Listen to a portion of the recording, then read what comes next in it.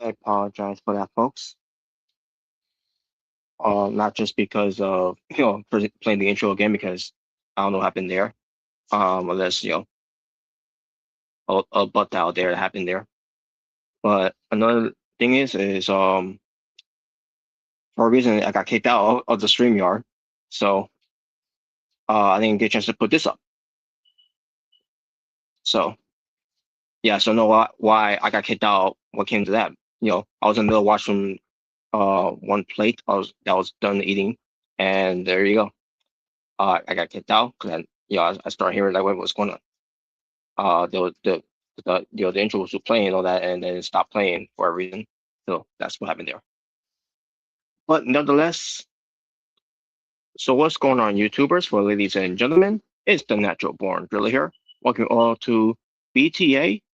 This will be episode 314.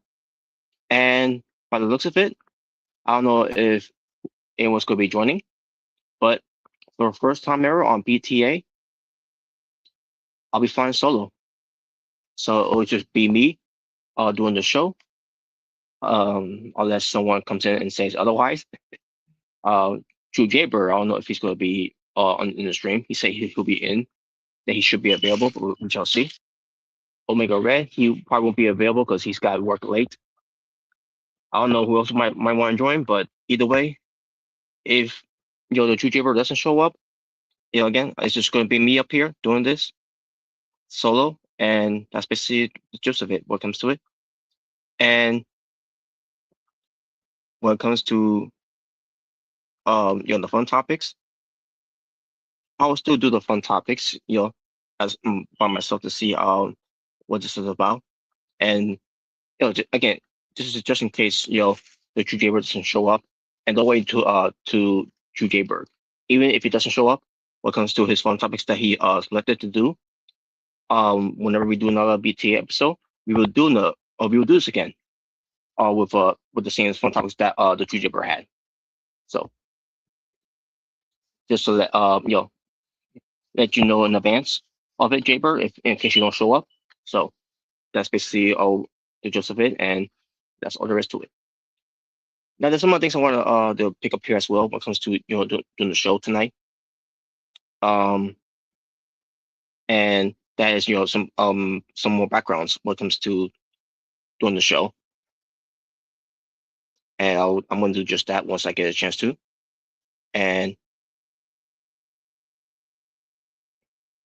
basically, it's going to be about doing previews for a show that's going to be this coming weekend when it comes to head-to-head combats with NXT and AEW. When it comes to AEW, it will be All In London 2026. And when it comes to NXT, it will be their Heatwave 2026. And that's what we all cover here. Even if it's me doing the preview and predictions of it, or whoever shows up with me to do it with me, either way, we're going to get that done tonight. Don't know how long we'll be up here when it comes to it, but either way, we're still doing the show. The show must go on, either with or without the panel. Either way, BTA will be carried by me here. But in the meantime, let me find the Heatwave background for me to use for later on when I get a chance to.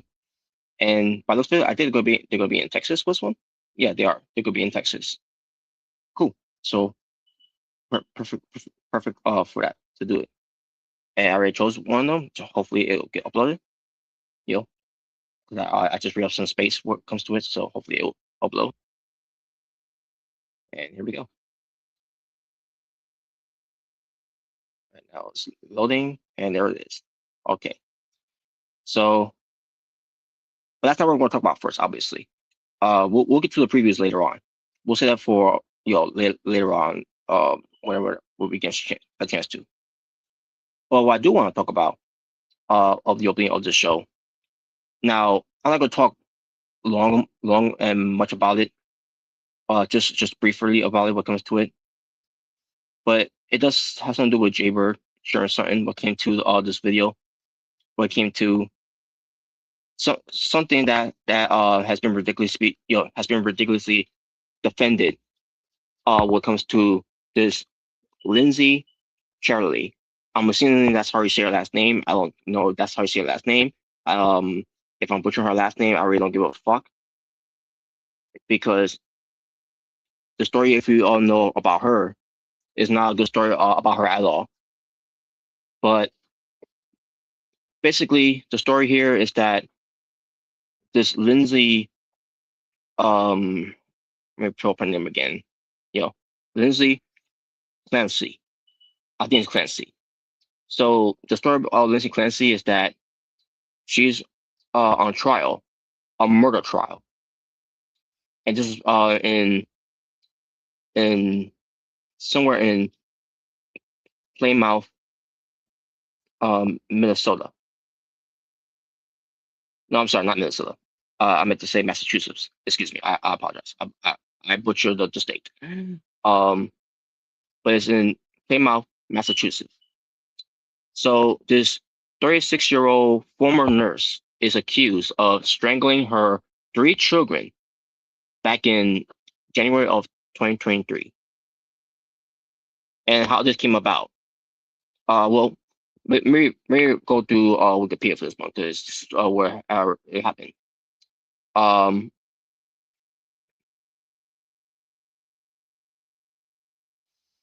before we do, just want to read some things about her background. She grew up in Connecticut, and she was a student in somewhere that's called Quinnipiac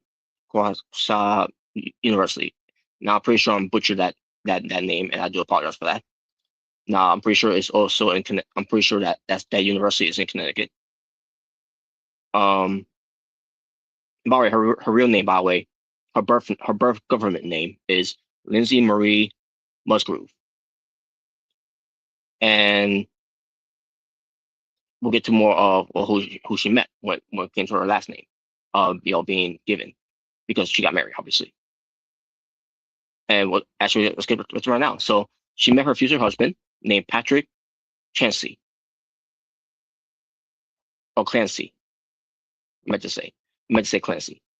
I see. I'm butchering, a lot so far. So I do apologize, folks. But Patrick Clancy is who she married. I guess they were college roommates of Marie here, and they got married in 26. Basically, they met in 2013, and then in college, and they got married in 2016, and later they settled in somewhere called Duxbury, Massachusetts, and where she worked as a nurse in Massachusetts General Hospital. And their first child was Cora. That was back in December of 4th, 2017. And from there, she started working part-time because of that, because they have a child. They had a second child named Dawson, who was born on September 30th, 2019. And then their youngest child, Chanlin, or Carlin, I guess I say the child's name, who was born on May 26, 2022. And that's basically all I want to bring up, because that whole thing when it comes to them getting married, having kids. And then I see something about mental health history. She's dealt with anxieties. She's seen a therapy to talk to and all what comes to it, but it's briefly what comes to it.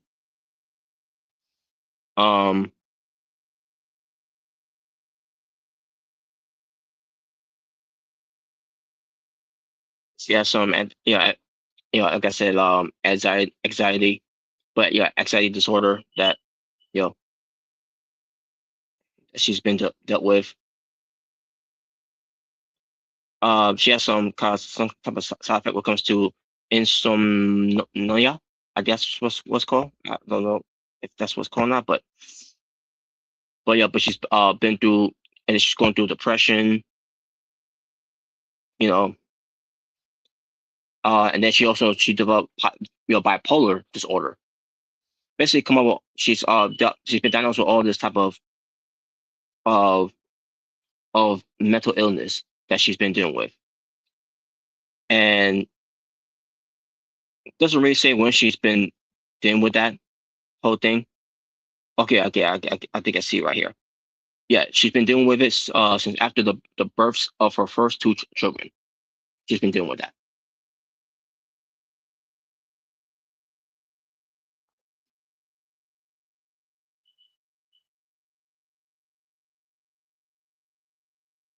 So now now we get those out of the way. Then we get to the whole thing where she told her husband that morning of January 24th, 2023, that she I guess she hasn't slept pretty well, and okay, that she slept pretty well, and it felt it felt good, and said something about her daughter Cora has some stomach aches, whatever. And in the afternoon, she built a snowman and did art projects with the children. And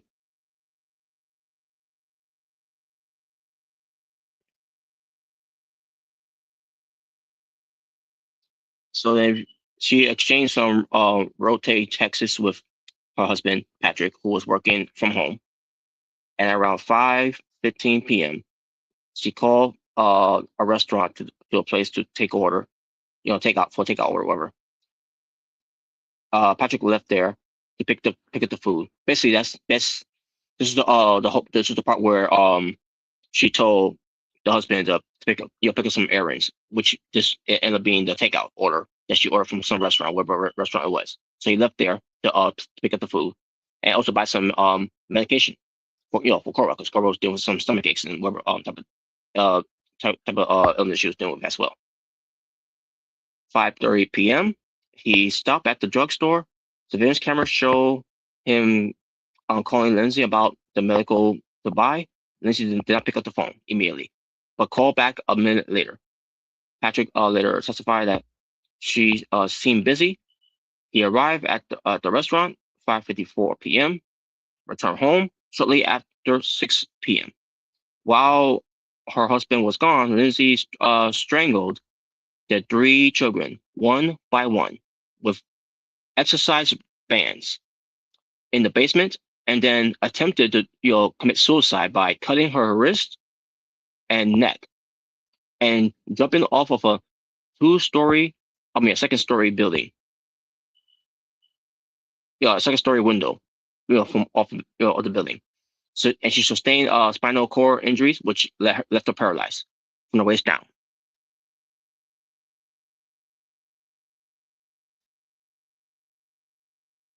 And later, she said that she heard a male calling directly her to commit these acts. So basically, she's come up with an excuse of who told her to commit these acts to her own children. So she claimed that she woke up and with some suicide thoughts in the afternoon, and she said a voice began to tell her to harm the children. After Patrick left to get the food and all that, she said that the voice came loud, demanding and repeatedly telling her, "This is your last chance. You have to kill the children, the kids, or you can kill yourself." Lindsay claimed that a force took over her and that she felt an overwhelming is irresistible complexion to comply. And that's all I'm gonna go from there, folks. So that's basically the gist of it when it comes to it. And she's on trial, by the way, as of right now, of 2026. And I guess the trial is still ongoing.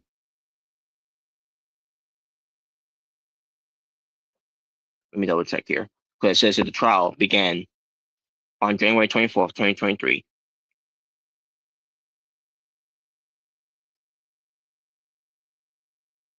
And let me see.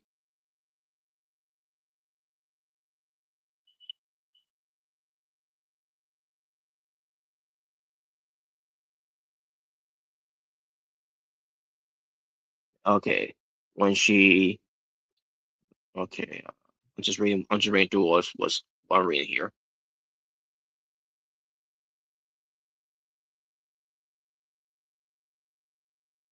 Okay, yeah, and I guess the trial's still going on. I guess I'm assuming because it doesn't say anything about the trial has been dismissed because of her mental illness that she's been dealing with after giving having two kids that she took out of this world by the way. She brought them into this world or to take them out.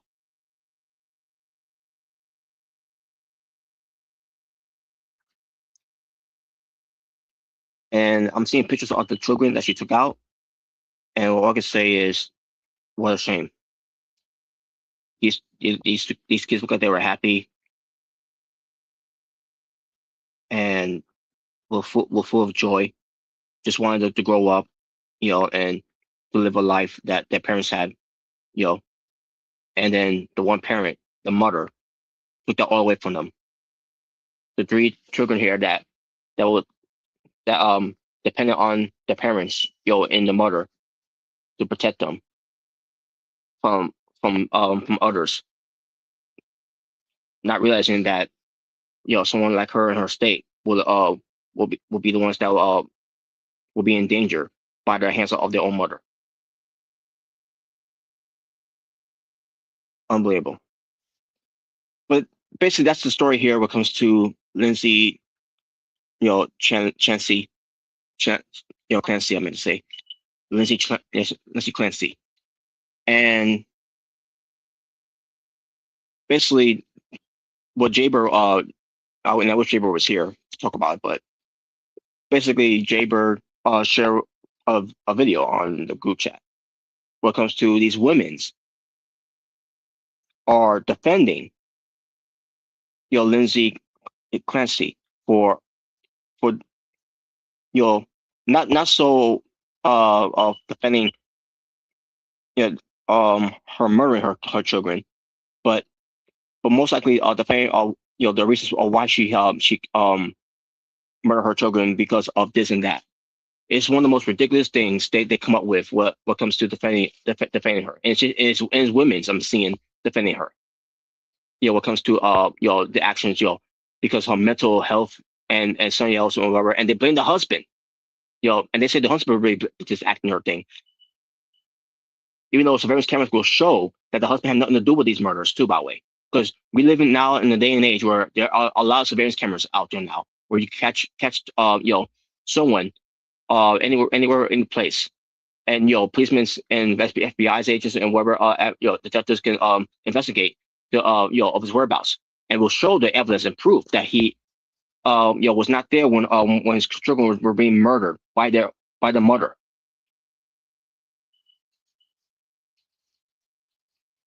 And they'll come up with some other things of why you know um she did what she had to do, you know which is so ridiculous, man. It really made me want to lose brain cells after watching that. And I'm glad it wasn't a long video, but holy shit, man, I feel like I wanted to turn it off after that. After listening to to the stupid this the mindless women's they're defending this woman of her actions, which she also admitted by the way that that she killed her children. Only for her to turn around and say that she's not guilty because I will explain when it comes to the voices in her head. And I don't mean to say that's a joke when it comes to Randy, when it comes to Randy Orton, because voices in my head, but that's basically what it was. You know, the voices in her head told her to do this. Either you do that, you either kill the truth or you might just kill yourself.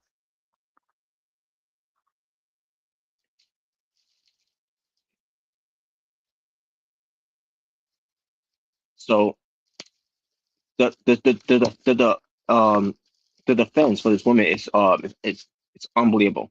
This is way worse than defending O.J. Simpson for murdering, two people, of his ex-wife and the ex-wife's friend. Ron Goldman and Nicole Brown. And based on this whole story with Missy, Clancy, she's right up there to me with Casey Anthony. If anyone remembers Casey Anthony of how she murdered her daughter and got away with it.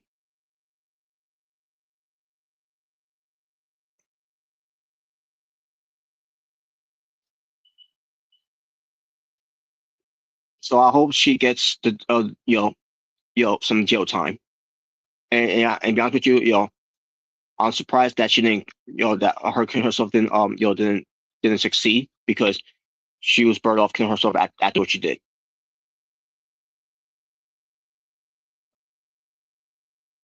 There should be no defense of Lindsay of her actions, what she did. Doesn't matter if she had any type of mental illness that she had.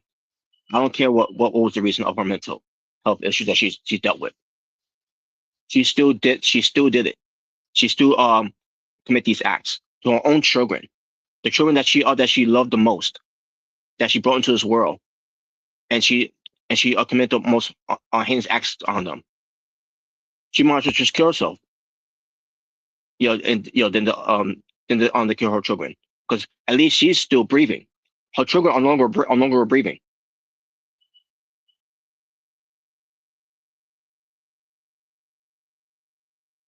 She made her choice of what she did. Her children unfortunately didn't have the choice to to live because their mother took that away from them. So fuck her. And I hope she gets the book. I hope she gets thrown in prison. And I hope she gets the death penalty. And there should be no defense. There should be no defense. There should be no she had this or that, had that, no that. All these women that are to defend her, all that, they might as well be going in prison along with her too. That's how they really think out when it comes to defending her. And the fact that they're blaming the husband is being blamed for this, who had nothing to do with that. He was just out doing errands for in favor of the wife to go get food and get medicine for their child, their firstborn child. And then didn't get no answer from the wife because at that time she was already doing the acts of killing them. Or in this case, probably always try to take herself out beforehand. So yes, the husband is innocent in all this. Anyone on that that thinks that the husband is guilty in all this, then you're also a bigger problem than the women's that defending this Lindsay. And there really should be no place in this world for someone like Lindsay be walking free, or actually she can't walk free because she's fucking paralyzed because she decided to jump off a window like a fucking idiot. Then again, committing a murderer to her own children is one of the most biggest idiotic things that she could have ever done.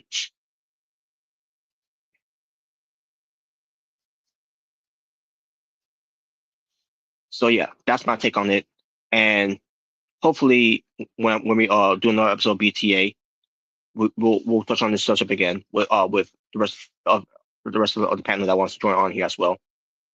Because I know Jaber want to talk about this as well, and I know Omega Red probably want to talk about this as well. I don't know if he does or not, but we'll find out if he has any 2 cents of if he wants to chime in on it. But there you go, folks. That's what I want to bring up with that whole thing, and now we can move on to something else now.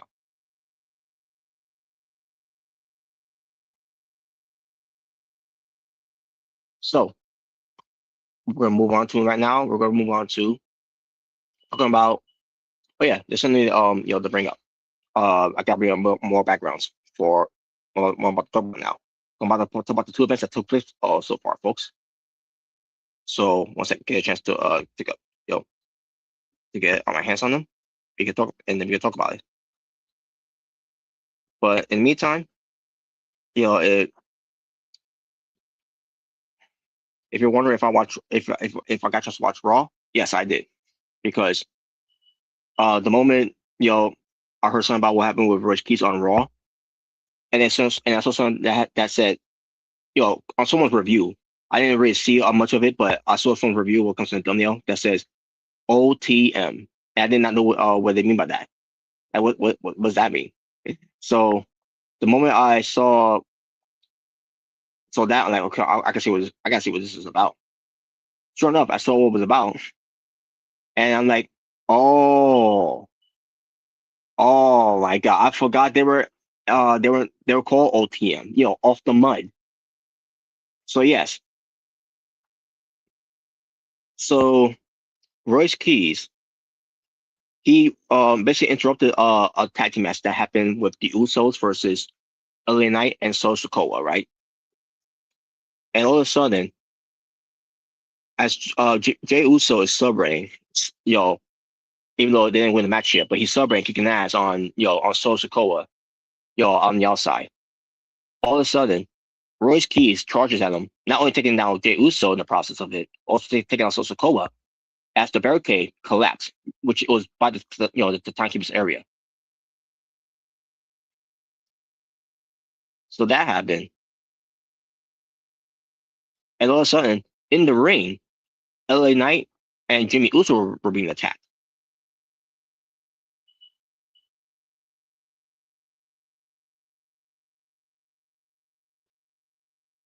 And they were being attacked by, obviously, I already mentioned, who OTM is. OTM is, off the mud, which is Bronco Nima, meant to say, Bronco Nima, who's part, by the way, of the greatest factions in Triple A history, in Pedro's El I mean, Pedro's Del Maya.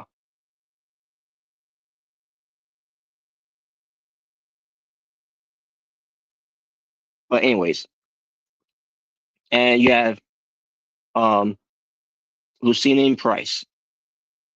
So yes, off the mud is still a thing, by the way, on NXT. But basically, they got the call up already. They already got the call up for guys that were so green when they first got to NXT, so green that they had them go to Evolve about what, maybe a year or two later, I guess it was. But then Bronco Nima, I can see developed pretty well to a point where they have him part of the Pedro's Del Mar, and I didn't know what happened with Lucien Lucien Price, and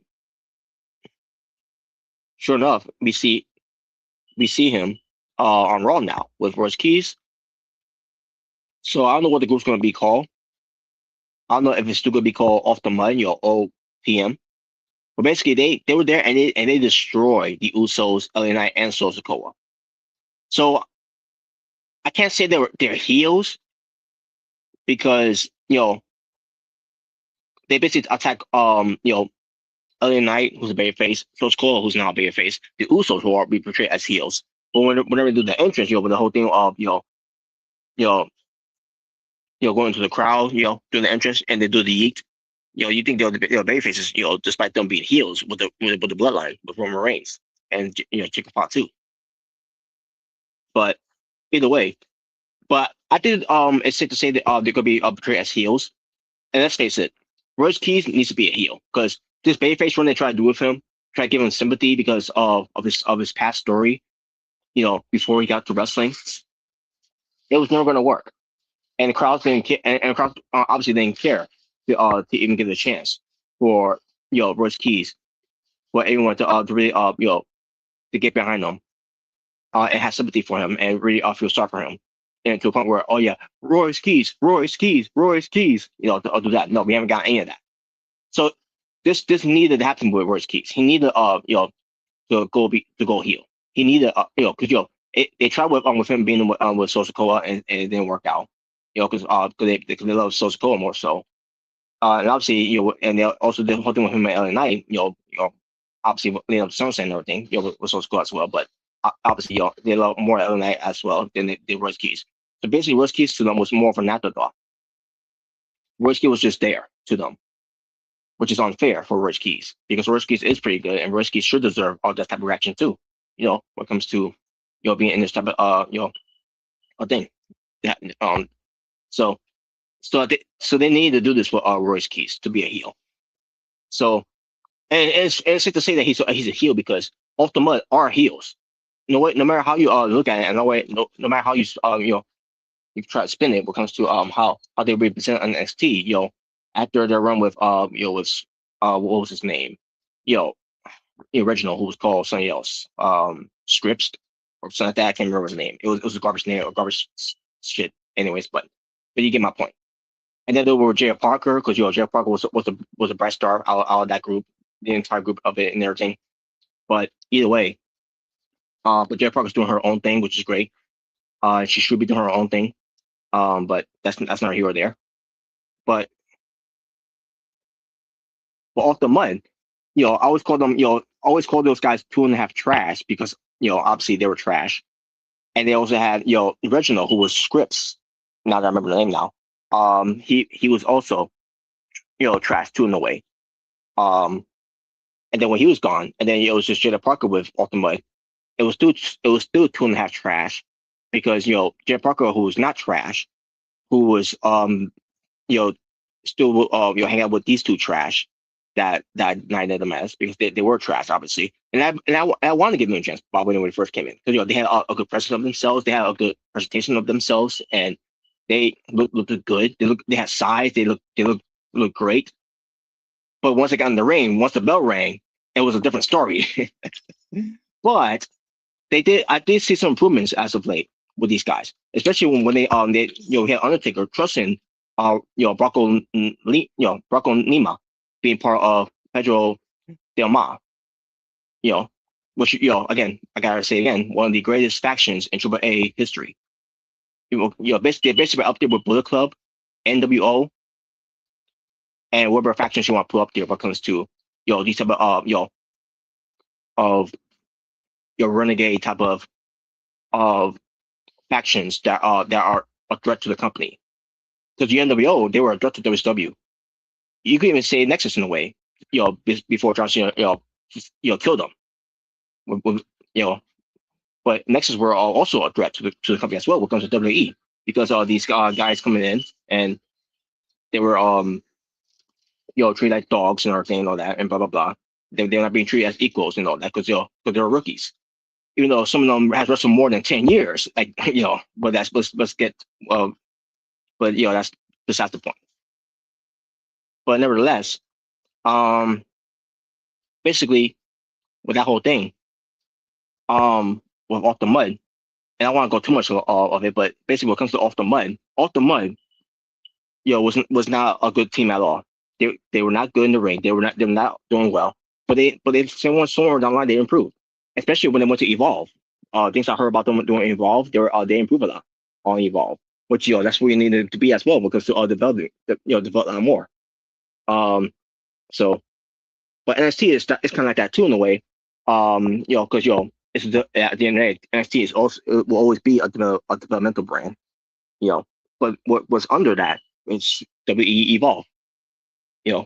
Where you got really prep yourself of developing a lot more, especially when it's a tape show. Evolve is a tape show. NXT is not a tape show. NXT is a show that's air live on USA Network. So I'm glad that they give the opportunities of OTM to improve and to develop on Evolve. Same thing with what they did on Nikki Alliance too, because Nikki Alliance also need to be involved as well. Because she was doing well at first on NXT, but then she started getting hurt. She kept getting she was pretty much injury prone. But then she ends up improving a lot on NXT, on Evolve, and then on NXT. She's back on NXT now. So wherever else going on with her in Evolve is working, especially that she's the Evolve Women's Champion. Or the women's Evolve champion. I can't remember whichever it is that she's being preferred as. But the point is, she's the Evolve champion there. And when it comes to that whole thing, I'm glad that that OTM is in a good position now, especially now that they're on the main roster on Raw. That when it comes to being with Royce Keys, so this is the next thing that Royce Keys needs to be a heel with these guys who are heels, and I think it's gonna turn things around for Royce Keys now. This could be a blessing in disguise for Royce Keys now when it comes to having these guys with him. So if anyone's wondering how I feel about this whole thing, because not everyone knows about my thing about OTM, that I didn't like these guys. I didn't like these guys. I'm not saying I didn't like these guys from the beginning. I wanted to like these guys from the beginning, but the more I saw them wrestle in the ring, they were not good. And you know, but they like I said, they did improve later on, and I'm glad they did. The fact that they improve is a blessing in disguise as well. And I'm glad that I'll get the opportunity to be on the main roster with Royce Keys to see what this whole faction is going to be about when it comes to Off the Mud, your OTM on Raw.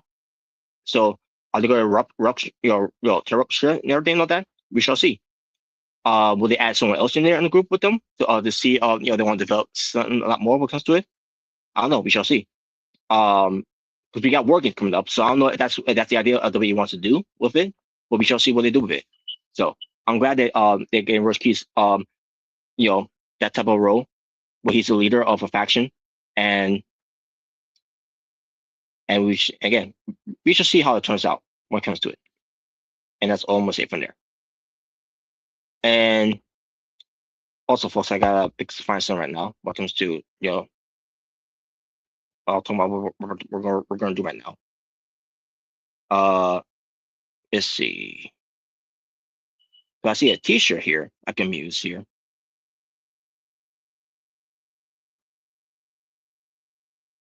Oh, let me see.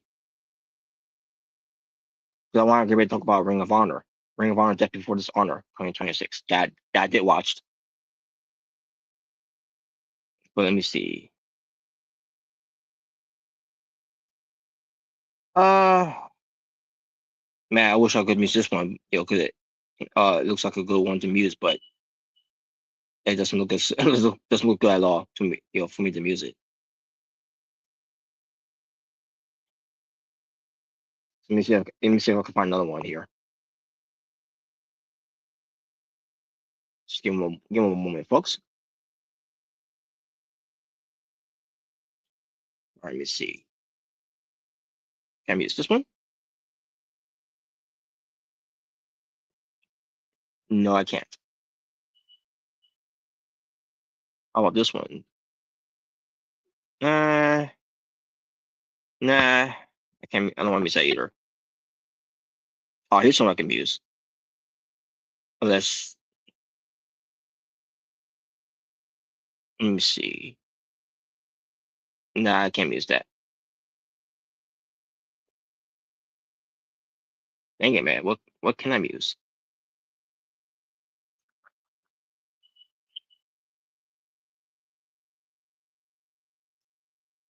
Because the first thing I want to talk about right now is Ring of Honor. So let's get that out of the way first.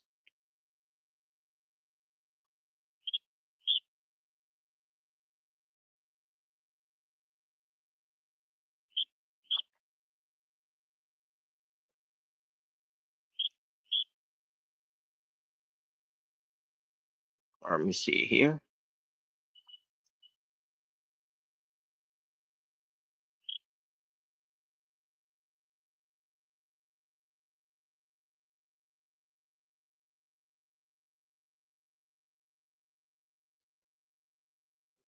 Oh, here we go. Here's something I can use. Great. That's great. That's perfect. All right, folks, get ready, folks. I'm ready to talk about Ring of Honor, Death Before Dishonor, and this is how I'm going. This is how I'm going.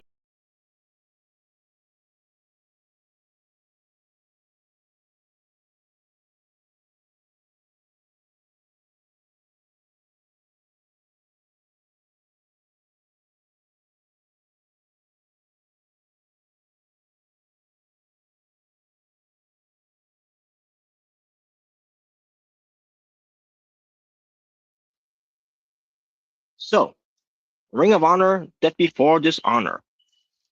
I'm about to talk about here, folks. The show from August 29th, 2026. And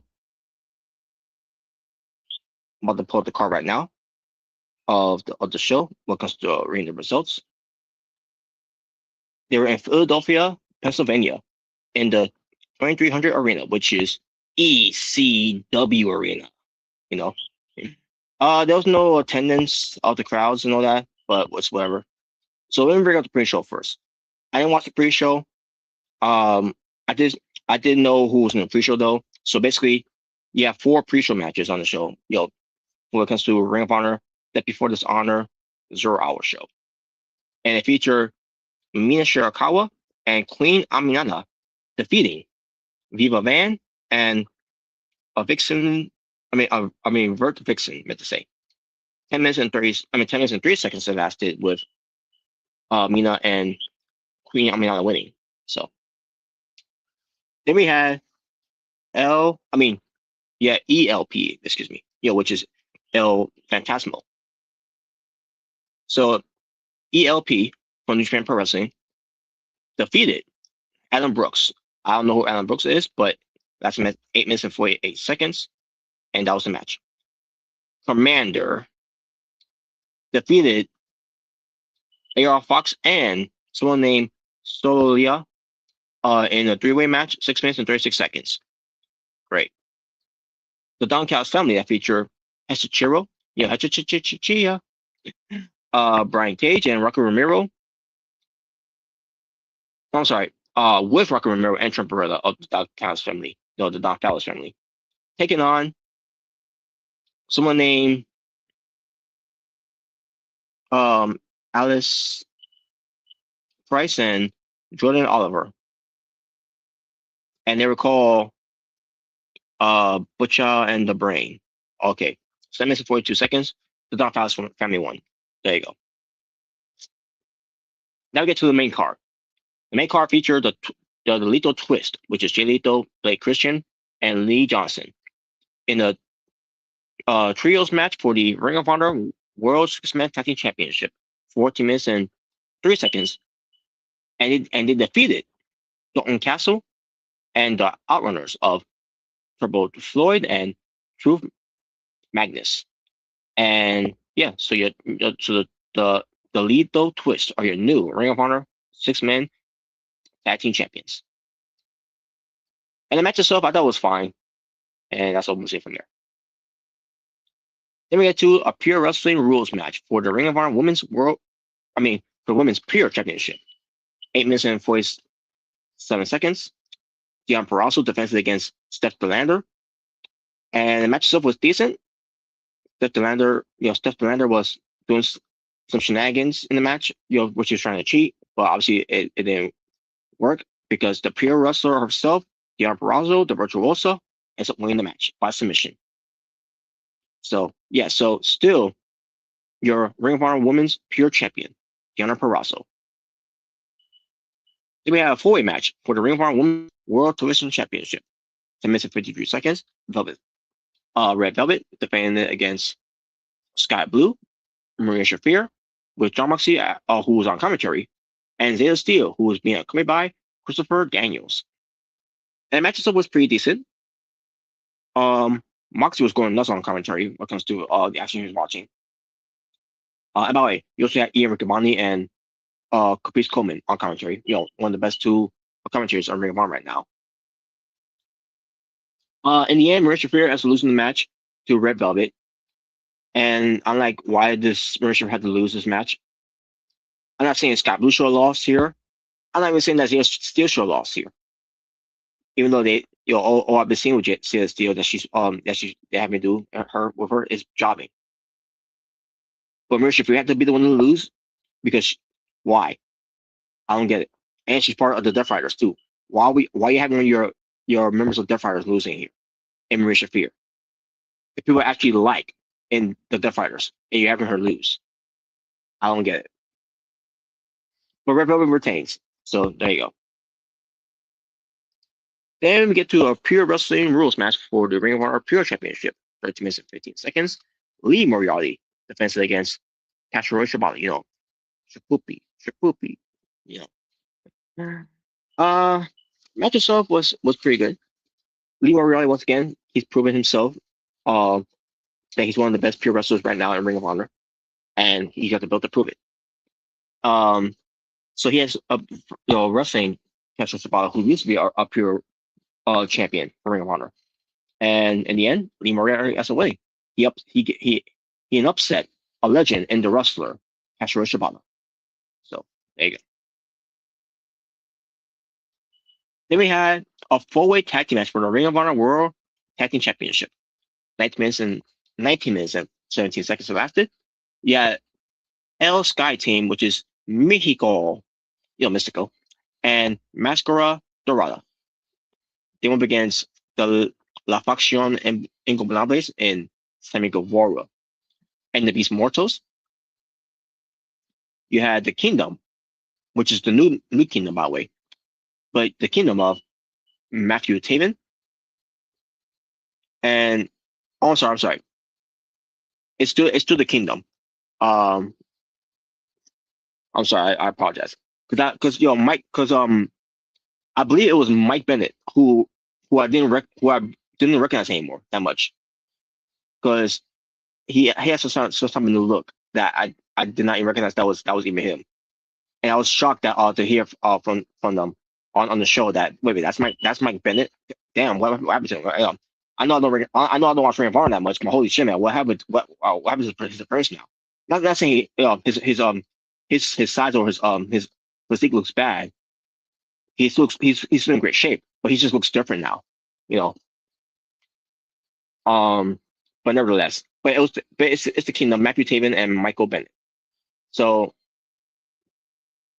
yeah, so he's not called Matt Taven. He's not called Mike Bennett. Now they're missing their full first names, I guess. I don't get it. I don't know. And Top Flight, which is Dante and Darius Martin, being accompanied by Christopher Daniels.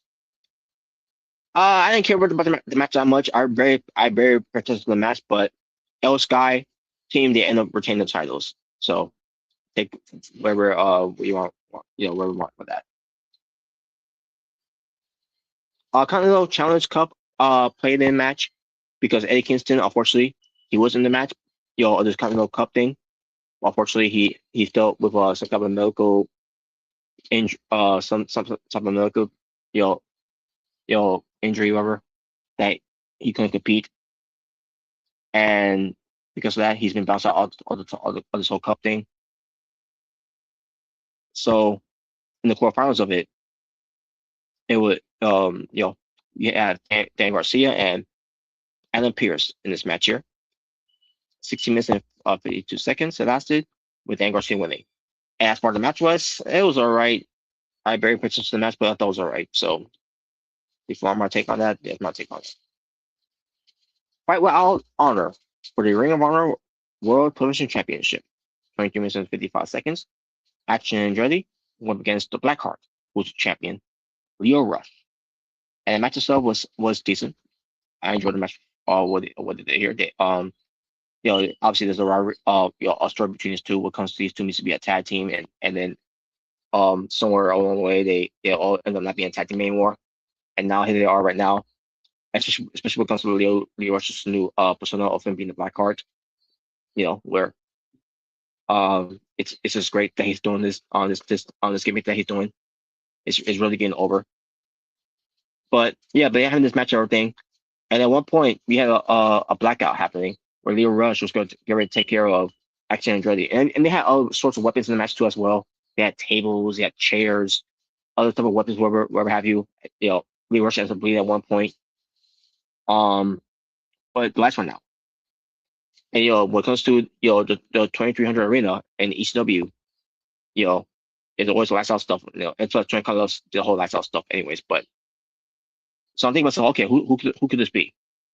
Even though it's a show that no one is really going to tune in to see and care for what comes to Ring of Honor, But at the same time, like, okay, who could this be? Who could be interfering in this match? Maybe it could be someone debuting. Maybe someone that needs to be in WWE coming in to interfere. For a reason want to go after Leo Rush, whatever. It was Hook. They sent Hook, and like wow, that was deflating. And I like Hook. Got nothing against Hook and everything. I like Hook. But holy shit, are you kidding me? So what? Does this mean that Action Andretti is part of the ops now? Let me see if he is or not. Um,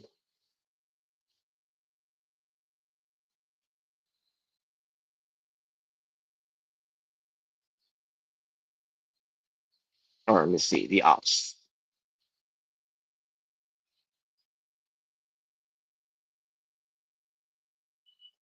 No, he's not part of the ops, but I don't get the reason why they did this though.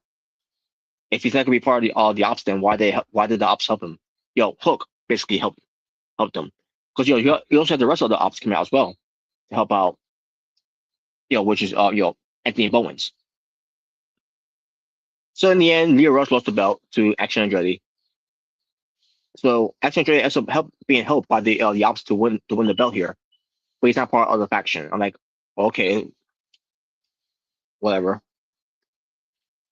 So I should point this out because Leo Rush had a box, a black box, and he didn't get the music. But then he get the music after the match was over, and he pulls out a black heart because you get it. He's the black heart, and then he ends up drinking out of the black heart, black blood. Basically black glue, and that was it. Moving on. Bandito defends his Ring of Honor World Championship against Nick Wayne. 22 minutes and 40 seconds after. I thought this match was good. I don't know. I still, even though they explained that Nick Wayne was in his main event match against Bandito, or co-main event, I should say. I'll get to more of that when we get to what was the actual main event. But since I still understand why he was in this match to begin with. I mean, I did want him to be in this match because he's going to potentially be a Ring of Honor main eventer and to eventually become Ring of Honor World Champion somewhere down the line. That's part of why they did this. What they did here, because he did look good in this match against Bandito. Then again, Bandito could make anyone look good in this match, but Nick Wayne is also pretty good too. You know, for those that for that will actually give him a chance. He actually can showcase how pretty good he can be, and he sure showed it against Bandito, who's a two-time Ring of Honor World Champion from back in the days of Sinclair, and then now what comes to Tony Khan now, you know, being in charge of Ring of Honor right now. So in the end, Bandito ends up winning. And Nick Wayne was crying because he didn't get the job done. Guess he's go cry to his to Mama Wayne for that too. But what's probably so I'm surprised we didn't see Mama Wayne out there, you know. But whatever. And finally, the main event: Athena, the Forever Champion, Ring of Honor Women's World Champion. Now she wasn't coming by Blade Starks or Diamante yet until later on, but she went up against Hasuki. Now, does anyone remember Hasuki? Yeah, should because she was on AEW television because to be in the Orndorff Cup tournament for the women's side of things. Remember that match she had with let's see who was that first? Uh,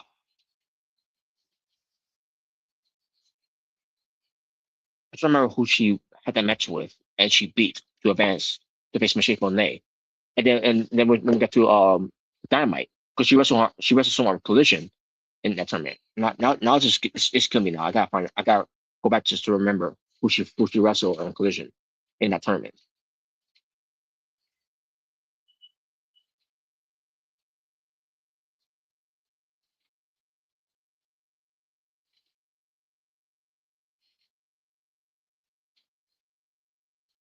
Pro Stephanie, there you go. Pro Stephanie. She wrestled Pro Stephanie, which I thought was a decent match they had. But then when we got to the Dynamite match, which continuing into the semifinals match with versus Monet, that's when I started seeing how pretty good is how Suki is, you know. And then she has a match against Athena on Ring of Honor, Death Before Dishonor, and she showcased a lot of what she could do in this match as well.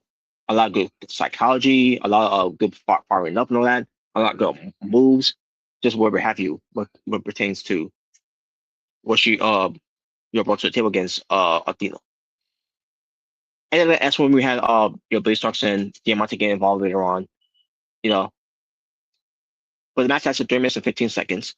And in the end, Athena, she did not one, not two, but three different ways that she did of a no face. One, when it comes to diving through the ropes onto the outside.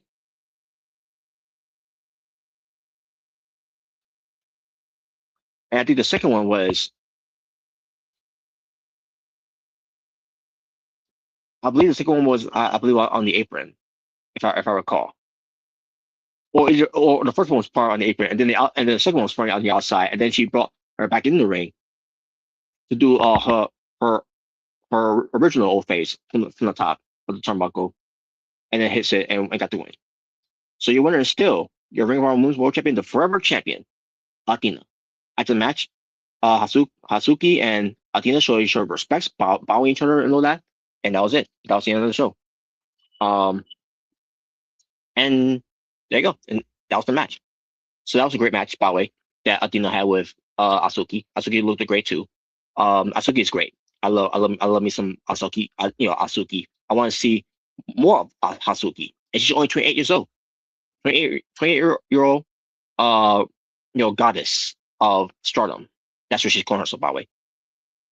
I'm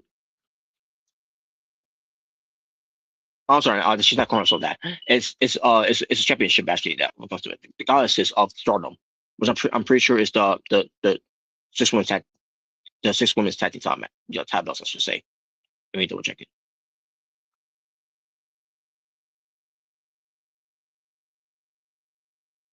No, it's a tag team belts actually. Yeah, it's a tag team belts. All right. Either way, but Asuki, she's great. I love me some Asuki. She's fine as fuck, by the way. She's a good WWE fan, by the way. And naming guys like CM Punk, John Cena, Kelly, Nikki Bella. Holy shit. And Randy Orton, among our favorite wrestlers. I wouldn't go that far with Nikki Bella, but not bad names when it comes to John Cena, Kelly, Randy Orton, and CM Punk. I just wish she didn't, didn't like Nikki Bella, but hey, it's whatever. Like what you like. More power to you. But there you go. As far as the show the show itself was all right. Nothing that ground breaking where I'll invite you to go back and watch. Other than the two matches here, what pertains to the two main events that took place here, the co-main event and the main event itself. I get superior wrestling matches to happen with with the men's and women's. Other than that, nothing else to see here, unfortunately. So, but that was Death Before Dishonor. Now let's get to something else here now, which I need to get the background of it, what comes to it now. So let me get rid of Death Before Dishonor now, because we're gonna get a new logo now involved here. In the back, because of the background here about what we're about to talk about here next. Just give a moment. Actually, do I got save already?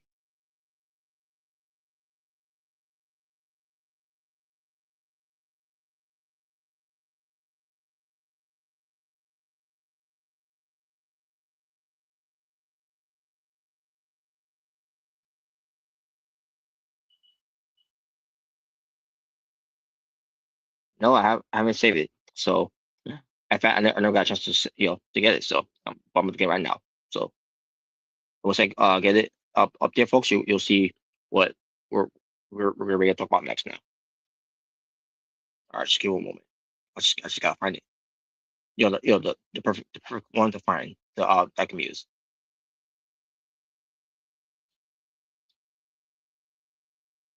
What to use? What to use? Let me use this one. This one look great. You know, Actually, this one looks a little better. So let me use this one. There we go. Now let's carry the up. Let's carry the load up. And here's how I'm gonna do it, folks.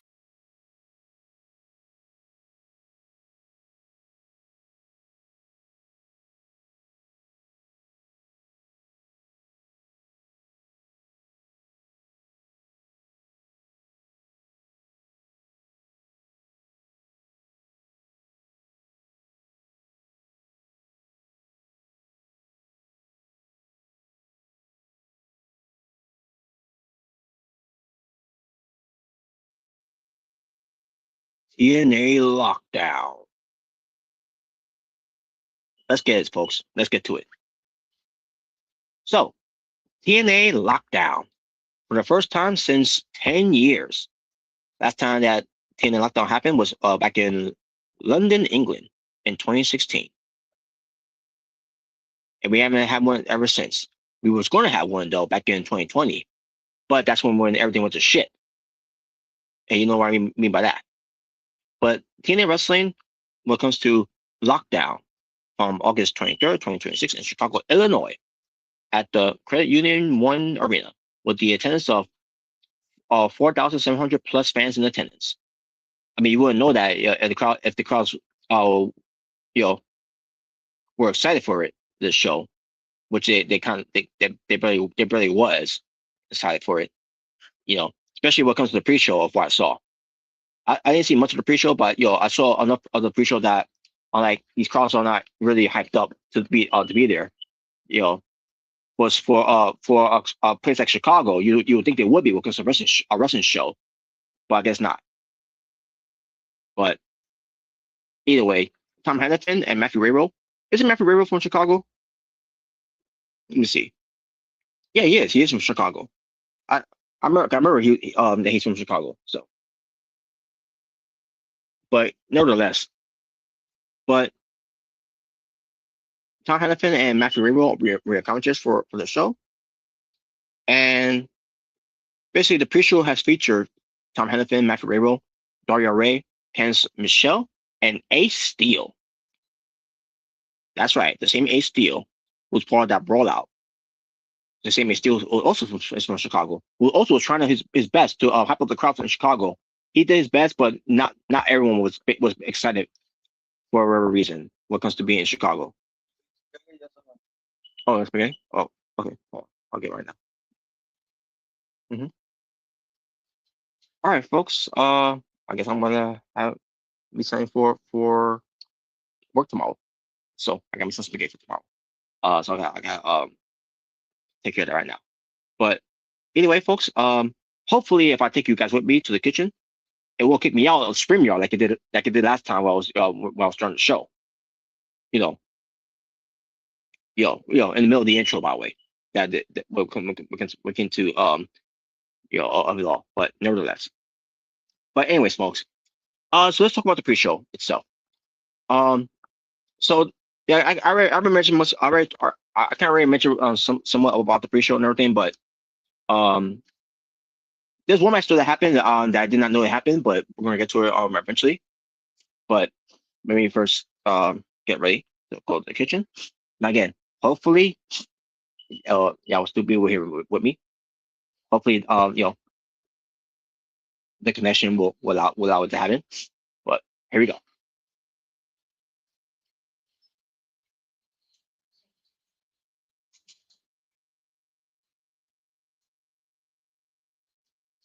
And here we are, folks. We're in the kitchen. In a kitchen. But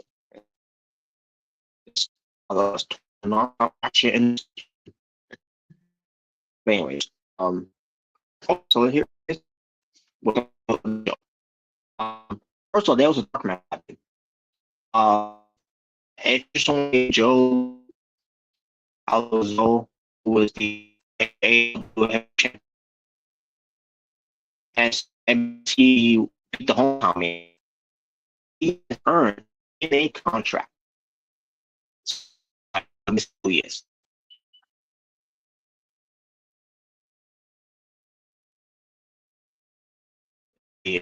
Up from here. go recognize him. A picture of him. So I Googled him, I guess.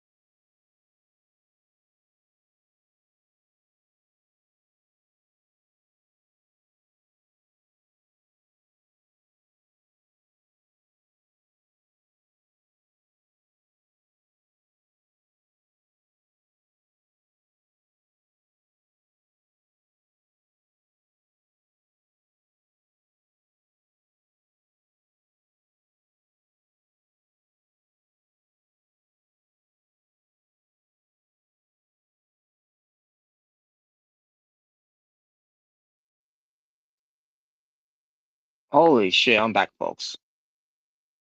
And where the hell did the background go? There we go. I do apologize for that, folks. Like, I don't know why, but when I went to the kitchen, also I lost connection, on the stream here, for me to, to be on StreamYard. But anyways, we're here now. So basically, I looked up Joe Alonzo. I'm assuming that's how you say his last name, Joe Alonzo, who had a match against the hometown man in the dark match to defend his AAW Heavyweight Championship and won. And he earned a TNA contract. And I saw how he looked. He almost looked like Mike Bailey. So basically, it kind of signed what's it called, the Doppel twin of Mike Bailey. So we'll see what he's about. 'Cause he's signed with TNA right now. He's not the only one who got signed with TNA as well. We'll get to more of that later when we get to it. As we go into the show. But before we do, we have a tag team match that involves the Righteous, Vincent, and Dutch. They defeated BTE. BTE. No, not being the elite, but BDE, I meant to say, and Rich Swann in 7 minutes and 52 seconds. And we'll get into this one match. I did watch this one match though. It was the main event of the show, of the pre-show, I should say. The main event of the pre-show was Trey Miguel dressing like Spider-Man, or in his case, Spider Trey. And he went up against Special Agent Zero. 5 minutes and 12 seconds, excuse me. And I thought the match was decent. And Special Agent Zero suffered his first loss to Trey Miguel as he rolls him up for the win. So yes, Special Agent Zero suffered his first loss to Trey Miguel. And I thought Trey Miguel was going to lose here, but I'm glad he didn't lose, because he just came back and the last thing he wanted to do with him is him to lose. So in a way, I'm glad he didn't lose. So that's a plus there. But anyways, a lot of things that also happened on here. Like, for example, Indy Hartwell was on there, and Daria Ray was not happy with her being on there, and basically she called Daria. Basically, I'll say people should call you Diarrhea Ray instead of just Daria Ray. So yeah, Diarrhea Ray is one of Indy Hartwell's insulting things to call Daria Ray. And I thought that was so cringy, so much.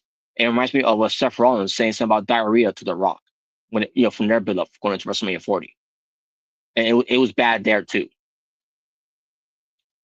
And no one in Chicago cared enough to chant that, unless the plants of TNA were doing that, which they did, which was not much of them. So yeah, that was that whole thing, and that was so stupid. So Gia Mill was in the cage, and she was all pumped up of this cage on that, and she tried to get the crowds pumping up. Bless her heart, know that she did. She tried her best, but it came out a little cringe too, in a way. I mean, I enjoyed it when she was doing it, but it was not working with these crowds. So, and then we get to the show, the opening match, 13 minutes and 29 seconds. It was AJ Francis versus Elijah in the steel cage match, and AJ Francis wins. Not much to say about it, other than the whole time man came out to give the guitar to Elijah, to give him the guitar shot. And also Prosperous was out there as well. And I'm sorry, Expression was out there, meant to say. Expression, who's with AJ Francis. So yeah. To me it was a nice match. I like really, this is the opening of Lockdown. And I would not have gone done with this match. They did me the cage I saw as for something, against this match. So like the suplex off the cage in a way. So that's basically the gist of it. Steel cage tag team, but basically every match that's Workers Lockdown, every match on the main show of Lockdown will be contested in steel cage. That's how it was before when we came to TNA Lockdown, from the past, and they could be the tradition, the tradition of it. So we had the next match. for the TNA Knockouts World Tag Team Championships. 7 minutes and 35 seconds. It was the Elegant Trash, headed by Elegance and by Elegance with Mr. Elegance and personal concierge, against Allie, which needed to find a replacement for Rosemary because Rosemary, cannot compete. She's unable to compete. I don't know why. I don't know what's going on with Rosemary, but who was Allie's replacement? It was the return of the hottest flame, Kiera Hogan, who's back. Not only she's back, but she's back from the dead. Because remember, last time we saw her on TNA, she was killed off on TNA by Su Yung. Not once, but twice, by the way. Because remember, she was killed one time by Su Yung, and then was killed off again by Su Yung. This time, what came to Kiera Hogan being right off by of TNA because she was done with TNA, and then she went to AEW. I mean, she wrestled elsewhere as well, like other indie promotions, and then retains AEW purchasing Ring of Honor. She wrestled there as well, but also Kiera Hogan after her TNA stuff, her AEW stuff, I meant to say, she ends up doing some other things as well.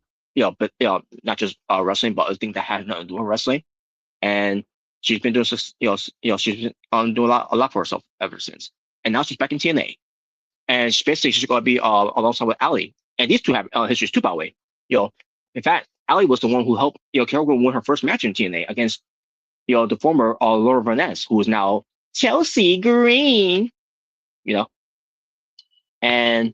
And they had an alliance at that time, and then they ended up being enemies later on. When it came to Allie becoming bad, and evil because of Su Yung at the time, and Rosemary trying to save Allie from there, and Kiera Hogan was helping out Rosemary for that whole thing. And when they finally got Allie, and everything, and not that matters because Allie ends up getting killed off by Su Yung from there. Which is a current thing when it comes to it. Allie was killed off by Su Yung just for her to go to AEW, and then she going to AEW as Allie, but then she ends up becoming the bunny when it comes to the Butcher and the Blade, and then within the Kiera Hogan, this is the same thing with her too, and all. As I already mentioned, she was killed by Su Yung, for her to go to AEW, So they find a ways to get back together in the same company. They started developing a friendship here in TNA. And obviously, at the time it was called Impact Wrestling at the time, but still, same shit. But yes. So now they're a tag team. Because again, I don't know what's going on with Rosemary. I don't know why Rosemary is not there any to be teaming up with Allie. I don't know what kind of medical condition that she's in, or why she couldn't be clear, or whatever. Unless they talk about it on the where they do all that TNA stuff. What's it called? Bowflex thing. The TNA injury update, whatever, or TNA injury report by Bowflex, whatever. But because I really don't picture that much anymore, anyways, because they ruined it at the time where it comes to using as a storyline now. The one that really irritated me when they did it was with Trash by Elegance, which was ridiculous. Or because some fan called her a mark on Twitter. But anyways, so when it came to that whole thing with Rosemary being taken out, and I had to find her own battles, and she was handling her own. So Darby Ray basically gave her an ultimatum. You got to find a partner going into lockdown, or be strip of the belts, and it'll be rewarded back to the Elegance trash. So Kiera Hogan comes back, which is a blessing in disguise that happened when it comes to that, and it culminates to them all together in a way. So yes, two knockouts that were dead from the undead realm by Su Yung. They ended up coming back together by coming back from the undead realm. And now they're together, and they were defending titles. 7 minutes and 35 seconds. I think I already mentioned that, but I'm mention it again anyways. But Kiera Hogan looked great. Look, she never lost a step. And the match itself, they basically had this match to be a match that involves tags, and the Elegant Trash, they were just like a police officers, by the way, because they'd be locked up in a cage, right? And they had handcuffs. Referee cannot allow that. But it's a steel cage match. There's no rules, so who cares? Apparently, in this type of match, it had to be rules applied to it because you got make tags in this type of match, which is stupid. I mean, the Nemeth brothers versus the Hardys. They had a match later on in the main event, and they had to tag in to do that. So why was this any different for the women's? It made no fucking sense. So this match fell flat for me because of that. The work rate was good though either way. The match itself was whatever, but Kyoga looked great. She's a hot flame who's back now, and they tried to use the handcuffs, but the handcuffs broke. They were cheap. And Kyoga is supposed to win by pinning and by elegance with the face to music, which is a twisting neckbreaker fisherman suplex into a bridge, and got the win. So yeah, you're your winners, and still tag team champions, Ali, and I guess you're new, still in a way, Kiera Hogan. So there you go. I'm happy that Kiera Hogan's back in TNA wrestling. Now I don't know why WWE never picked her up, or even tried to bother picking her up. I don't know if it's because they want her to be calling herself Hogan, because Kiera Hogan is her real name, by the way. It's her government name. I don't know if that's why they want to bring her in, because she don't want to give her name. She don't want to change her name. But again, it's a government name, so I say one. Now again, I'm just spitballing here. I'm just speculating of this whole thing. I'm not saying this is what happened, but I'm just saying if that's the case. But when it comes to it, why would they not capitalize someone who's actually a real name, has a real name of Hogan in their name? When it comes to representing of the Hogan name, with no relations in Kiera Hogan, if they would have wanted to bring her in, or maybe they could just call her Kiera, just use the name Kiera. But then again, they want her to use want her to have a full name in a way, instead of just using the one name. But nevertheless, I don't know if that was the case or not. But if that was the case or not, it was maybe it's because again, TNA is doing in partnerships with WWE when it comes to doing stuff with NXT. So maybe eventually Kiera Hogan will be involved in the company eventually, and it's just the right way to do it by having her foot in the door back in TNA wrestling to do some things on TNA wrestling, and then when the time's right for her to to go to WWE when it comes to being on NXT, the doors will be open right there because of her being in TNA and with TNA being in partners with WWE, because they are associated together in a way. That could be eventually her landing spot eventually if that ever happens. Hopefully that with Kiera Hogan going if this is the case, comes to it. Hopefully with Kiera Hogan going to WWE, they allow her to use her name. Well, we shall see. But how can I capitalize on that, by the way, because Kiera Hogan going to WWE by using that name Kiera Hogan,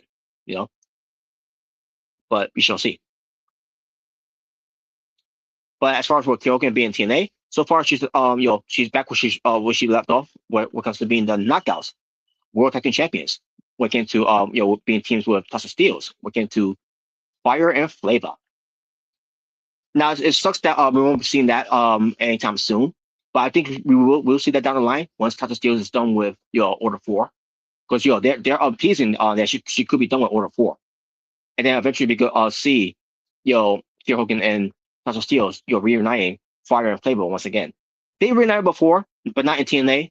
But they reunited somewhere in some other promotion they did, some other indie promotion.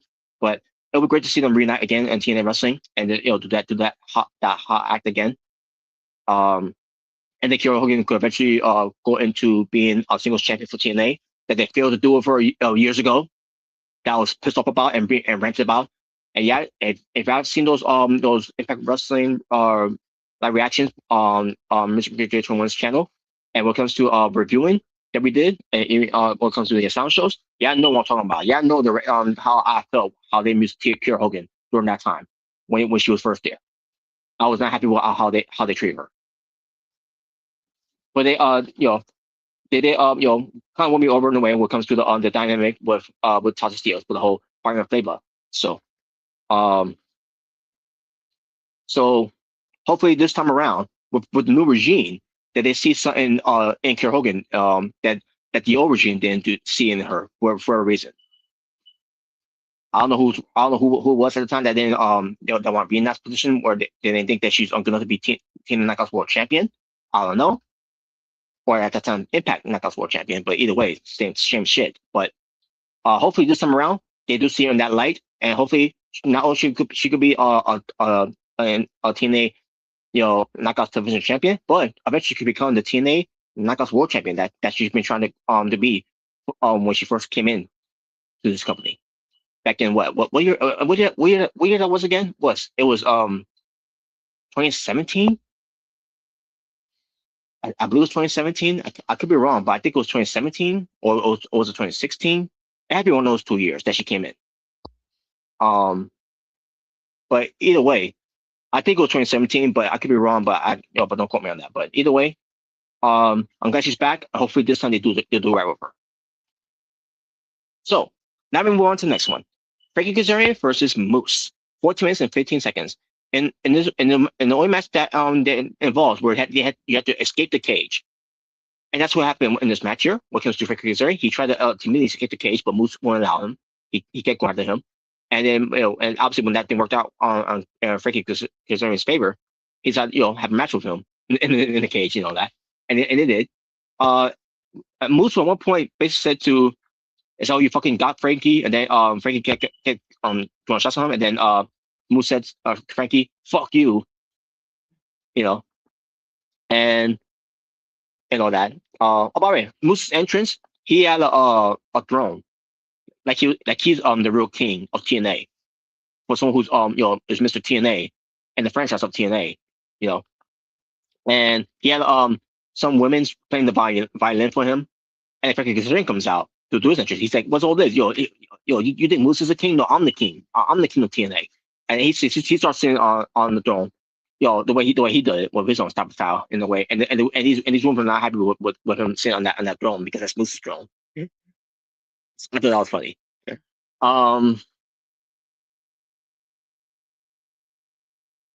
remember what interesting happened as well when it comes to I already mentioned Trey Miguel from the pre-show with him doing the Spider-Man like entrance that he did, which I thought was pretty cool.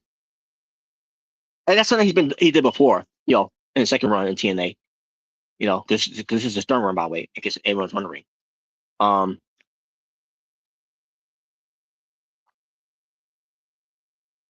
But I thought the match was pretty cool. Was pretty good that Moose and Frankie Kazarian had in the cage here. And then in the end, Moose goes to spear Frankie Kazarian, who's right out the door, but the door was still shut in the way until he got speared. And then Frankie got speared so hard by Moose that Frankie Kazarian bust through the door and then landed onto the oh wait a minute, we got someone here. All right, we got the True Jaybird. What's up? Hey, what is up? Yeah, I literally just came back from watching Spider-Man Brand New Day. Oh, okay. Damn. Yeah, that's why I wasn't here, because I was in the movies. Man, it must have been a late time to watch it then. Yeah, we watched it late. It was last minute because I thought I was gonna go next week, but my friend was free today, so he said, we can check it out today. I was like, all right. So cool. We got to check it out. Sweet. Man. I liked it. I really liked the movie. Yeah, I'm gonna have to find time to watch it to see how it is. Yeah, I enjoyed it, man. It was really good. All right, that's sweet.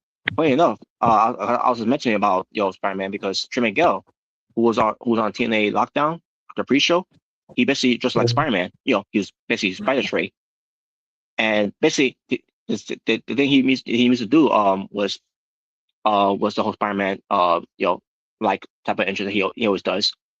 At the when he has second time in TNA, his second run, and here he is doing it again this time. Because obviously the first one it was obviously influenced by Miles Morales, and Yeah, on this Miles. one Yeah. I'm pretty sure he's because the whole Spider-Man brand new day. So Yeah.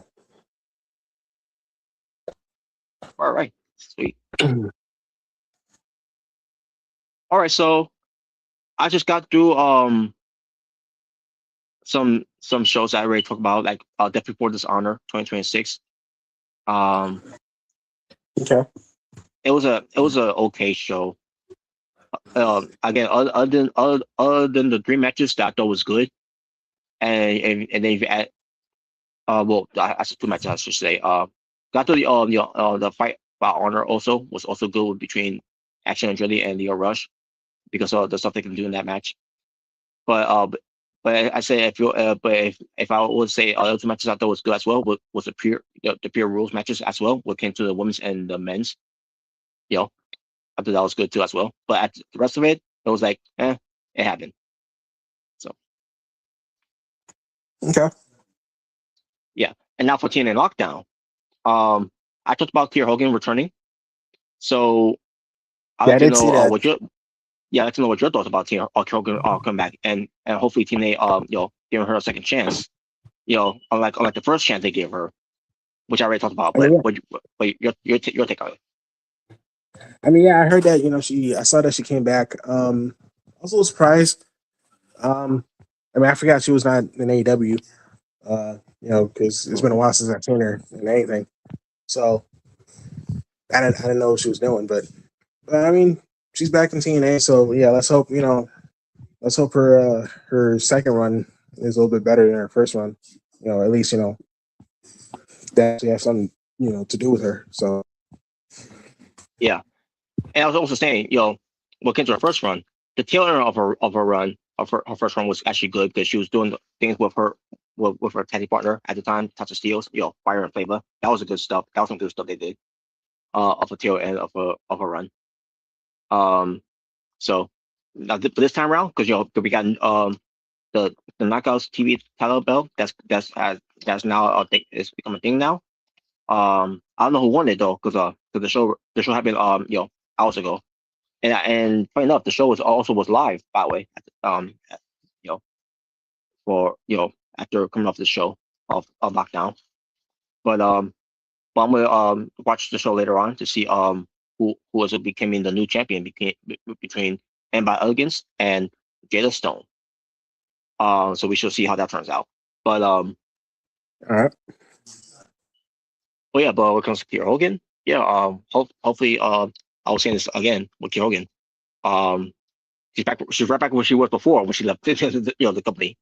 Back to the Knockouts tag team titles. But hopefully we'll with the new regime, they'll see something in her. Unlike the old regime didn't see anything in her. Of why they didn't trust her being the champion, the singles champion. Hopefully with this one, with two singles titles for the Knockouts, hopefully this time she could have one of them. At least have her have one of them.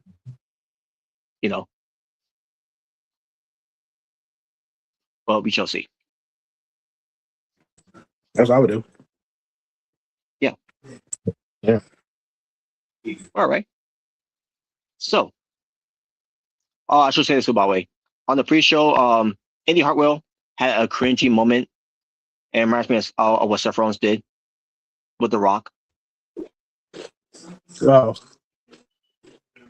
So I want your take on this. I don't know if you heard about it, but when it came no, I to didn't go to remember Seth Rollins, said something about Rock, getting uh, involved with the WrestleMania diarrhea. 40, doing the whole Yeah, diarrhea that. thing, yeah, Yeah, I remember. and obviously the crowds, when they did that one segment, when they confronted The Rock and Roman Reigns, with Kurt Rose and Seth Rollins was there as well, and then the whole diarrhea chant was bringing it out from the crowds because these three fans couldn't help themselves. Indy Hartwell said, you might, your name should be from Daria, you're from Daria Ray to Daria Ray. Diarrhea. Oh, wow. And I listen to that. I listen to that like, what? It's like, what?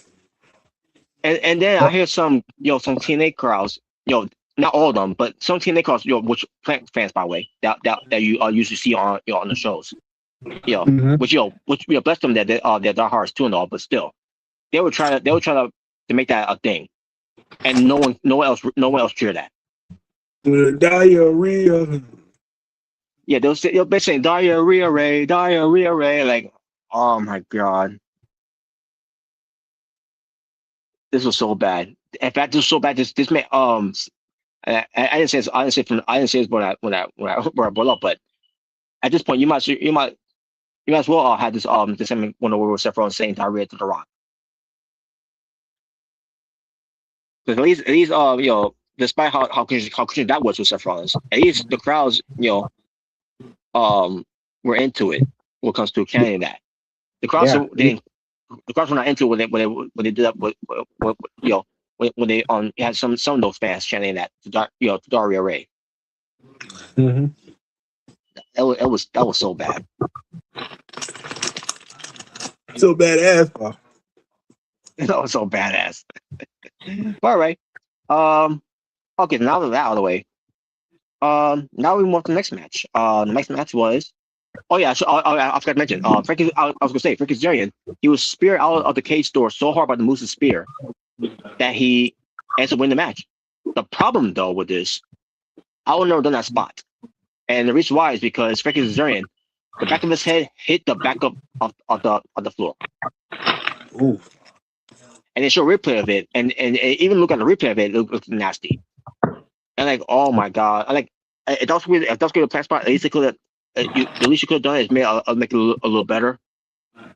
And for Frankie Kazarian do his normal his bump that he always does when he does a back bump, which almost looks like Scott Hall against Stunner, Yeah.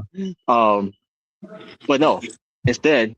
That's not what it was at all. Because obviously the gravity was not on his side for this one, and that's why it happened. What happened there? What struck me, he had a concussion. But because he had to be, because obviously he didn't want any help getting up on his feet. He's having trouble getting back on his feet. Yeah. But we'll get to more of him later, by the way, because it's something happen with him later on.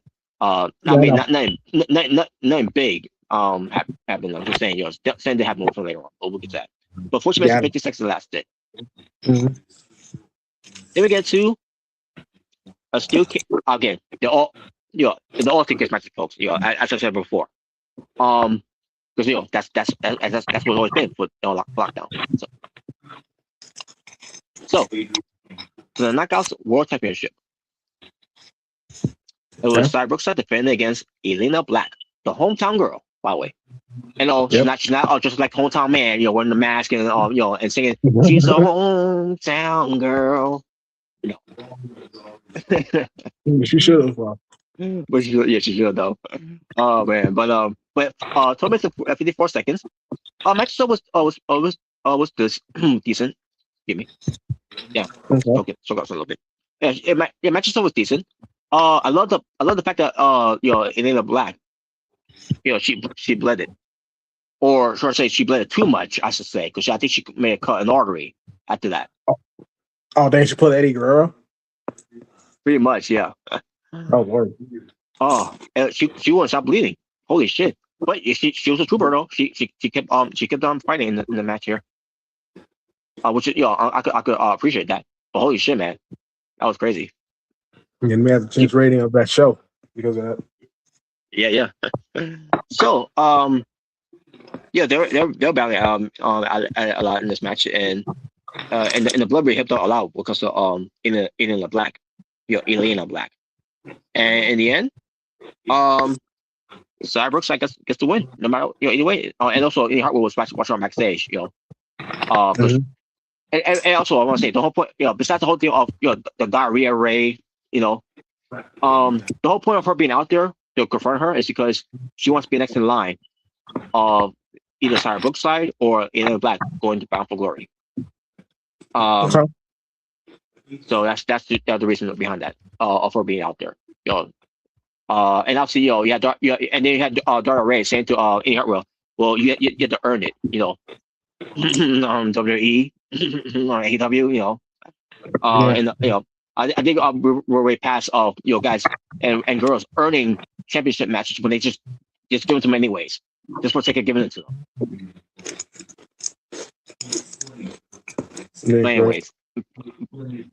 But anyways, it's the heel against the bait face here and all that. So that's basically what they did there. So, but anyways, but yeah, like I said, Brookside wins, and yeah, she ends up retaining, and I guess that's the end of that program. Yeah, what program that was, by the way, it was short lived. So yeah, especially when they want Elena back to be a babyface. Now I see why, because they're going to Chicago. So what's this mean? It should go back to be a heel now, because they want to get that out of the way with her going her hometown, only for her to lose. Yeah, great job. But anyways, then we get to the TNA International Championship. Mustafa Ali with Order 4, which is John Skyler, Special Zero, Special Agent Zero, Mila Moore, and Tasha Steelz. All just like the 1920s gangsters. Yep. And that gave me John Cena. That gave me vibes of That's basically that basically gave me vibes of John Cena's entrance from WrestleMania 22. If you know what else, except Mustafa Ali was he turns around and sees a picture of John Skyler on the Titantron, and then puts his machine gun. That was pretty cool. No, you saw that from John Cena. John Cena did a better. Wow. Oh man! But 14 minutes and 17 seconds lasted. So Mustafa Ali goes up against Jason Hodge, who is the top notch. And I saw highlights of this match. It was pretty good. Yeah, I saw some of what happened. Yeah, for us, it looked pretty good. I want to put Mustafa Ali. I can't remember exactly what's going to happen, but he's going to go out of the cage, whatever, for something, because it wasn't a no escape rules in a way. It was you had to win by pinfall or submission in the ring, But I can't remember exactly what was that he was going out there for, but it didn't matter because Tasha Steelz ends up closing the door shut onto Mustafa Ali, only for Mia Moore to get in the way, and then she knocks down Mia Moore, and then when John Scott, I'm not John Scott, when Jason Hodge was going through Mustafa Ali, Ali got out of the way, and then the cage door he hit, ends up knocking down Tasha Steelz, and then that's when John Skyler ends up checking on Tasha Steelz, and even John Skyler, I mean Jason Hodge, I should say John, I already said John Skyler checking on her, and Jason Hodge meant to say checking on her as well, to see she's okay and everything, and obviously they John Skyler took Tasha Steelz to the back as assist by as told by Jason Hodge to do so, and then Mustafa Ali takes advantage of it, of Jason Hodge and all that, and picks him up, and then at one point took the I can't remember, it was supposed to be a stuffed Tyrannosaurus or a stuffed Triceratops, basically the stuffed toy away from Jason Hodge's daughter, and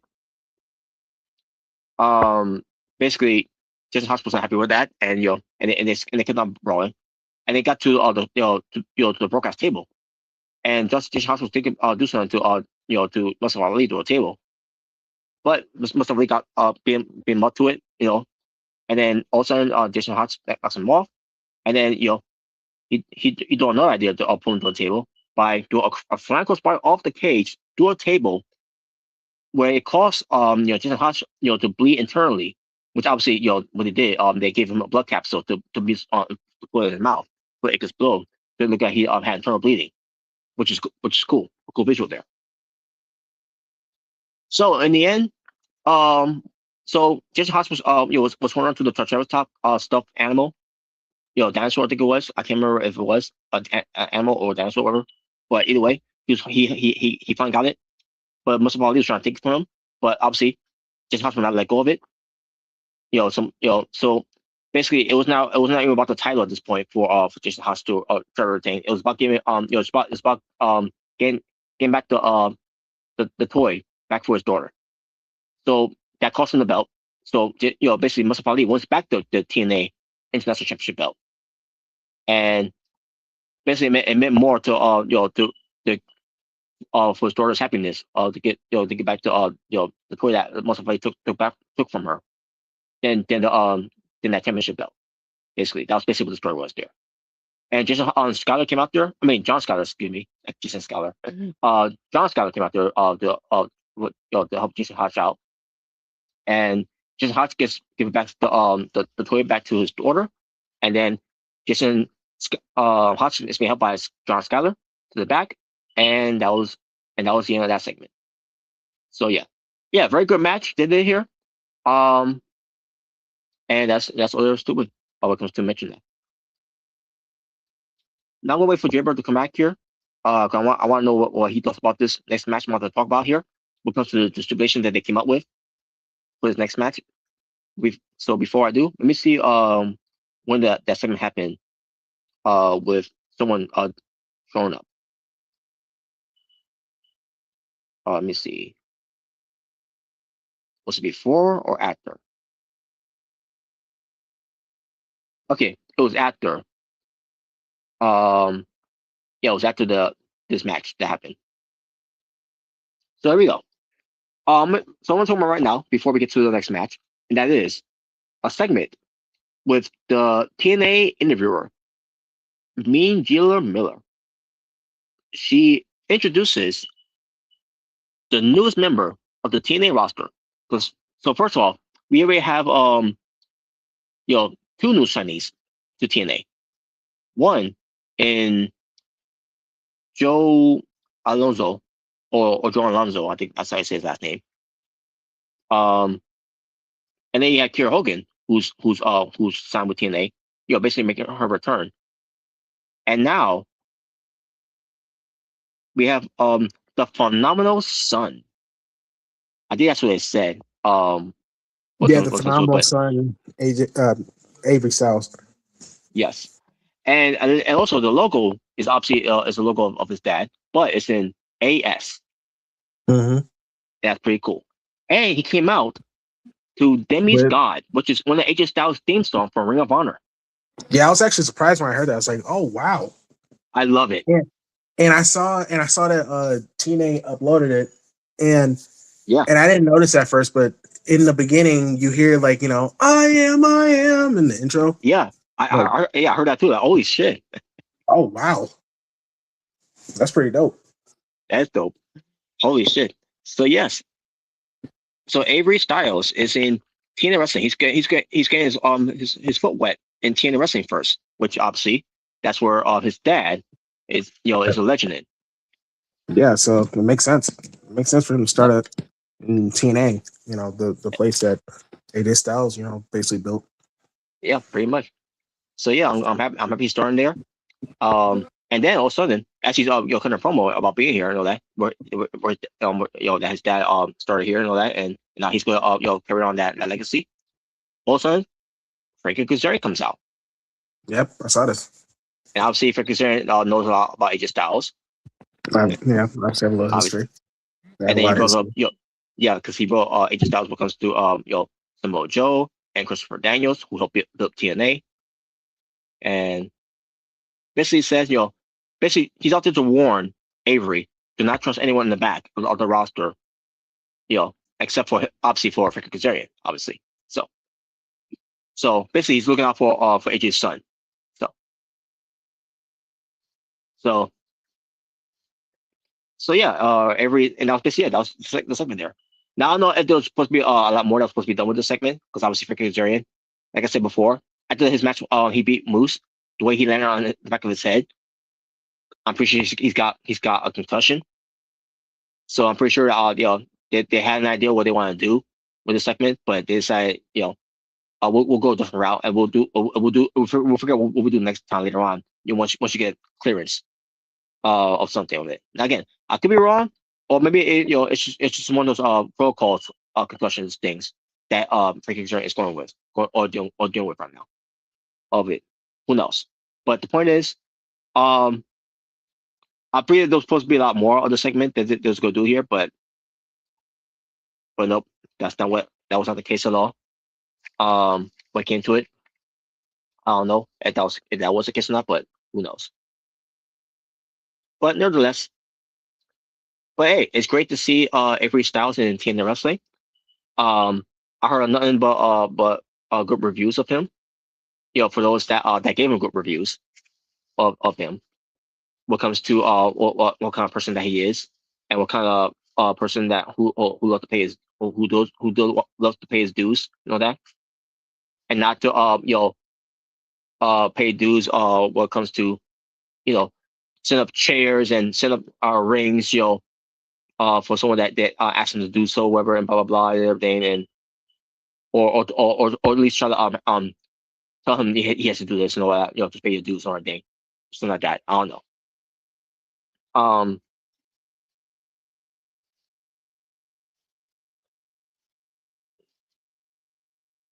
Hey, but maybe in TNA, when it comes to your paying his dues in TNA, maybe they'll have him set up the rings and set up the chairs and everything, and maybe pass out a bottle of waters, that, and carry someone's bags, to pay his dues in TNA.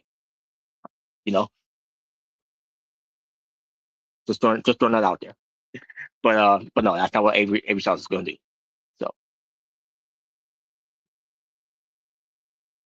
So anyways, that was that. So yeah, can't wait to see what Avery Styles is going to be all about in TNA wrestling.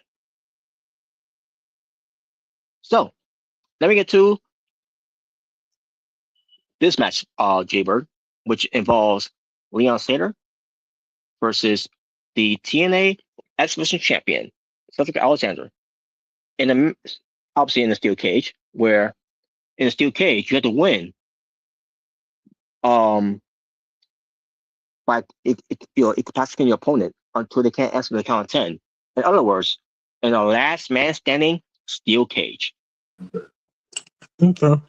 But wait, there's more, because you thought those two were the stipulations besides the title being on the line. Oh no, you're wrong, because also if Leon Slater would have lost this match against Cedric Alexander, then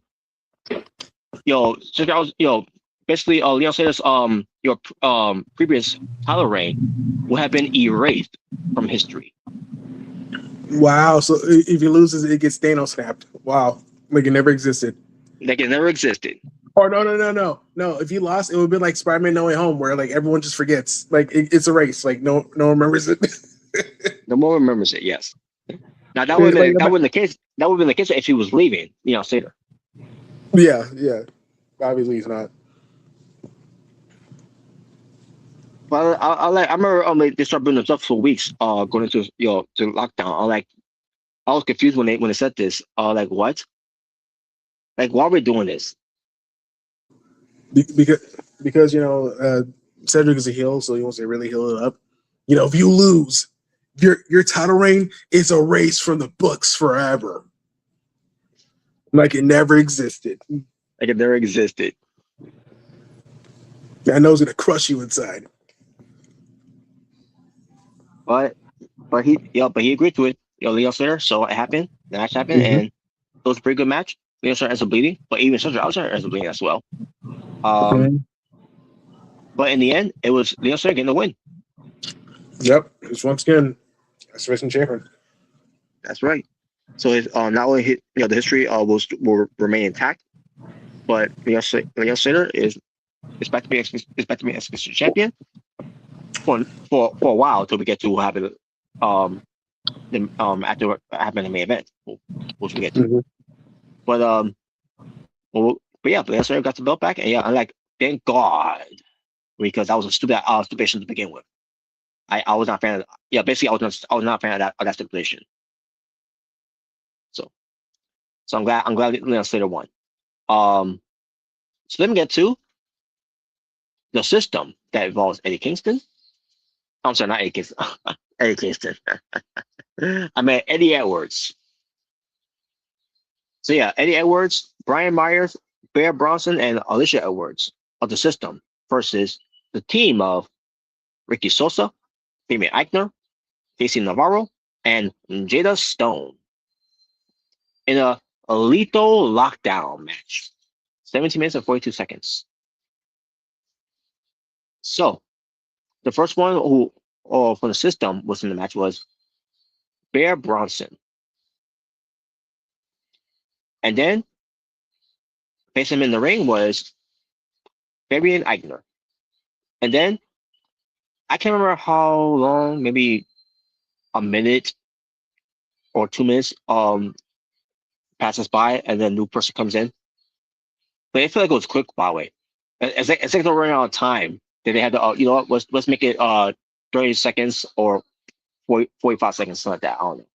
I feel like it took that quickly for them to bring the next person into the match.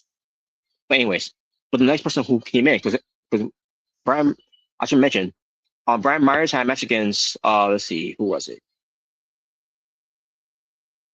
Oh yeah, it was Fabian Eichner.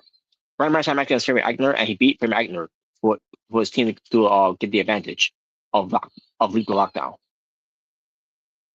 So because of that, Brian Myers comes in, and it was basically Bear Bronson and Brian Myers team up on Fabian Eichner, and then once the countdown was going down, then we had Casey Navarro coming in. By the way, Fabian Eichner was wearing camouflage pants that had purple, black, white, and a little gray somewhere from there. He's Navarro because his favorite color is pink. He had pink camouflage. Then the next person coming in was Eddie Edwards, and then the next person coming in was Ricky Sosa, and then Alicia Edwards comes in, and then I should mention the System were all wearing white, by the way. Same thing with Sister Outsider, by the way. I should have mentioned too, by the way. And then finally, Jada Stone comes in, and Bear Bronson's trying to block her way, and she got past him, and she comes to the cage, went to do a dive onto them inside the cage, and then Bear Bronson gets in the ring, and the referee gets in the ring, and then the legal lockdown match has officially begun because this is like war games, when it comes to every team's got to go in there, and then once they're all in there, then the match officially begins, and then they brought down the roof. So like this ain't legal lockdown unless you bring down the roof with weapons they hang above the ring, which they did. You have stop signs, you have candlesticks, you have a barbed wire baseball bat, steel chair, trash can lid. Yeah, all type of weapons that they had involved in this match, which this is what legal lockdown is all about. Basically, this was blood and guts before there was blood and guts. So, except there's only one cage. Well, actually, there's always gonna be one cage in a way, but I mean, there's only one ring. I'm to say. Blood and guts. Lockdown. So yeah, so I thought it was great they brought about legal lockdown here, and funny enough, because Alicia Edwards, she was supposed to be in lockdown back in 2020, but like I said before, because everything went to shit in this world, and when we all and literally we were locked down of our own place. There was no TNA lockdown because of that, or at the time, Impact lockdown. So, but this match was great. I loved it. 17 minutes and 42 seconds. They had weapons in them. They music there. I remember Edwards bleeding. Brian Myers, like he may have bled. Barry Bronson bled. I don't remember if there were any of the baby faces end up bleeding either, but either way. But they also used thumb tacks too, by the way, which goes from Jada Stone. And she did it to Alicia Edwards, but Jada Stone got onto the tacks more so than Alicia Edwards did. But either way, it's still a cool visual. But in the end, it was the baby faces winning the win. No, sorry, not the baby faces. It was the System, I meant to say. The System got the win. It was A. Edwards. I think it was A. Edwards who got the win for the team, if I'm not mistaken. Maybe double check. Okay. Yes, it was AEW was pinning Eddie Sosa, and that's how they won. So yeah, the system wins. I mean, they had to win too, by the way, because Cedric Alexander lost his match, so it wouldn't be fair if the system loses their match too. So they had to win. So, and for good reason too, because to Jada Stone. Because I don't know if Jada Stone won or not, because to becoming the first inaugural TNA Knockouts TV champion. But we shall. I'll find out once I watch the show later. And finally, the main event. It was a steel cage tornado tag team match for the TNA World Tag Team Championships. The Nemeth brothers, Nick Nemeth, who was your TNA World Champion, and his little brother, who's teaming with his big brother, Ryan Nemeth. Big brother. Yes. Against the Hardys, aka the Goats. Matt and Jeff, your TNA World Tag Team Champions. 11 minutes and 58 seconds. Match was pretty good. And again, I got called out again. So in this match, you had a match where, for the TNA World Tag Team Championships, where they're not allowed to do tag team. They're not allowed to do tagging in this type of match because it's a steel cage, which made no rules. But when the Knockouts tag team title match, with the Elegant Trash versus Ali and Kier Hogan, they had to follow the rules by tagging in and no weapons being used. Amazing. Yeah, tell me how that makes sense. That's why that tag team match with the knockouts didn't work out well, and then Joe what came to it. You might just have regular tag team match at this point then, which I'm pretty sure they will. They probably I don't know if they did on Team Impact if they did, but I guess I'll find out when I watch it later. But either way, but the reason why I say this too, because the Hardys, the moment they they got before the match even started, they brought tables. So you all knew what was good. It was good at that table. So, and that was pretty good, And in the end, so Jeff Hardy was trying to go for Swanton onto Nick Nemeth through a table, but not Ryan Nemeth stopped it. So Matt Hardy ends up putting Nick Nemeth through a table with the elbow. And then there was a danger zone spot by Nick Nemeth to Matt Hardy, and he pinned Matt Hardy for the win because Matt Hardy was having an added with Ryan Nemeth and all that, and that's when Nick Nemeth recovered, and Nick Nemeth hit the danger zone and got the win. And Jeff Hardy tried to stop it, but obviously it was too late. So your winners and new TNA Tag Team Champions of the world is the Nemeth brothers, proving that according to them, that they're the greatest brother tag team of all time. I mean, we got Nick Nemeth, the big brother. Right, that definitely helps you. I mean, I figure it must be true because they beat them twice, by the way, for the tag titles. If you remember. Yeah, that's right. So yeah, and that was that. And then also they got a bottle of champagnes, and I never knew Nick Nemeth was a drinker, but he was drinking, But and Ryan Nemeth was drinking too as well. All of a sudden, Leon Slater comes out, who's your X Division champion, and it's a good reason for that too. So he comes out and confronts Nick Nemeth because he's got the TNA World title. And you all know where this is going, folks. So Leon Slater was confronting Nick Nemeth and says that he's exercising option C. That's right. The option C that was existed because of Austin Aries. So because of that, he presented the belt to Carlos Silva and made it official.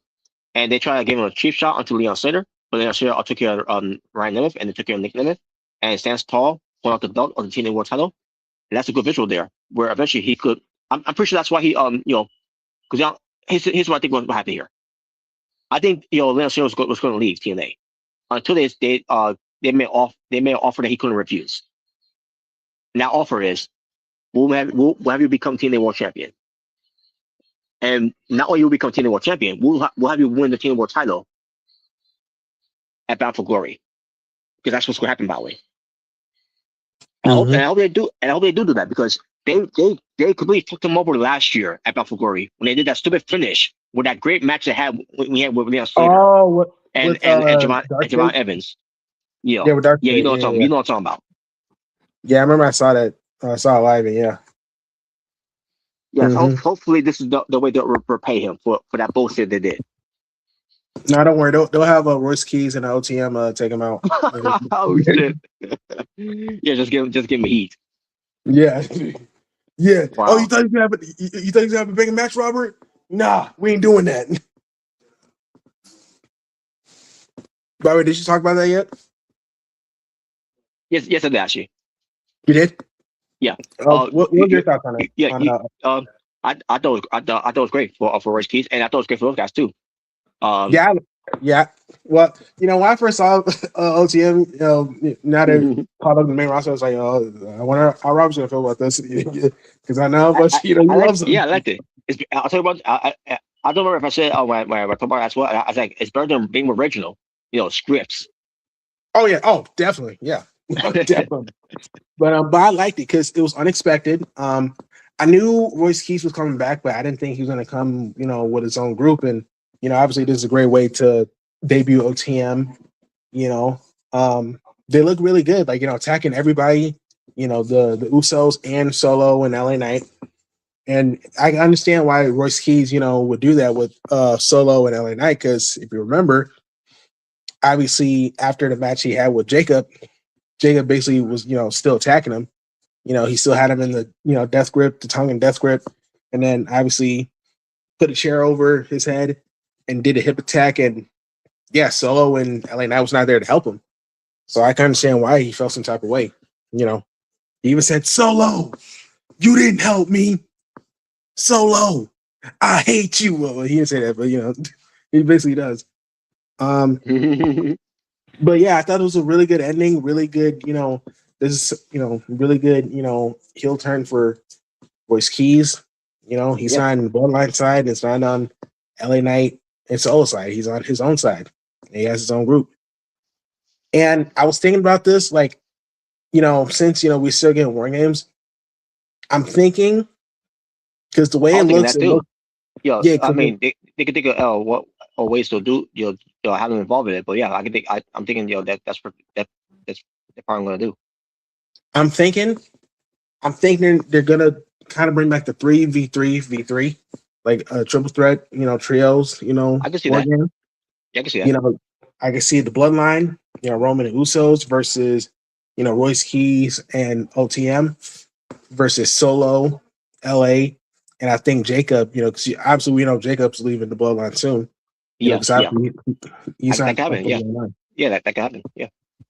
So I think that's probably what they're gonna do. That's what it's looking like. So, hey, I'm interested. I'm liking what they're doing. Solo's freaking. Speaking of Solo, bro, you saw what freaking Jay did the warning shot, bow, and then freaking Solo did the freaking Matrix. The Matrix. Dude, I was dying laughing, bro. Like, dude, Babyface Solo's great, bro. This is easily the best version of Solo, bro. He's freaking hilarious. Yeah, it is. Oh man, Even I had fun with it, Yeah, usually have fun with it, bro. And I think even Corey Graves, like, when he was doing, it's like, I think he's the one, Cole. Like, he's the one. That was funny.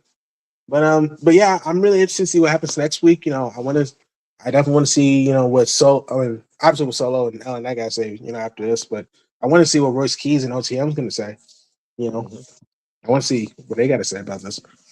And I think Roman's gonna be there next week. Yeah. So yes. Especially because we have the finals going on between. Which, by the way, we'll get to that momentarily. But yeah. But yeah, yeah, and this is really good. I'm really excited for Raw next week. For that. So yeah, and Royce Keys, I mean, he was already part of a big storyline, obviously with Bloodline, but now he's really getting to sink his teeth into something, and also OTM. And I don't know if you saw AAA, but it kind of makes sense what happened to Rocco and Nima. That explains why they did what they did. Okay. So I was catching up on some AAA stuff, but the one I didn't see was from this past Saturday. So because I know what the match, I know what you're talking about. I know what match you're talking about. So okay, yeah, so you gotta see what happened. Yeah. Okay. But yeah, I'm looking forward to this. All right. Yeah, I'm gonna check it out. I'm gonna download it right now. I'm gonna download it for watch later. So hey, I was saying this. I was gonna say this too. Solo, not Solo. It was Rich Keys. He needed this heel turn because the babyface run was not working at all. No, it wasn't. The W fans was not gonna feel sympathy or feel sorry for him and all that. That I know W was trying to do that and all that, but he was miscast as babyface. I mean, if you want to turn babyface later on, then yeah. Like there was Solo in the way, but I thought Solo was also miscast as a heel too. To be honest with you. I mean, especially after he lost to Roman, and then the MFTs was really working. So yeah. So your Rich Kids definitely needed this because it was not obviously was not working. Yeah. So I'm glad they did what they did there, and especially with being with OTM. So yeah, they look like an actual threatening faction. So there's a new cool looking faction. I'm definitely interested in it. It has my attention, so I'm definitely looking forward to see what else they do next. And obviously they got a big boo, from the crowd, like when they did what they did, so they got a reaction. So yeah. So let's hope they can keep it up. Hell yeah. So let's know this. Back to TNA Lockdown. So again, Leon Slater. Hopefully, he does get his moment in Battle for Glory to become TNA World Champion. Hopefully, this is why they again, I don't know if he did sign a new deal, whatever. If he was, because you heard he'll be leaving, but if he was leaving and if they convince him to stay, they can put the belt on him. I hope they do. Unless you want to pull a Tommy Dreamer and it's like, yeah, let's not do that Battle for Glory. Let's do a Genesis or something, whatever. But no, I think he will get his moment. Leon Slater will finally get his moment as TNA World Champion against Nick Nemeth. And yeah. Oh, I should mention too, Bobby, because Nick Nemeth won the belt, from the Hardys, alongside with Ryan, because they mentioned this on the pre-show too, and they also mentioned leading up to going to the main event. Not since Kurt Angle becoming the TNA World Champion and the TNA Tag Team Champion, for the last 20 years, I think it was. You have anyone who's been TNA World Champion who's now holding on to the TNA Tag Team belts too, until Nick Nemeth and so now being on that list. So yeah, so take where we want with that whole thing. Mm-hmm. So Nick Nemeth is now in that list there with Kurt Angle. So, but nevertheless, that was TNA Lockdown, and the show itself, it was some sports that I enjoy.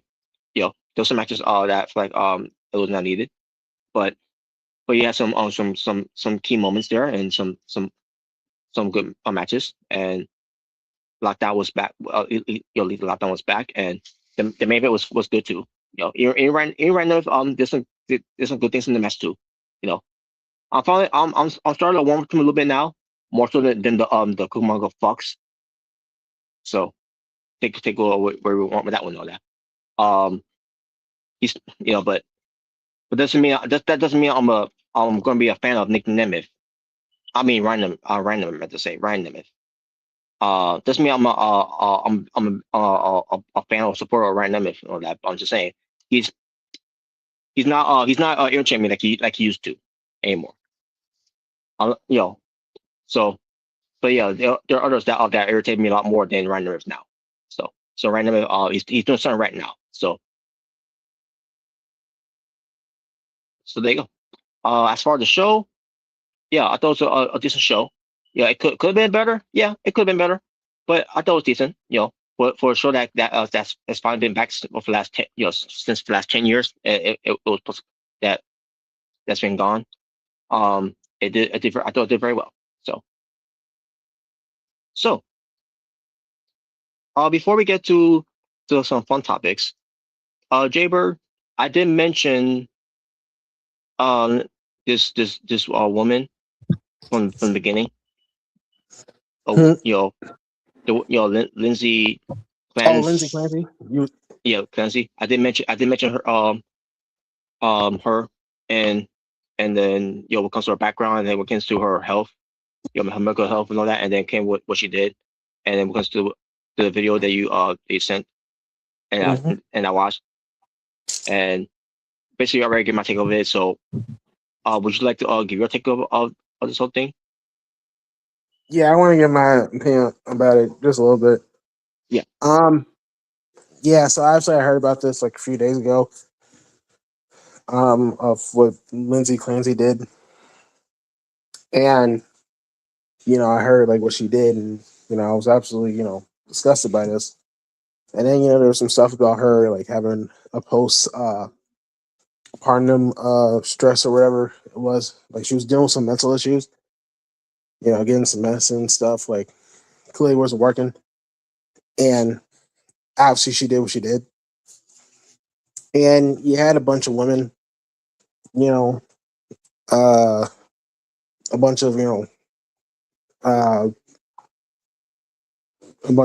leftist women, I guess you could say, coming to her defense, saying that it's not her fault, blaming, you know, blaming the system, even blaming her husband for this. Um, and what else? Because I remember, I think Lindsay Clancy said that like she heard a voice in her head. It was a male voice Yeah, saying to she said take out that. her own, She yeah, did say saying to that. take out her own kids. And you had women trying to say that, oh, this is probably the husband. You know, that's probably who the male voice was. Um, basically, they were defending her, and they were basically trying to defend her, saying that she did nothing wrong. It's not her fault. All this stuff, and you had a bunch of women outside, like wearing pink shirts and having like doing the heart emoji on their hands, supporting her. And I'm like, what are we doing? Why are we supporting someone that just took out her own kids? I don't care if she listen, mental health issues or not.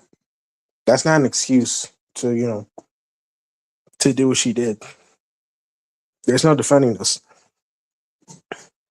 I remember I saw there was it was from some news channel.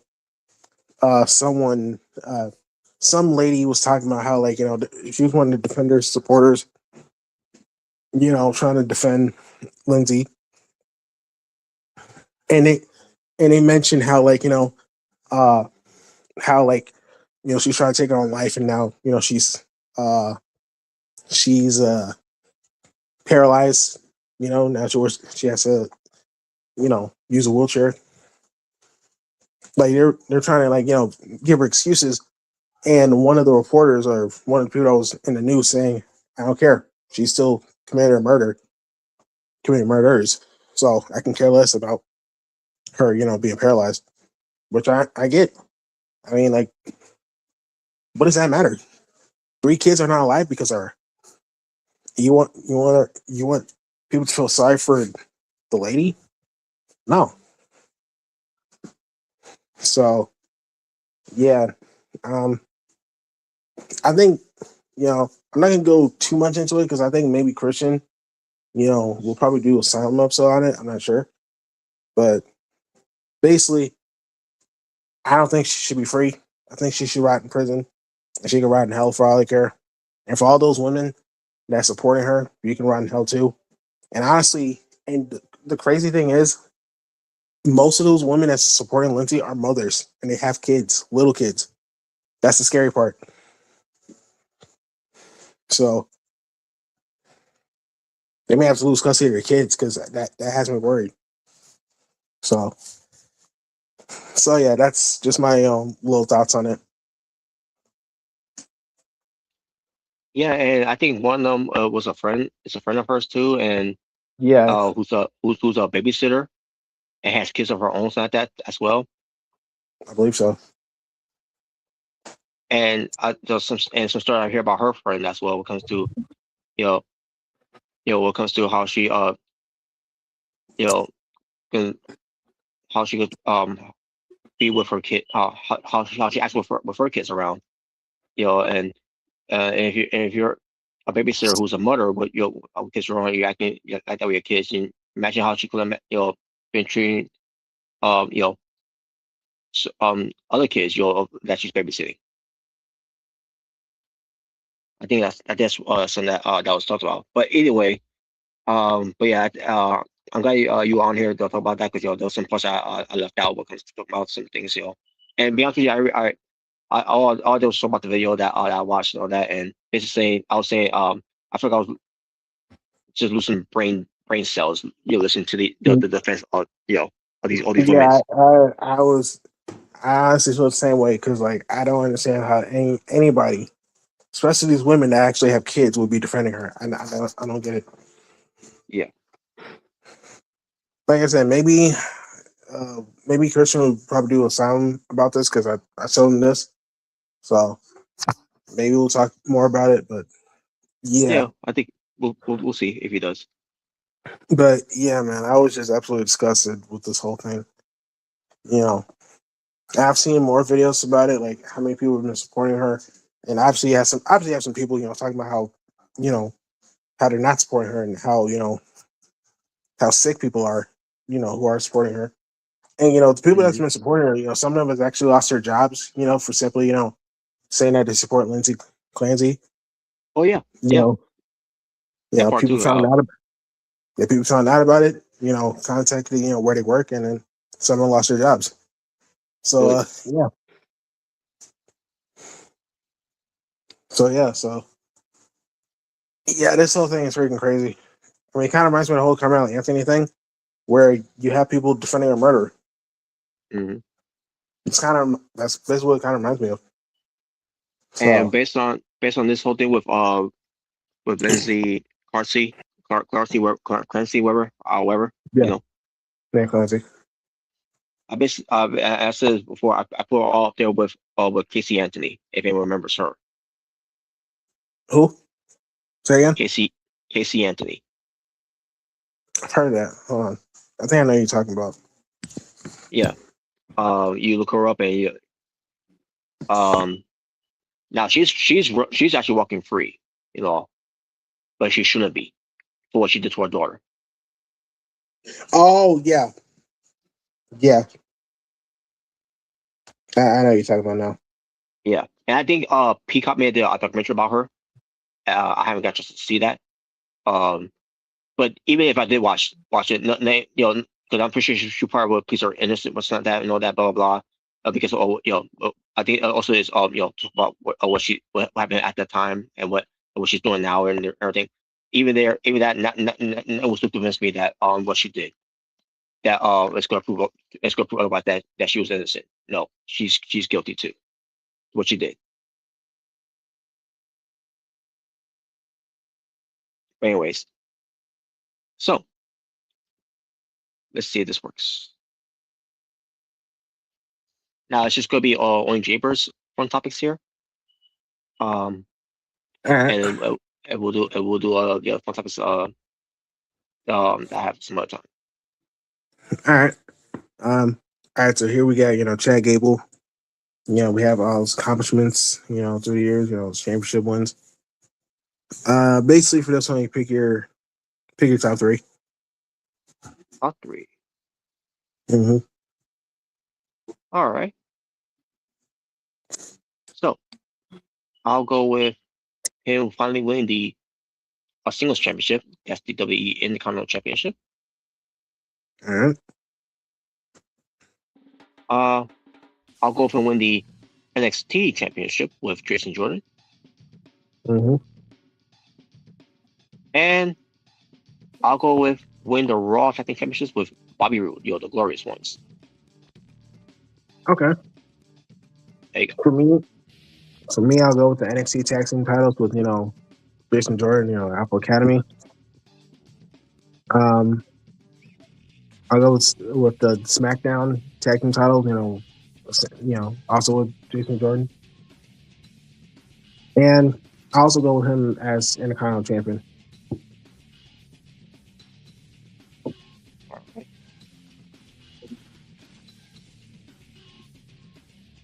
Thank you, gracias. Yeah, Anyway, gracias. Sheesh. All right.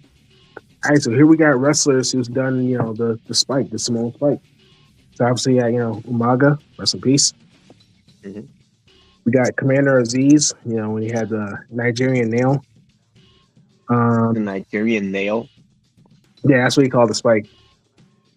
Okay. We got Solo Sikoa, doing the Simone spike.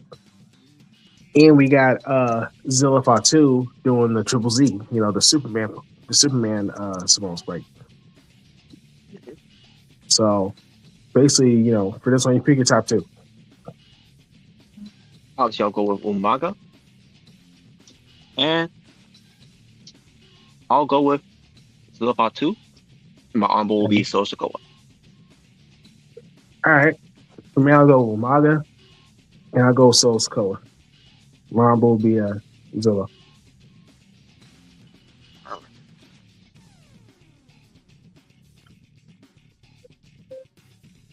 All right, which Superman suit is the best? So we got, the recovery suit, the Kingdom Come suit, the Absolute suit, and the New 52 suit.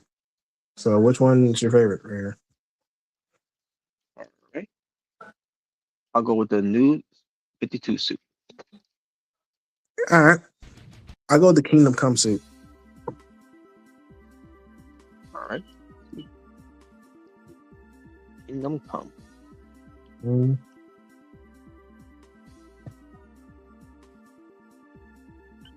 All right, here we got all the Universal Champions through the years. For this one, you pick your top three favorites. All right. Top three favorites will have to be Roman Reigns, obviously.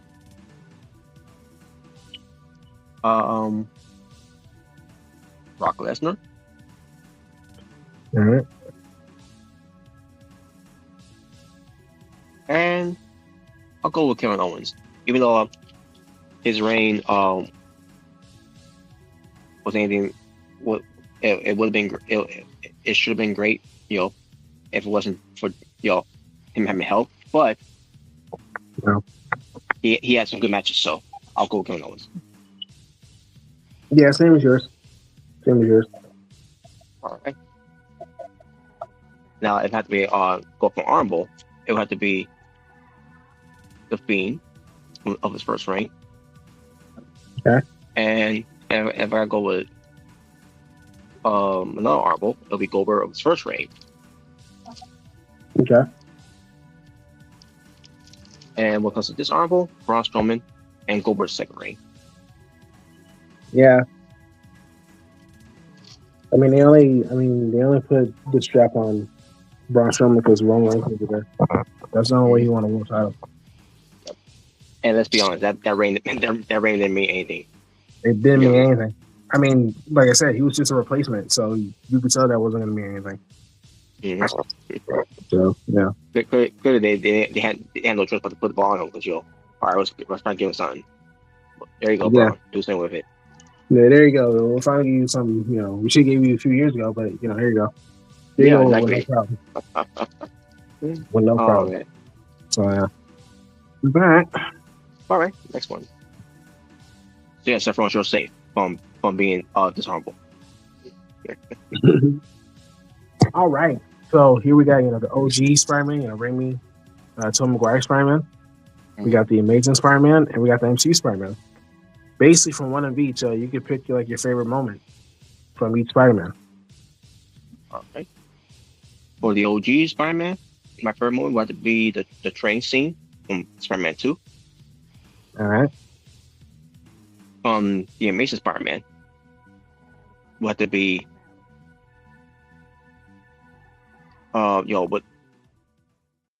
Let's see. I guess it would have to be when he became Spider-Man. Okay. So that's the only thing All right. I'll think of when it comes to that. And when it comes to the MCU Spider-Man, will have to be No Way Home, where he finally redeemed himself. When it comes to being, having great, finally having that great power to have great responsibility. Great power. Yeah, great power comes great responsibility. All right. To me, for OG Spider-Man, I also go Train Scene. That's just classic. Mm-hmm. Amazing Spider-Man, I'll go when he actually saved MJ from No Way Home. When he had some redemption. Okay. And for MCU Spider-Man, that'll be my honorable right there. All right. And for MCU Spider-Man, I will go. I'll go with his fight with Green Goblin, like the final battle.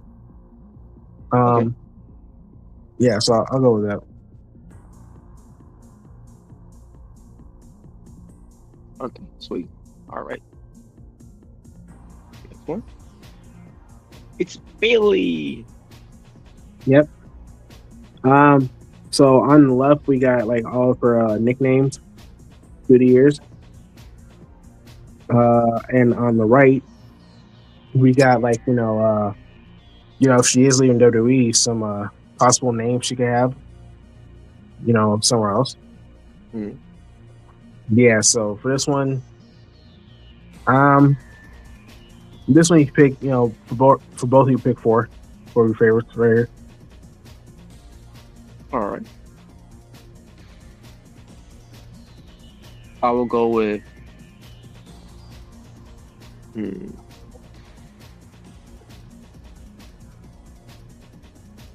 I'll go with the huggable one.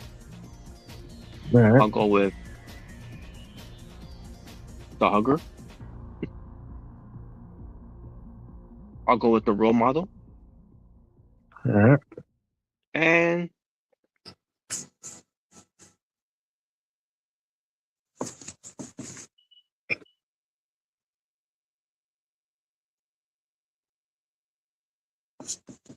I guess I'll also go with the huggable heel. All right.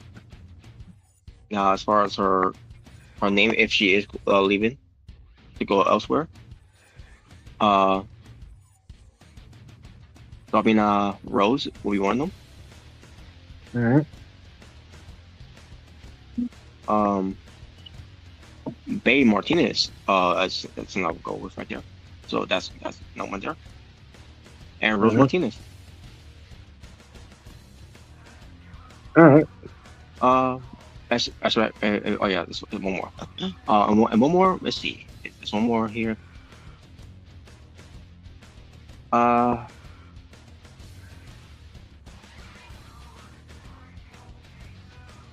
Pam Martinez. There you go. Yes. All right. For me, I'll go with the huggable one, the hugger, the role model, and I'll go with Bailey Dose Straps. For possible ring names, I'll go with Davina Rose, like her old indie name. Mm-hmm. I'll go with Bay Rose. I'll go with Baylo Rose. And I'll go with Bayside Rose. So, yeah. All right.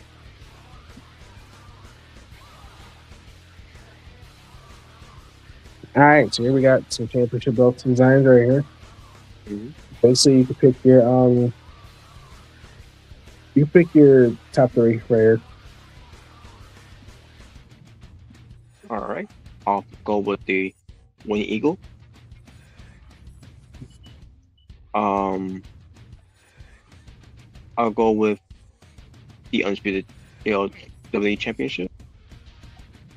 All right. And I'll go with the middle championship up from the third row. Okay. All right, for me, I'll go with the middle championship on the first row. I'll go with the undisputed championship design, and I'll go with the winged eagle belt with the red globe, the first one on the third row. Yeah, that's pretty cool too. Yeah.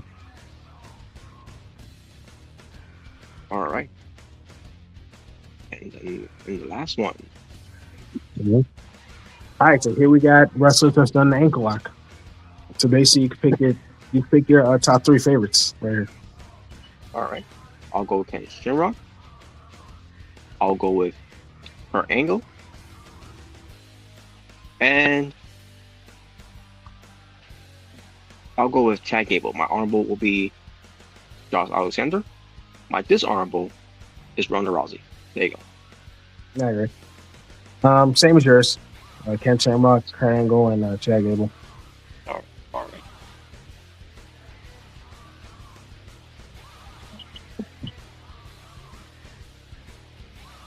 And that's pretty much it. That's pretty much it there. All right. Until next time we do BTA, folks, we'll have more fun topics to do. Mm-hmm. But in the meantime, we're gonna do some previews for some shows. For example, as they're going head to head on a Sunday, because counter program, because they're gonna help themselves. We're gonna start with this show first. NXT Heatwave. Mm-hmm. So yeah, because I had no idea. I had no idea that Heatwave was gonna be on this week. That that's gonna do. They gonna do AEW All In. And once I noticed it, like, oh, I see what we did. Yeah, they couldn't. They just couldn't help themselves. It was fine that you do it All Out, which is whatever, but All In, Rob. Yeah. But that's what they did. So as far as Heatwave is concerning, so far there's 6 matches on the show to happen, and here are the 6 matches. I already went through it with Omega Red with it. Now we didn't get our preview and predictions of it, but on here we will do it for this one. But you have Data Parker versus Natty in a submission match. Mm-hmm. So I think Jada's winning. I would say Jada Parker's winning too, but she won her last match against Natalia. I mean Natty, excuse me. So yes, Jada Parker needs this win obviously, but I think Natty's probably gonna win here. Okay. Especially when she's got Carmen Petrovic and Nikita Lyons there to help be a factor in as well. That is if Tia Hale is gonna be there to help out Jada Parker, and who else may help out Jada Parker as well, but we shall see. But either way, but I'll still go Natty though. Just to see how that turns out. So next match is the NXT Tag Team Championships that will feature Miles Bourne, who is your NXT North American champion, and Tavion Heights. Yep. Former members of No Catch and No Quarter Cash Crew. That's right. So apparently they were tag team champions. They are tag team champions. I thought they were. I thought they was fine for the tag team titles. Well, they did. They beat. I think they beat the Vanny Project and became tag team champions. Yeah. Wow. But either way, they could defend against the Varsity Project, which is the college dropouts, the college dorks. Yeah, they're gonna have a rematch. The high school rejects. High school geeks. No, high school geeks. Actually, they're the jocks. They're the popular kids. Well, but basically, it's Brad Baylor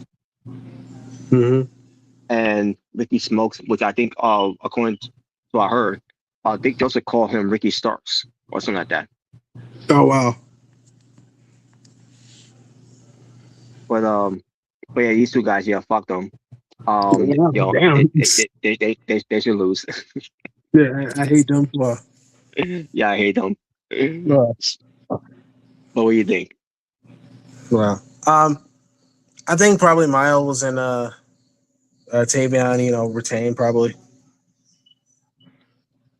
All right, we shall see though. Hopefully they do. Um,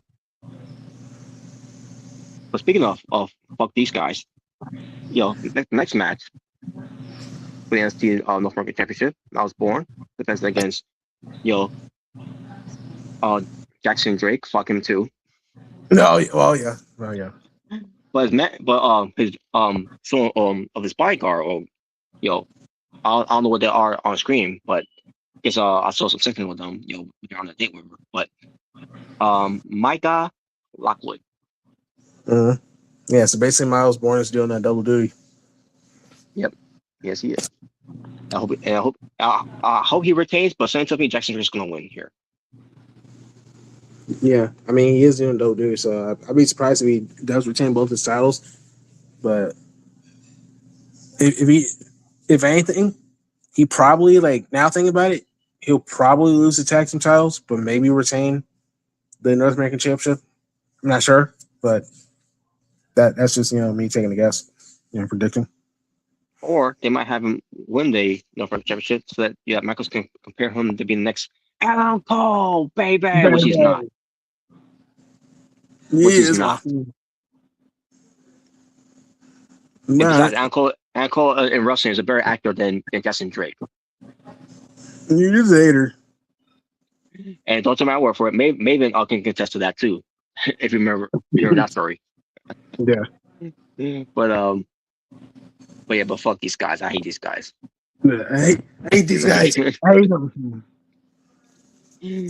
But then we get to a winner take all triple threat match to unified the NXT Women's North American Championship and the WWE Women's Speed Championship. So I guess they're gonna put into the speed titles then. It looks like it. They're gonna unify them. Unify. Okay. Who's got the men's one? Who does have the men's one? Actually, let me look it up. I mean, I just saw him. I just saw him a few days ago, but I don't know. I can't remember. Oh, I can't remember. To be honest with you, I can't remember who it was too. I can't remember. Let me see. Oh yeah, Lexus King. Yeah, I don't know why. Oh, yeah, that's right. He is. I remember now. Yeah. Damn. I don't know why they slipped my mind, but yeah. I mean, if you tell me that's the only time that Lexus King could go out there, then that doesn't really speak highly about his career in WWE. Yeah, I mean, hey, Robert, could add him win the 24/7 championship. Oh wow. All right. Man. All right, but nevertheless, yeah. Oh shit! I gotta switch headsets now. Because one about to die. Yeah, I wonder if they're gonna. I mean, if they're unifying the women's, I wonder if they're gonna unify the men's. Maybe Miles Bourne, faces Lexus King for the title. Who knows? Yeah. Again, because if Miles Bourne is probably going to lose type outs from with Taylor Heights to these college dropouts, and Just Straight doesn't win, then I could probably see that happening somewhere down the line. So we'll see. But we'll see. But because of the women's though, Saria, who's the North American Women's Champion, there's Claire, who's the Women's Speed Champion, and then you have Callie Armstrong, who's on there.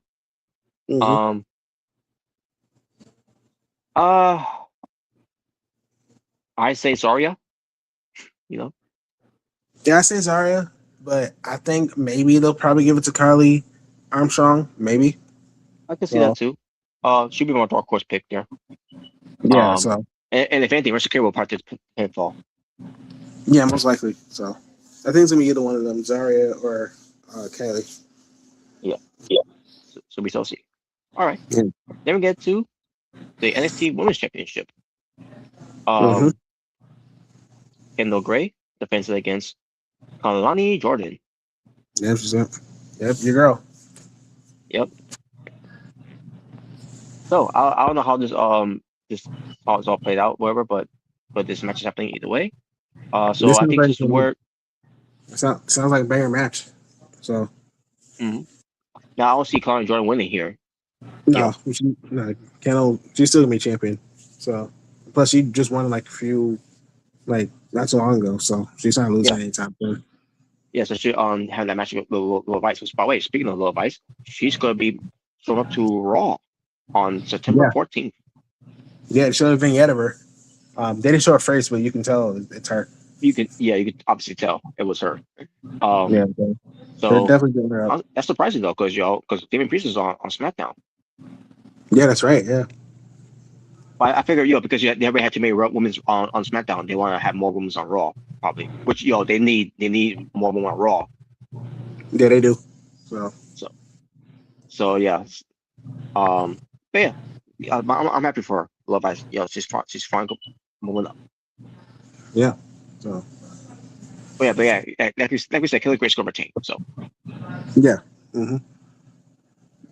And finally, the failed four-way match for the NXT Championship. And I know people are thinking, what can be a failed four-way match? Where's Naraku? Fuck him. Oh, yeah, no one's asking for Naraku, bro. No one's asking for him. No one's crying for Naraku him not being in this match. He sucks. Yeah, no one cares. Yeah, and what a signing that turned out well for them. We already got two better signings, Cruz Montana and someone you're gonna mention. Oh yeah, so we do. We got, first of all, we got Tony D'Angelo defending his NXT Championship against the best in the world, controversial voice of the voiceless himself, Grayson Waller. Yep. Do I have your attention now, mate? And you also have this guy. Okay. Do you want to play rough? Okay. No. Say hello to my little friend. You want to play rough? Okay. Cruz Montana. Yep. And Zilla Fatu. Yep, he's finally made his debut in NXT. Yeah. He finally did it. And now he's here and he's already getting a NXT, world title shot. Yeah. And that's a great spot for him being too. Yeah. Which obviously Grayson Waller call him Nepo baby, Nepo Goose. Mm-hmm. And also, yeah, man. Speaking of Zilla Fatu, I think on Raw, I could be wrong if they showed this, but I think they showed something about Zilla Fatu of your package of him. Yeah, I think they did. Yeah, I think they showed a video package of him. I'm like, holy shit! I'm like he's on NXT and they're already showing a video package of this guy already. Like, what the hell? Yeah. I mean, I won't be surprised if he's not gonna be in NXT for that long. Probably, that's probably it. Yeah, like how happened with Kevin Owens. Yeah, pretty much. Yeah, so it'd probably be something similar to that. I'll say one thing: ain't Naraku getting that call up. No. The only way I could probably see Naraku, like, he's going to come to main roster, but he's most likely to be joining up Shinsuke, if anything. I don't want to see that. I don't, but that's my prediction. That's probably like the only spot they'll give him is team up with Shinsuke. So speaking of which, we'll get to someone else who will be with Shinsuke, but let's continue. Let's continue with this though. Mm-hmm. So yeah, the main event of that match for Heatwave is a fair four-way match for the NXT Championship. Mm-hmm.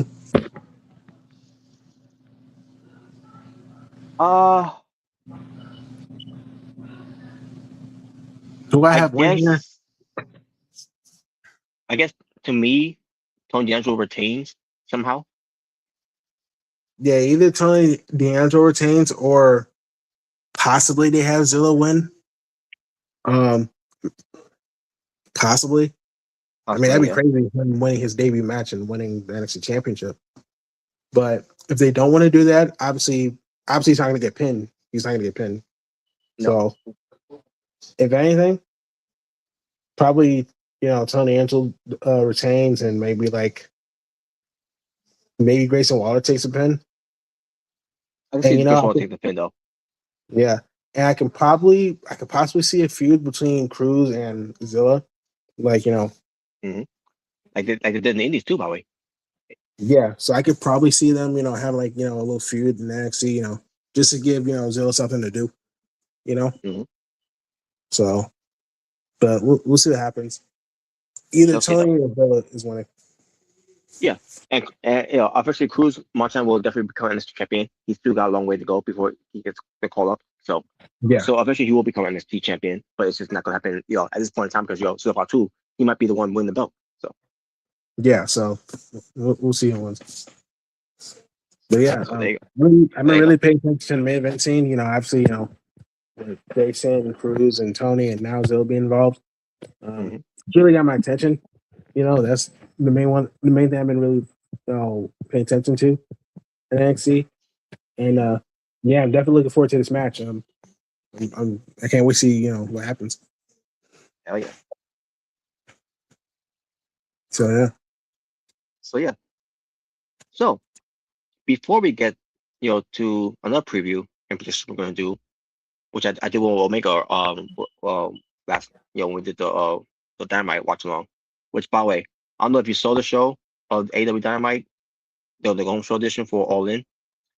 When you watched the show, I didn't see much. You would have thought that this was not a home show because you would have thought that they very promoted your All In this Sunday. I didn't hear about that. Like how like the go home show was pretty much a miss. Like it was a miss. I was surprised. I'm like, what the fuck? Yeah, I think I only saw like a few stuff, but I didn't see too much. So yeah. Disappointing.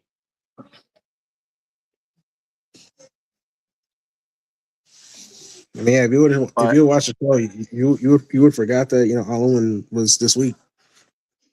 Yeah. So yeah, that's not a good look. It's not a good look at all. But before we get to All In though, when it comes to the show, so we got to talk about Shinsuke Nakamura finally revealing his tag team partner. Mm-hmm. So yes, as we all expected, as we all thought it was going to be, it was indeed Hiromu Takahashi. Mm-hmm. But he's not Hiromu Takahashi. You're saying to yourself, wait, what? What do you mean? Yeah, they changed his name. They changed his name. Now, it's one thing if they want to just call him Hiromu, maybe. Just take away all his of the last name of his, which would have been fine. But no, they decided to just change his name overall. And what's his name? Kiyoki. This is his name. Well, actually, I wish I would show the whole thing, but it's Kiyoki. And I'm seeing that name like, what the fuck is a Kiyoki? I'm like, are you serious? It's a name, bro. It's a Japanese name. And when he was saying the name, I couldn't. He was trying to say the name of what comes to pronouncing it. I was like, I kept reminding him, like how you say it? Like what? Like Kiyoki. What the fuck? What is this? Yes, Kiyoki. That's how you say it. Oh, but yeah, it's Kiyoki though. It's pronounced Kiyoki. And like either way, they just couldn't help themselves. I mean, come on, Robert. It's a real Japanese name. I mean, it has a meaning. I mean, yeah, it is. But like, holy shit, man! Really, Hiromu was better. It's better than Kiyoki. When you hear Kiyoki, you're thinking, you're going to do some sushi joint, whatever. Well, I mean, or you think it's an anime character? I don't know. Oh my, Kiyoki. Oh yeah, that's definitely gonna get him over on the main roster. And they gave him worse. They could have gave him, I don't know, something. I mean, what could be worse than Kiyoki? They could give him something worse. I don't know, but But yeah, but it's him. He's there. Kiyoki, is starting there. He's gonna be teaming with Shinsuke Nakamura. But basically, if y'all don't know who he is, I don't blame some of y'all because they changed his name. But Hiromu Takahashi, even they kept the ticking time bomb. I mean, even they kept the same, people still wouldn't know him. So yeah, and he's one of the best Super Juniors if you wonder, if you wonder what Super Junior is, basically it's like the cruiserweights in a way. He's basically on that level. Also jobbers. Okay, wow. Wow. Wow. But no, you're not gonna see him doing any flippy stuff like he's Ricochet. Rico Bits, Rico Trash, Rico Dump, Rico Trash. But basically that's what he is. He's basically a small guy, obviously, but he's pretty good. Okay. And so you want to take my word for it, guys that in the WWE right now are wrestling with him, like Naraku. Well, then I don't count him, but fuck him. but Dragon Lee. Mm-hmm. I don't remember if Shinsuke had a match with him though. Because when Nakamura was gone, Hiromu it was on the rise at the time. So yeah. But either way, but hopefully when you get to see Kiyoki, you get to see his stuffed cat, which I hope they don't change the cat names too, by the way, because his cat name is Daryl. Okay. So Daryl the cat is his thing as well, which it got over very well in Japan and also in the Indies. So if they want to bring in Daryl the cat involved as well, they could. But again, don't get your hopes up for that one because they mentioned the cat name too. So I don't know, maybe maybe to Garky or whatever. Darku. Wow. But All right.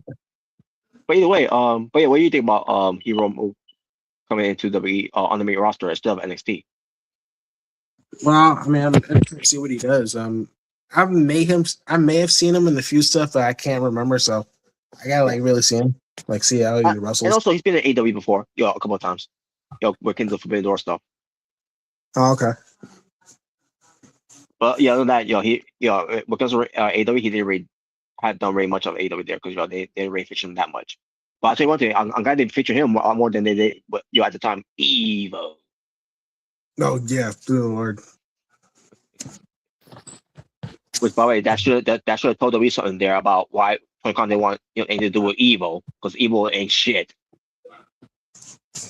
Yeah, but I was saying, we kind of regret signing him. Yeah, for once, Robert was right. Well. Hey, you know what? Klein Jordan could have told him that. You're gonna regret you're hiring this guy. Yeah, pretty much. Cause it isn't really much. Again, all he is an entrance. Pretty much, yeah. And because of Hiromu, he's an entrance too. When it comes to what he does, but he what else he can do way better than on Naraku. He can actually go in the ring.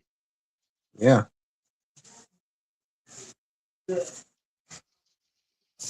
At least with Jey Uso, you can say he's an entrance, but at least people actually is still chanting for him. He's still kind of over. Yeah. So hell, you got Adam Cole confronting Naraku, to cut promo saying, what happens when you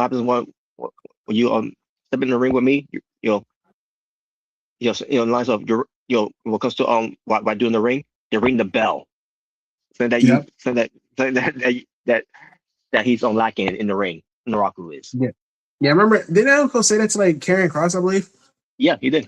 Which Karrion Kross was a wrong person to say to, by the way, because Karrion Kross, he's way better in the ring than Naraku too. Yeah, if he would have said it's Naraku, now that would make sense. Yeah. So yeah. But anyways, all right. So yeah, that was the introduction of not Naraku. God help us all, with him coming into the main roster. Yeah. But when it comes to Kiyoki, we'll see what happens with him. Hopefully he'll get over. I could hope that that people actually give him a chance. Yeah, we'll see. So, and also with him, he's also a little older too, because obviously he's not spring chicken anymore. Obviously. Yeah.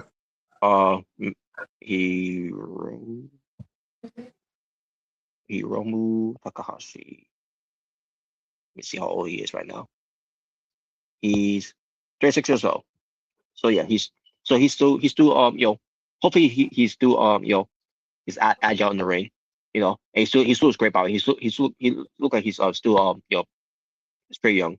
So hopefully the same he now he's not gonna do anything crazy like he did in the indies, so but Yeah. hopefully he could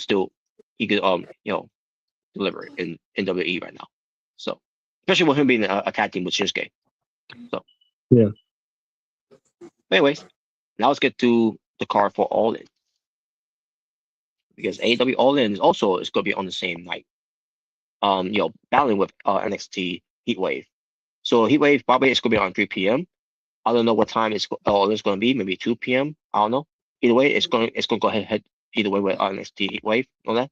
So you have a choice. See, I wonder what am I going to watch on that Sunday? Am I going to watch NXT Heatwave, or am I going to watch AEW All In London? Both. I prefer both, but at the same time, you got to do the whole back and forth thing, or have two TVs on set, in the same place, and do that. But yeah, Let's do that smart. Wow. Yeah. Anyways, now, unless maybe what time is starting All In? let's see what time is All In starting. Obviously, Wikipedia's not telling me that, so I gotta see on Google. Start time for AEW All In. There we go. That's okay. 1 p.m. Eastern time. Yeah, so that's probably why they did Heatwave like that, because it's starting early. Yeah. I mean, I kind of figured since it's going to be in London, so I kind of figured the time zone. Yeah. Yeah.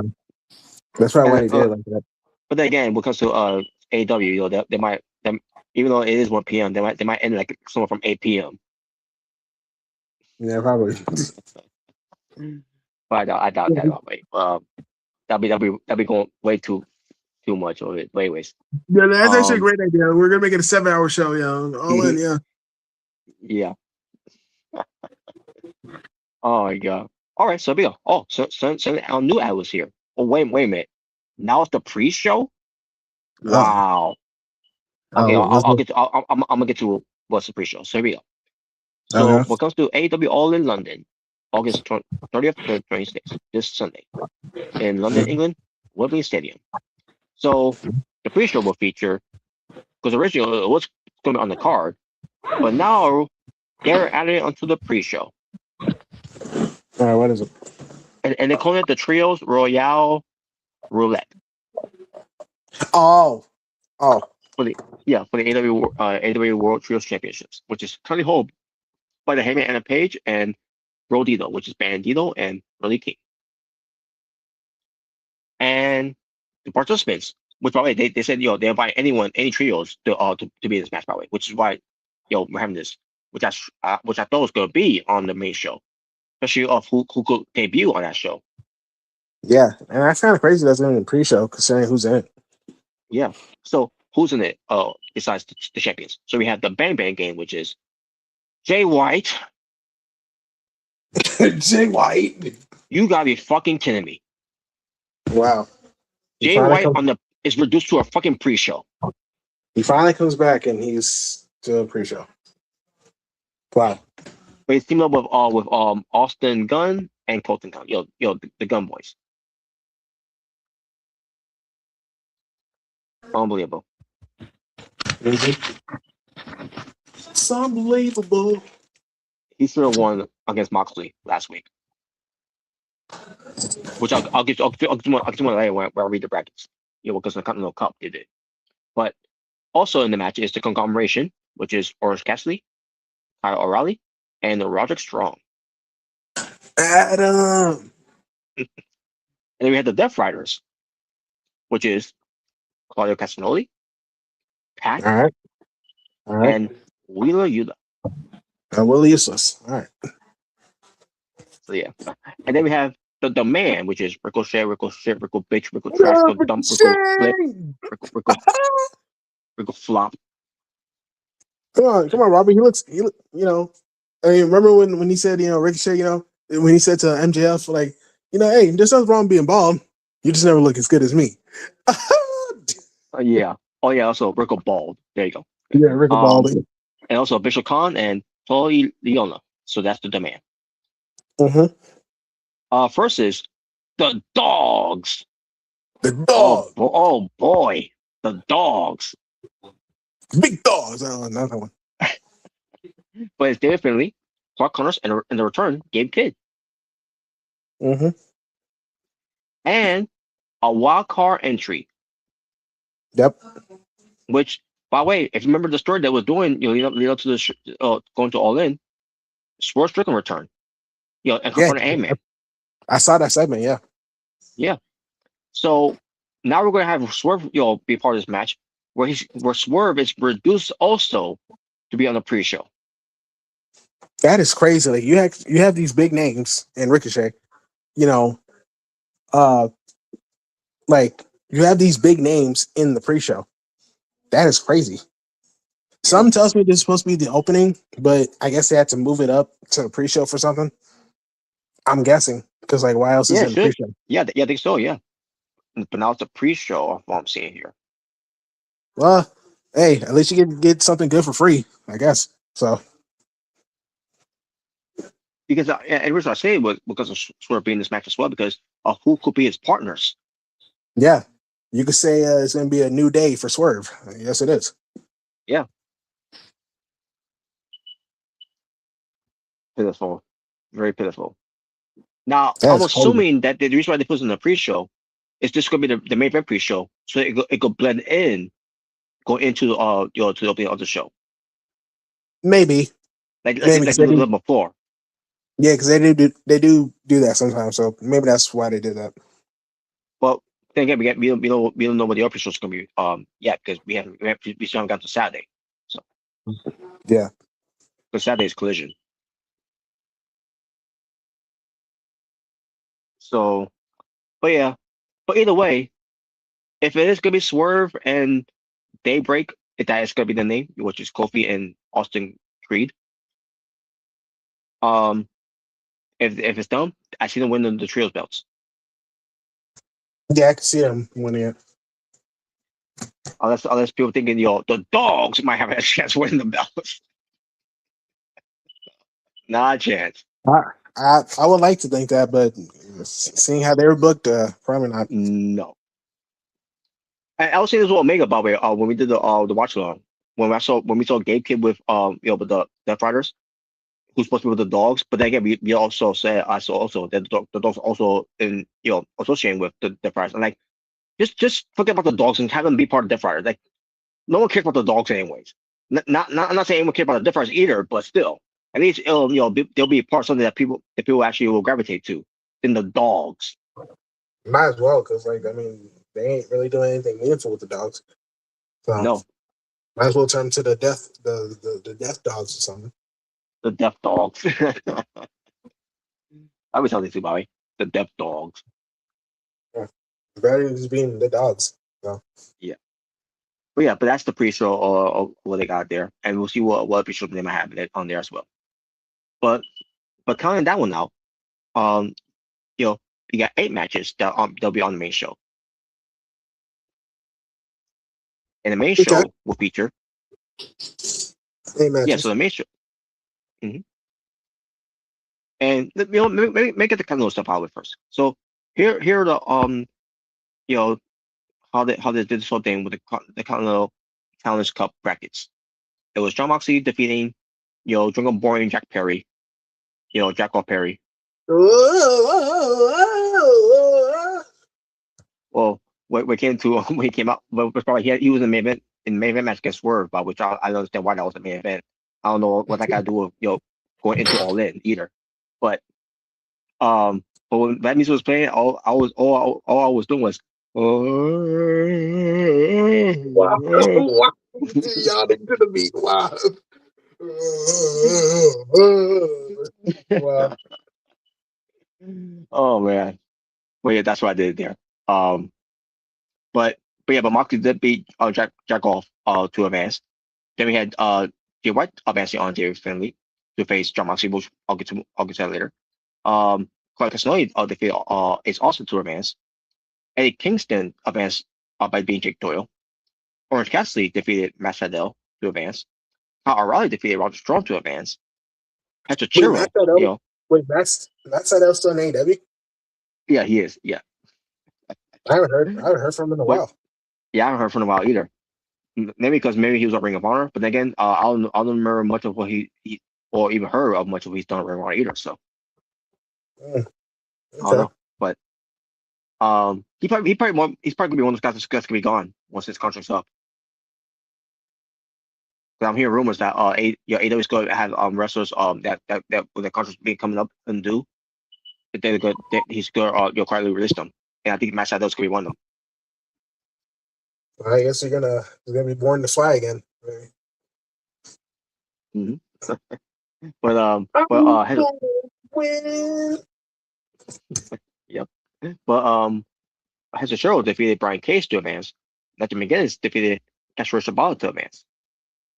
And that was the first round. The quarterfinals involved Jon Moxley defeating Jay White, which I disagree of Jay White losing. And now we see him now being reduced to the pre-show. So basically, Jon Moxley buried him. Wow. It was a good match too, by the way. But holy shit, man, Jay White should have won this one. But no, instead, Jon Moxley wins. Because Moxley needs to have an opponent at All In. Which is why they made his tournament in the first place, by the way. The only reason why he's even having a tournament happening in the first place because Moxley needs an opponent going into All In. Which is why they should never put the belt on in the first place back at that Continental Classic. It was awesome. Yeah, man. Believe the Shield. I mean, Jon Moxley. Yes, believe the Shield. All right. Claudio advanced by being Dan Garcia. The fact that he had matched Dan Garcia is even stupid. Stupid. I didn't even know they had a match. Oh, but then again, the reason why Dan Garcia was even in the match in the first place is because Kingston was unable to compete, medical reasons, whatever. I don't know what injury he's going through. Which is why they had Dan Garcia facing what's this guy's name? Adam Priest. Yeah, Adam Priest on Ring of Honor's Death Before Dishonor, which Dan Garcia won, and he has to lose against Claudio. I'm like, wow, that was worth it. Great job. That was awesome. But Kyle O'Reilly went over on Orange Cassidy, and Nigel McGuinness went over on Hechicero. They're doing this whole thing with Nigel McGuinness, by the way. He's dealing with an ankle injury, which is not real, by the way, but he's dealing with an ankle injury by the hands of Kazuchika Shibata of this match, and Hechicero was taking advantage of it, but it didn't matter because Nigel McGuinness ends up winning. So it's you about how you think about Hechicero, who's your CMLW world champion, that he's losing to a guy with an injured ankle. And on top of that, a commentator who doesn't even wrestle that much anymore. Hey, Nigel still got it, man. He still got it. I mean, yeah, he still got it. Yeah, I'm not discrediting Nigel McGuinness or anything. He's great, but I'll just state the obvious here. But anyways, and then Jon Moxley versus Claudio. Yeah, he had a match on Dynamite, which you could say that's one of the only matches that you could say oh yeah, this is gonna happen for us to watch All In this coming Sunday. All right, Dean Ambrose versus Cesaro. Awesome. Yeah, there you go. And I'll say Moxley wins. This basically was Moxley win back from Claudio from the Continental Classic from 2025. Okay. Remember Claudio beat him on that. I remember the match too, by the way. It was on Dynamite, and that was a good match too at the time. Yeah, I need to get my win back, brother. Wow. Pretty much, yeah. Yes, pretty much. Oh man, that was this part of the plan all along? I don't know, but I don't know. Either way, and then we had Kyle O'Reilly versus Nigel McGuinness, and they had a good match. And again, another match that was built up to. Oh yeah, I can see what's going to happen here. You're going to All In with these two guys. Who's going to advance? And again, Nigel McGuinness, he's again favoring the ankle, and Kyle O'Reilly he could have won with the ankle lock, but nope, that didn't happen. Instead, Nigel McGuinness is winning. So yes, it'll be Nigel McGuinness versus for the AEW Continental Championship belt and to win the Continental at All In London, England. So that's the match for All In going into Jon Moxley defending it against Nigel McGuinness. Where I would love to see Nigel McGuinness win, but then just Moxley's going to win here, like he always does. Yeah, probably. Hey, he's Nigel McGuinness. He gets to have a match at All In his home country. Yeah, he gets to have his All In moment. Yeah, I mean, I'm pretty sure it's gonna be a good match either way. But again, I'm just done with Moxley with him being the Continental Champion. He hasn't really done anything with that belt. So, but it is what it is, I guess. So that's basically the gist of it. So yeah, whoever wins will win this cup here. So, I mean, that's not how it really looks, but it's just the visual of it until we get to the All In and they present the real how the cup really will look. So, anyways, so Divine Dominion, Megan Bayne and Lena Cross defend the AEW Women's World Tag Team Championships against the Brawling Birds of Alex Windsor and Jimmy Hayter. The Brawling Birds, they're gonna win. Yeah, I can see that. There you go. And there you go. And then Mick Foley can come out there and start saying "Bow Wow" again to Divine Dominion, like he did. What that show again? Redemption. Yeah. Yeah. Bow Wow, one most forgettable pay-per-views that should never happen. Bow Wow.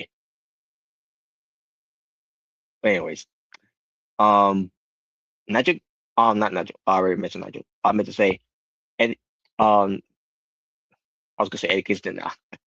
Kevin Knight, the Jet. Kevin Knight defends his AEW TNT Championship against Darby Allin in a Falls Count Anywhere match. Oh boy, you know. Because of course. Yeah. Now I did see a segment. Yeah, I did see a segment where like they basically pulled the Jeff Hardy pyro segment with him. Yeah, exactly. I did see that. So that's basically what happened there. And at the same time, on the same night when I had it with him, Stephen Borden was there, the son of Sting. Oh wow. And he wanted a piece of Kevin Knight because of that. And Darby Allin, even though he was hurt and badly, bruised up because of the pyro and then also Kevin Knight's assault, he still had enough strength to pull him back, on the the stretcher and the gurney, Yeah. But Stephen Borden, holy shit, he is seriously a mirror image of his dad. When he was younger. Yeah, he really looks like he really does look like him, bro. Holy shit, that is crazy. And on top of that, he's also signed with AEW, by the way. Just like in case anyone's wondering, he's signed with AEW. Yeah, I know. Yeah. So yeah, that's great. That's great, man. Can't wait to see what he does.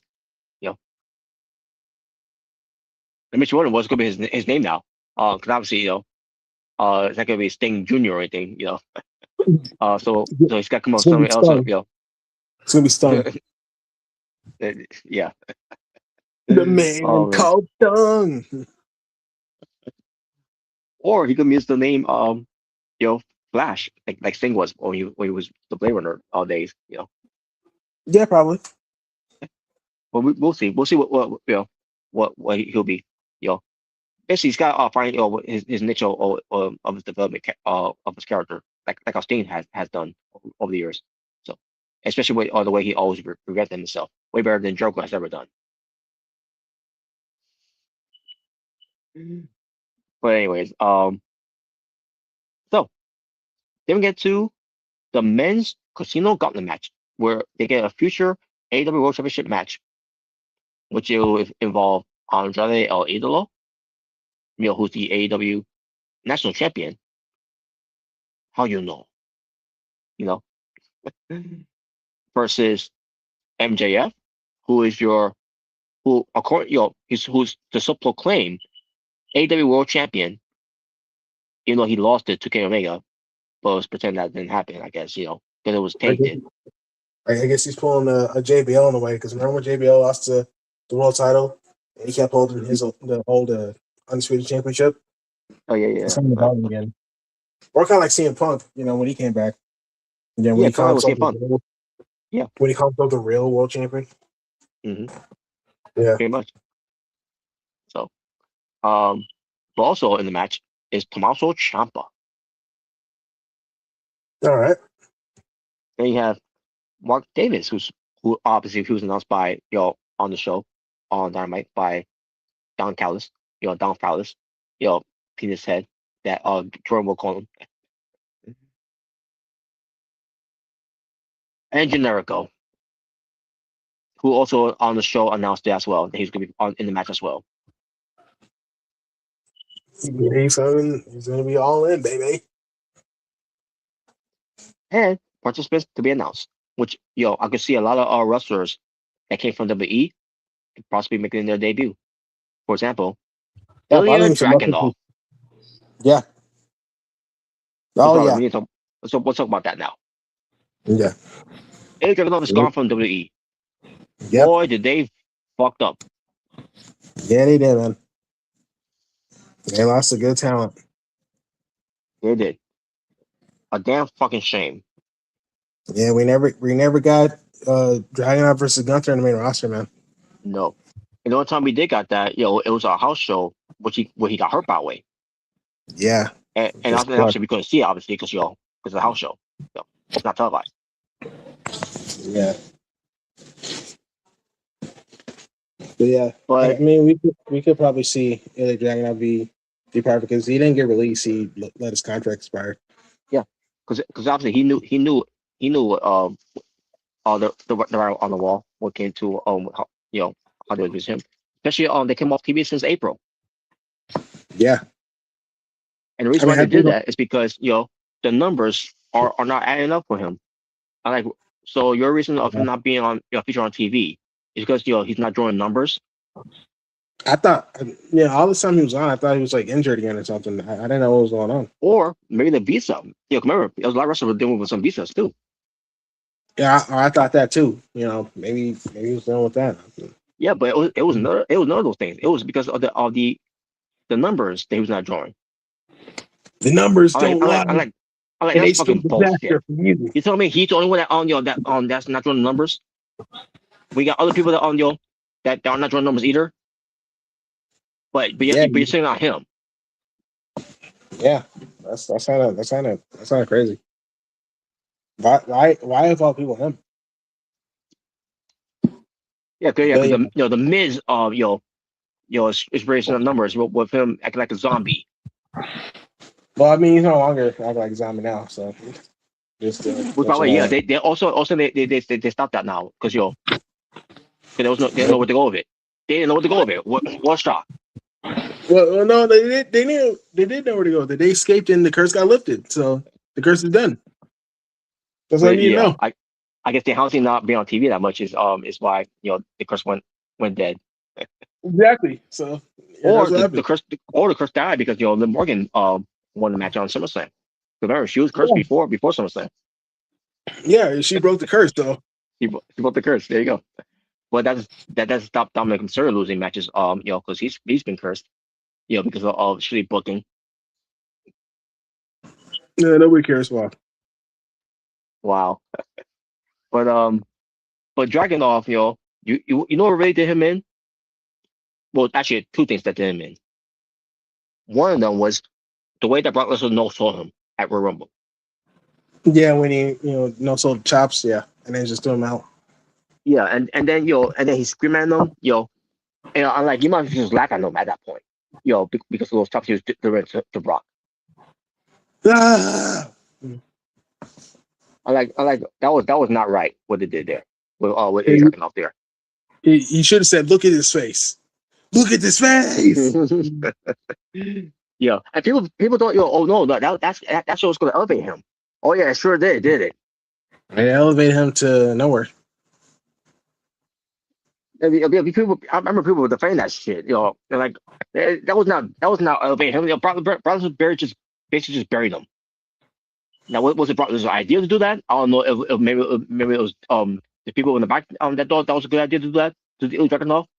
I don't know why they want to do that to him. For someone who's a great record in the ring and who's got a lot of intense, you know.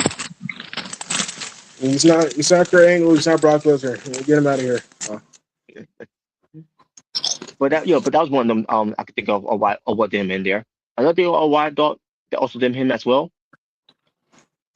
There was that whole Pat McAfee from what he did. When it comes to small guys, for no rhyme or reason, wrestling 45-minute Iron Man matches. Mm-hmm. And I'm like, well, maybe they could try because obviously I don't know if it was the right day for him to say that or it was something that Pat McAfee to say that. But if you're telling me that Pat McAfee is saying that on microphone, if he was on, you would tell me if he was on commentary, he would have said something about that about these wrestlers wrestling on that long. When it comes to those United Championships Open challenges they were doing.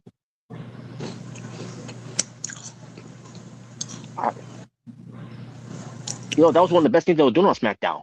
And people were getting behind those guys like Carmelo Hayes, Ilya Dragunov and Ray Phoenix and whoever else that was involved with that. Hell, even John Gargano was involved in that in those type of matches. I can't remember it was against Carmelo Hayes or whatever, but and even Tommaso Ciampa was involved in that as well.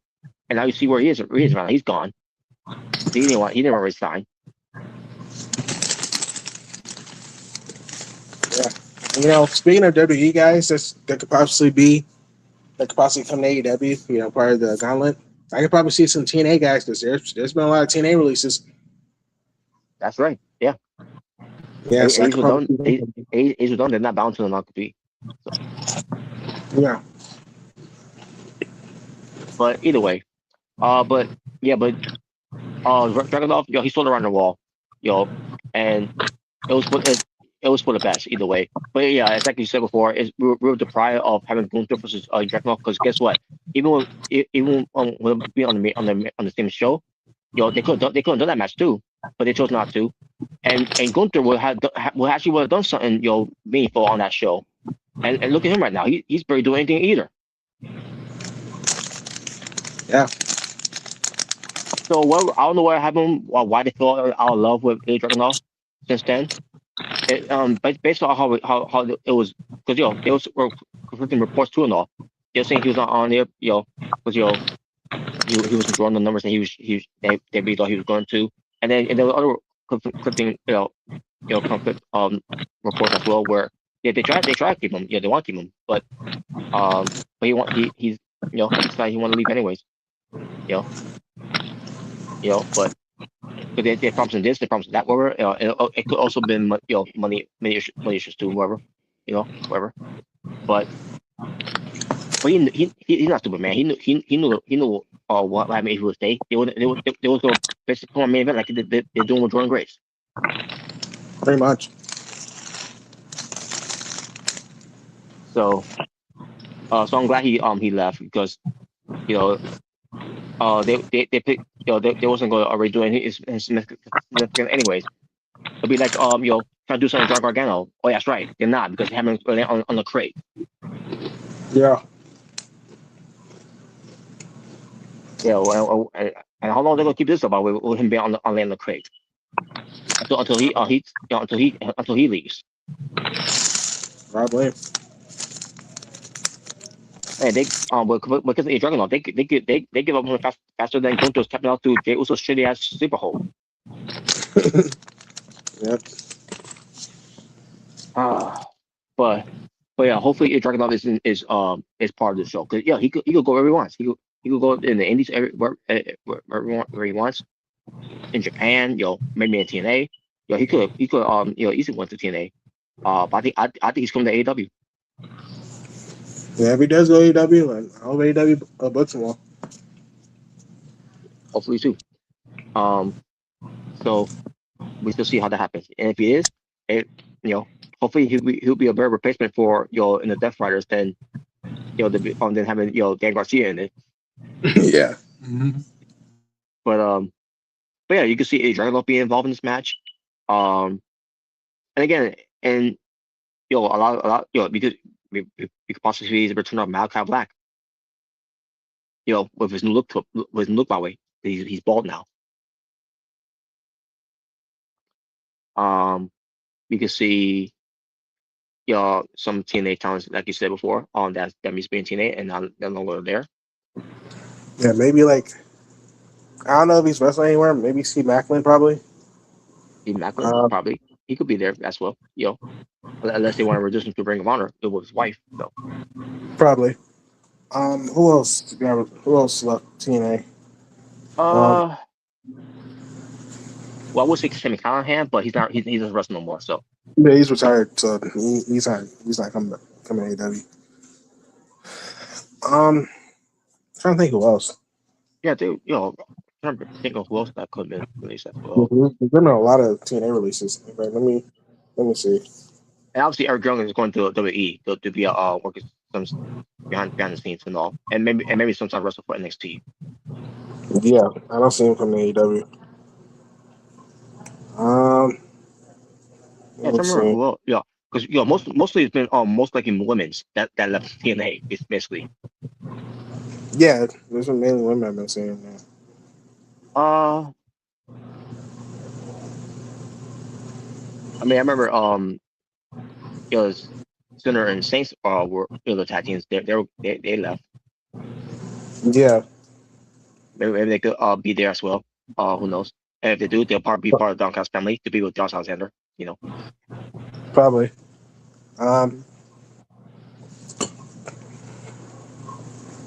Over Beta. Yeah, but we'll see. We'll see. Um, like I said, I could definitely see some WWE names. Maybe obviously you'll probably have some New Japan guys come in. Um, maybe some Ring of Honor guys coming in. Probably have some legends coming in. We'll see who shows up.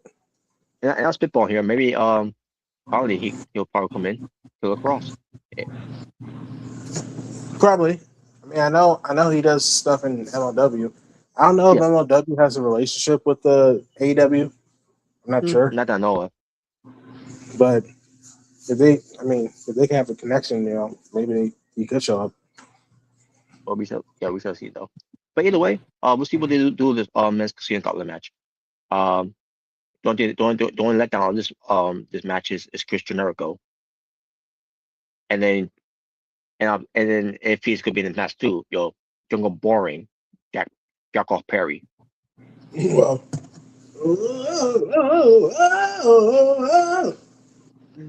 Oh man, and Andrade is basically asking how you know if he's gonna be in it. How you know? I don't know. Anyway. All right. So next match. Uh oh, Copen Cage defend their AEW World Tag Team Championships against the Cucamonga Young Fox because it's a dream match. That's a dream match. And all I can say is, who gives a shit? I do smart. I've been waiting for this for a long time now. I mean, obviously, yeah, because some say we never ever see this match happening because Cage and Cope, they dealt with injuries that forced them to retire. So, and on top of that, they were in different companies at the time. So, but yeah, which is why another thing, this is why because this is a dream match because we could eventually see this match happening eventually. But I don't know. But yeah, but we're getting it now. So, uh, Copen Cage, they need to retain. Fuck the Young Fox. I don't want them to win the belts. I agree. There you go. All right. Then we get to the co-main. I'm assuming they're going to be co-main events. I know one of them is going to be the main event, but either way, for the AEW Women's World Championship, Willow Nightingale defends it against a 2 year straight winner in a row of the Orndorff Cup tournament for the women's, the CEO, Mercedes Monet. So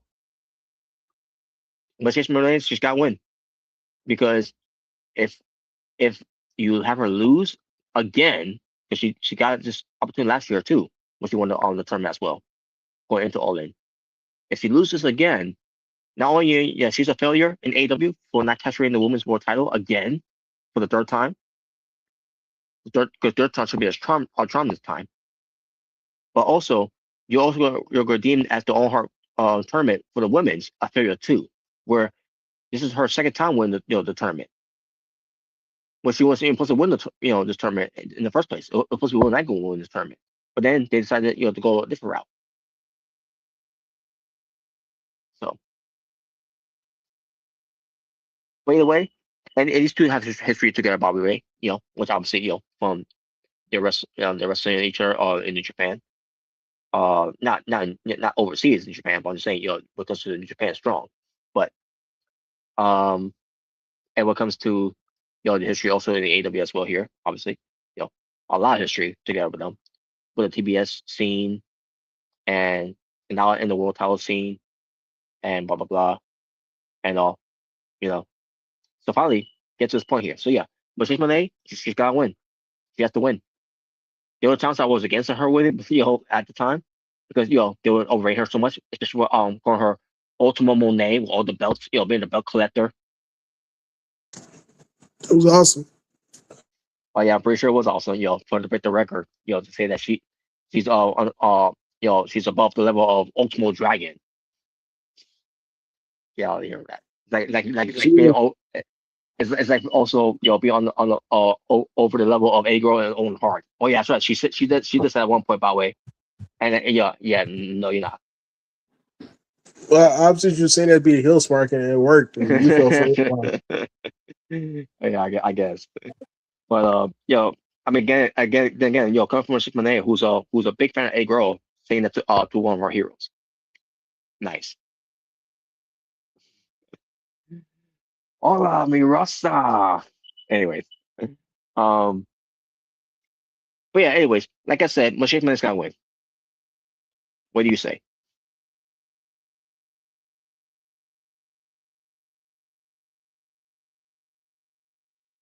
Yeah, I mean, if she doesn't win, then this is a waste of the Owen Hart, cup win, and this is her third time going for the belt and her third time losing. Yeah, so they might as well give her the belt. Yeah, they might as well have her win. Yeah, I agree. So there you go. And now the main event for the show. The moment of truth when it comes to this, because it's the AEW World Champion, Kenny Omega, the best bout machine, the cleaner, who's going to portray as a heel, just for this night, and also pertains to this program too, and all, because you see him acting like a heel, with Ospreay as of late. But against the Aerial Assassin, Will Ospreay, who won the Owen Hart Cup tournament, to get this opportunity. Yep. So yes, this is finally where it's finally going to have Will Ospreay's final moment here to finally become AEW World Champion, to be the first British wrestler from American soil to win a world championship. No, we're gonna have a gauntlet match cash in, and then someone else takes it off.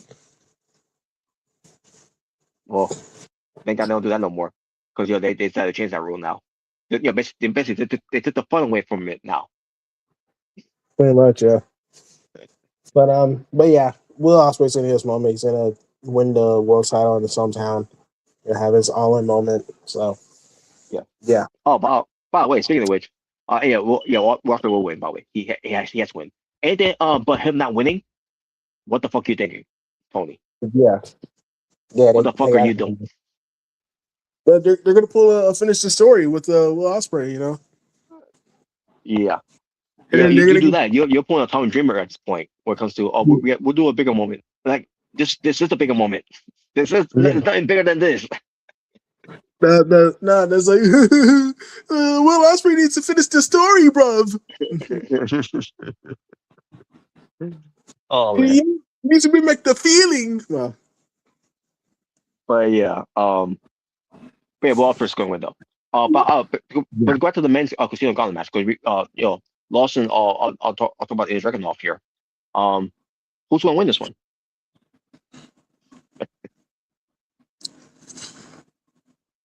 I think they might give it to MJF. Because they did just say that he won it 2 years in a row. Because he won last year too. Yeah.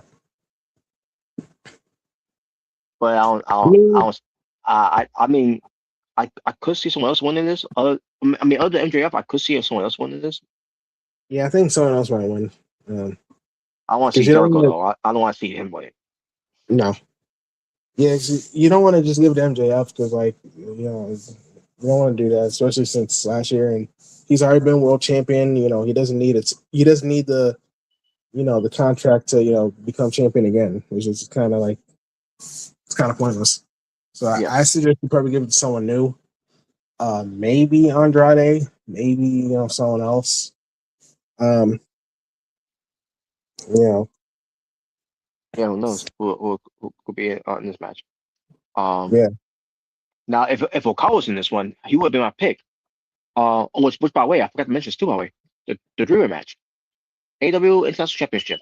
Kyle Fletcher defends against Konosuke Takeshita and Kazuchika Okada. Again, three-way match. Which Okada should never be in this match in the first place. He should be in the men's gauntlet match. He was going to be my pick. He was going to be my pick if he would have been in that match. But instead, he's not in it. They got in this match where he doesn't need to be in it because what else is there for him to do with that international championship belt? He did all he can with that belt. So basically, they're doing this because they want to do more frictions between Fletcher and Okada because Fletcher's going to be leaving the Don Fowler's family later on. I don't know when, which is why they're doing this whole thing. But either way, I want Kyle Fletcher to retain his title. But if he can't, Konosuke should win it because I want to see Okada win the belt again. Because again, what else is there time for to do with that belt? I mean, he's ready to a boring reign for it as enough as it is, because he's Oblada. So there's nothing else for him to do with that belt. Which is why they should have him be leveling up to go to the world title. Which is why he should have been in this men's casino gauntlet match. But instead they decided to not be in this match. So, well, there you go. But yeah, as far as who could win this men's gauntlet match, yeah, MJF's my only choice here. Next to Andrade, MJF's my choice here. But then again, do you really want to go with MJF again? So yeah, I don't know who they could think about possibly that could win this one, unless they want Mark Briscoe returning and win it. I don't know. But we shall see what happens. But there you go. That's your AEW All In London 2026 preview. What comes to this coming Sunday. So we see how that turns out.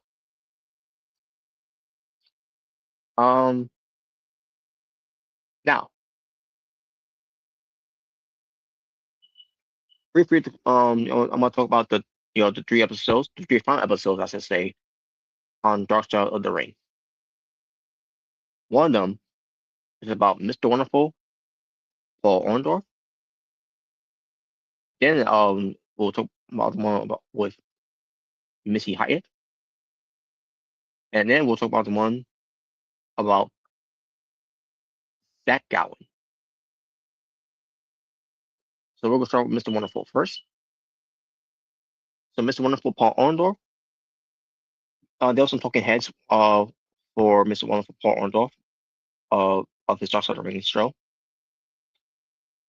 where it was Jim Cornette, it was B. Brian Blair, Blair. I'm gonna say B. Brian Blair, Joe Briscoe, Travis Orndorff, the son of Mr. Wonderful Orndorff, the third son, I think they said, and Arn Anderson. And basically, what comes to Mr. Wonderful Paul Orndorff, he started off as playing football, but before that, he worked as a kitchen, as a kid, at a chicken coop, where he earned a lot of money, and his mother wanted the money from him, and he didn't want to give it to her, and basically the mother took some kind of metal pan, whatever, something like that, and hit him in the back of the head of it, and then took all the money for herself, was very harsh for mother to do that to his own son. But then as he grew up and he started getting into sports, he ends up going to play football. He was drafted to some of the teams, but didn't really play. I don't remember if that's what they say on that, but I can't recall. But either way, and then he started getting into the wrestling. Someone convinced to go into wrestling, and he started seeing the money that he made. Because I don't think he was interested at first, but then he started then he just they somehow got talked into to be in it, and he never regretted for being in it. And this was before he went to WWF. But he started going to a lot of these territories. He became a natural of it, looking into it, and then he finally got to WWF. Hold on a second.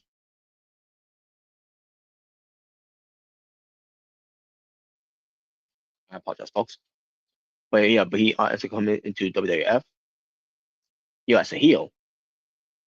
As now, I don't know if it was before or after he was Mr. Wonderful, but either way, he was Mr. Wonderful, Paul Orndorff.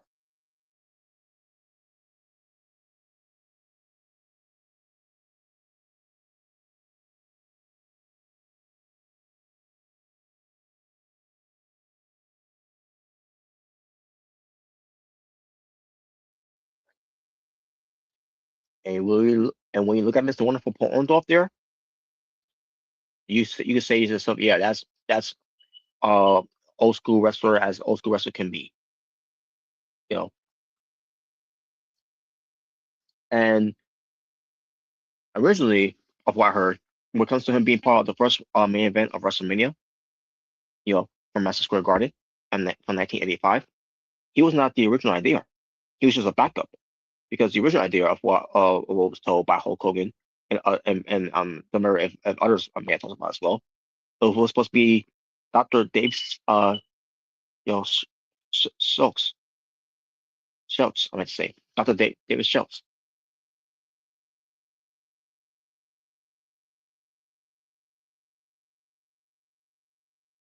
The guy who slapped John Stossel for saying that I think this is fake. Which by the way, funny enough, there was a Dark Side episode on that one with on Dr. David Schultz. When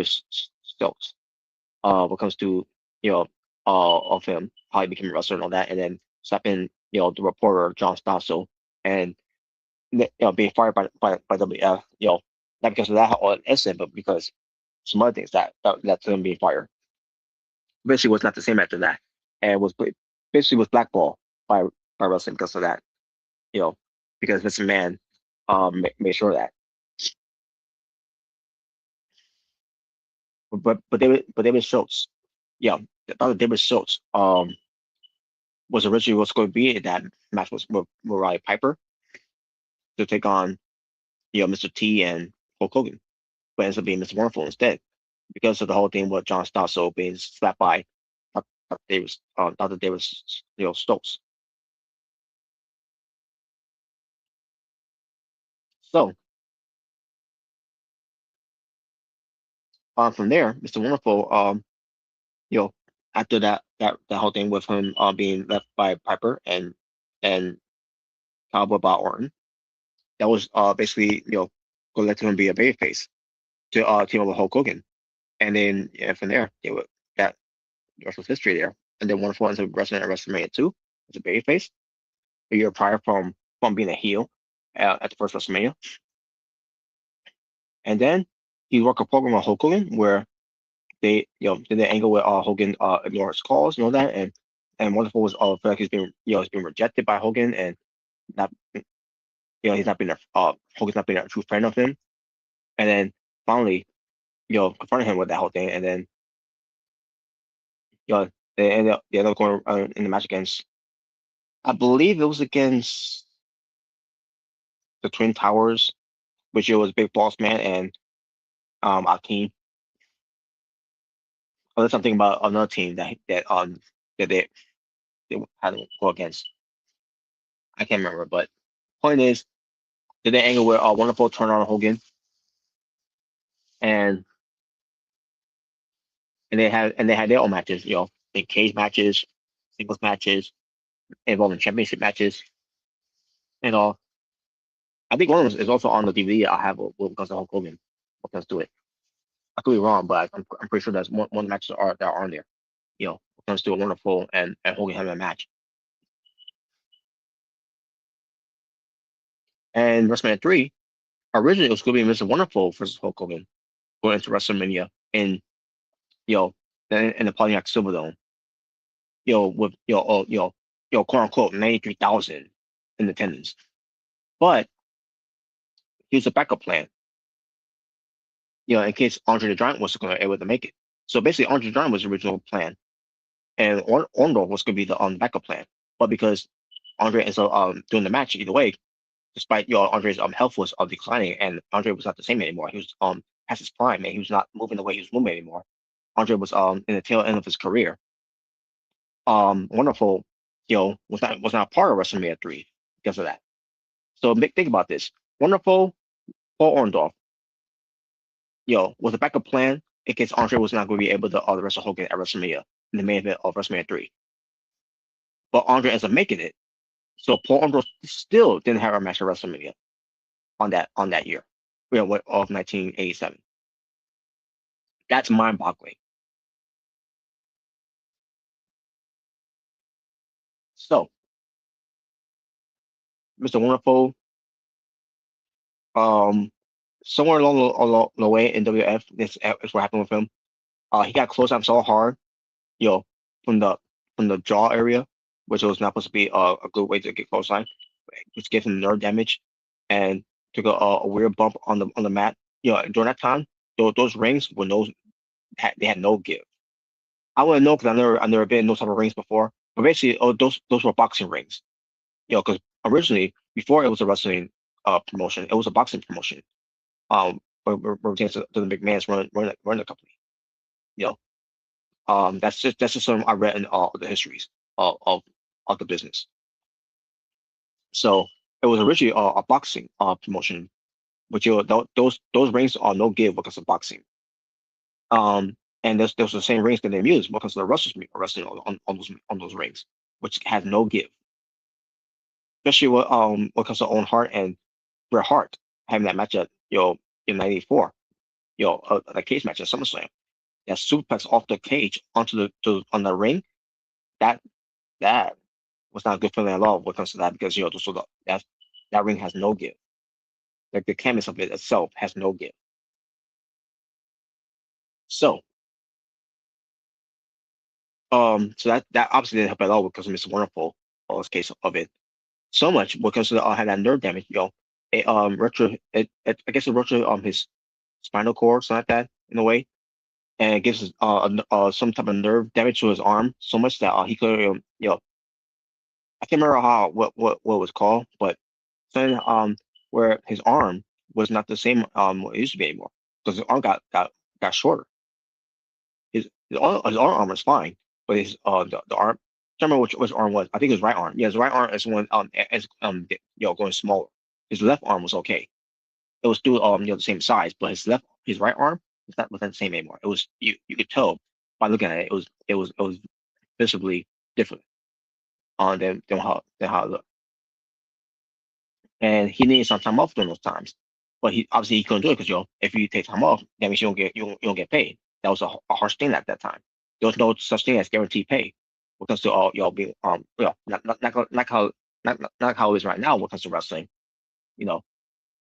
but if you don't work, you don't get paid. It's just that was just how it is. In the rest of business, that's how it was. So he was afraid to lose his spot too. No, that's the point. He couldn't take it anymore. He asked for take breaks, and obviously he decided to leave. And he was done wrestling at that time, and he has only a bowling alley, which he didn't know a thing about it. He got with some guy that he did business with, only to find out that this guy was coming was some kind of a fraud of it. somehow. I can't remember what he's supposed to be called, but basically took all his money that Arnold, that Mr. Wonderful Paul Orndorff made in the wrestling business, you know, and and Mr. Wonderful Paul Orndorff, he had to figure out create some more money, to take care of some finance and all that, and also he was being sued by way because of this whole thing because because it falls under him because because this is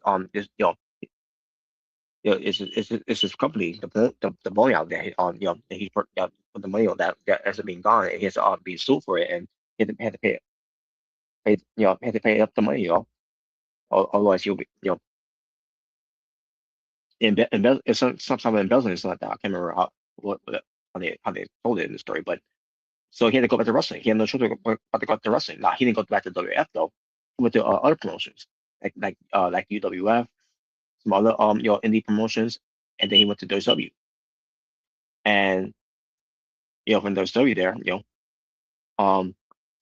he developed this wonderful character where he loves himself so much that he'll have a mirror and kiss himself.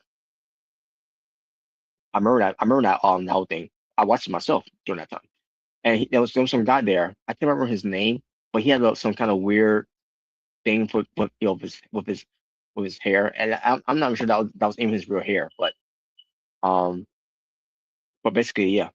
Mr. Wonderful Porno had had a gimmick that becomes to love himself because he's Mr. Wonderful. That's something Mrs. Man would have done with Mr. Wonderful Porno if he would have thought about that, but he didn't think of that at the time. So Mr. Wonderful, what comes to how Mrs. Man was portraying him as in WF was his physique. Not what comes to Mr. Wonderful being so loving of himself when he's kissing himself in the mirror because he's so in love with himself how he looks and everything. So and then we get to where wonderful Paul Orndorff was as being a trainer, an agent, and because obviously he was weighing down. And then they have an idea for him to wrestle one of his students. Which it was during the time when they did the New Blood era for WCW, where Mr. Wonderful Paul Orndorff was teaming up with the Filthy Animals, going up against the Natural Born Drillers. And and basically these are students that he trained. Some of them are still in wrestling, some of them are not in wrestling anymore, and some of them some of them are unfortunately no longer with us. Sean O'Hara is one of them. Who's no longer with us. Mark Jindrak, who's no longer a wrestler, but he's done his own content on YouTube. Chuck Palumbo, I don't know what happened with him, but I guess you will remember me, right? You will remember me. Nope. Oh man. Who else was in it? Oh yeah, Sean Stasiak. Obviously, he doesn't wrestle no more. Actually, I think he wrestles somewhere in the Indies. Maybe I think he still does because he's looking for a comeback. That the WWE never gave him a chance to give him a comeback. I don't know if he's still wrestling wherever, but Sean Stasiak was part of that. At the time, he was called the Perfect One. He was basically your Revolt Mr. Perfect's gimmick at that time in WCW.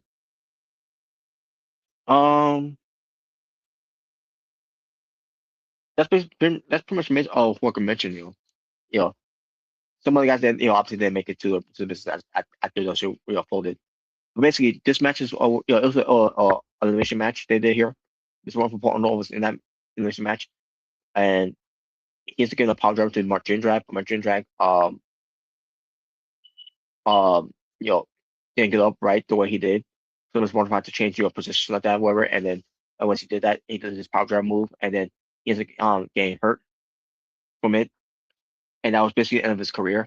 Now, basically, he didn't want to do it in the first place, of what I heard. Mr. Wonderful didn't want to be involved in that match anyways, but he was convinced to be in the match anyway. And guess who was one of them that convinced him to?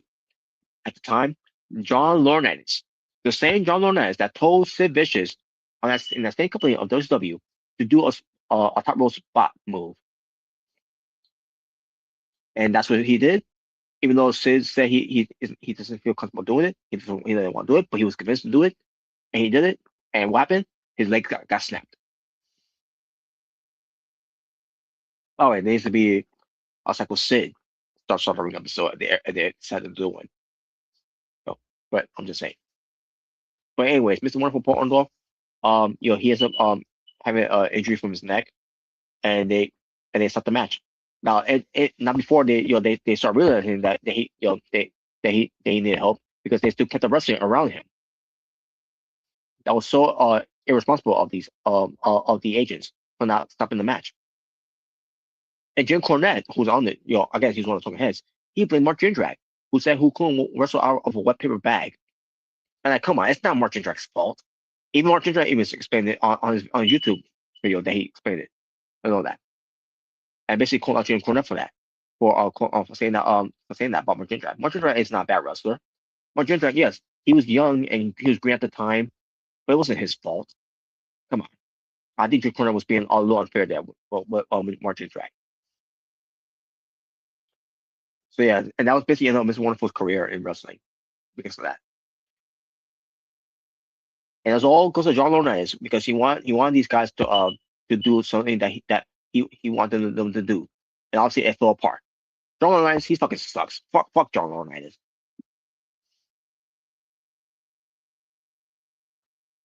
So anyways, then we get to Mr. Wonderful return to WF, or WWE, I should say, to be in the WWE Hall of Fame class of 2025. I'm sorry, the WWE Hall of Fame class of 2005.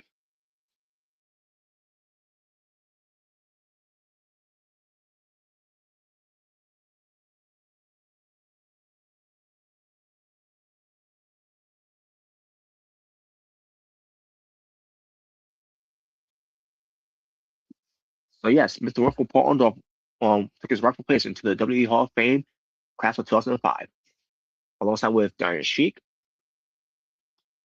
Cowboy Bob Orton, Roddy Piper,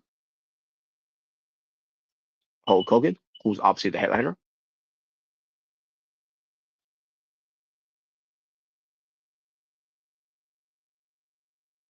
I can't remember who else was being in it as well. 'Cause it wasn't much that was in it. What goes to the WWE Hall of Fame of 2005. Now it's starting to see it. I got double check it.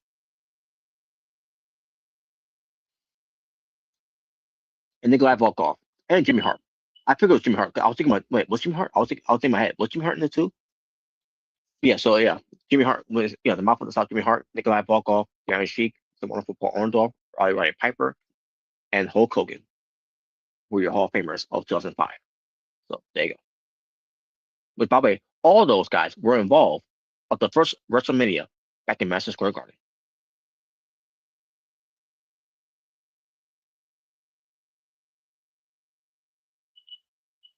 So there you go. So later on, this Wonderful Paul Orndorff developed dementia and Alzheimer's, I think was what it was.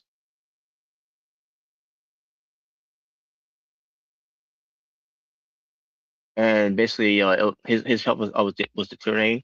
It was not doing good, not doing well. To a point where he was went to the hospital. Now I'm not giving you the full story of it because of Dr. Rain. There's some things I'm leaving out in this is because I wanted to just hurry things up and just call it a night.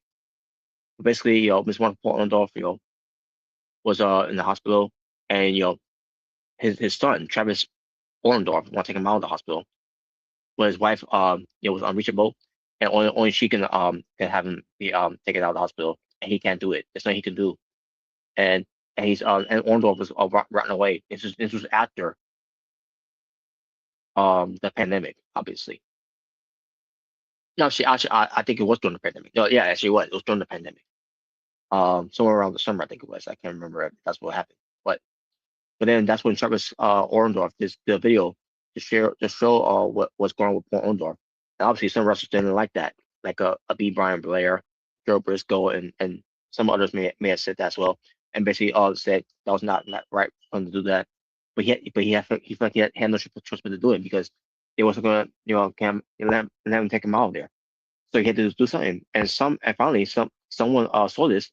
I can't remember what organization it was because of seeing that to have the hospital to get him out. and they're taking him to his son's home, for his son to take care of him until it's time for him to go. But yeah, but Travis Orndorff felt like he had to do it, so just so everyone could see what's going on there, and sure enough, it worked.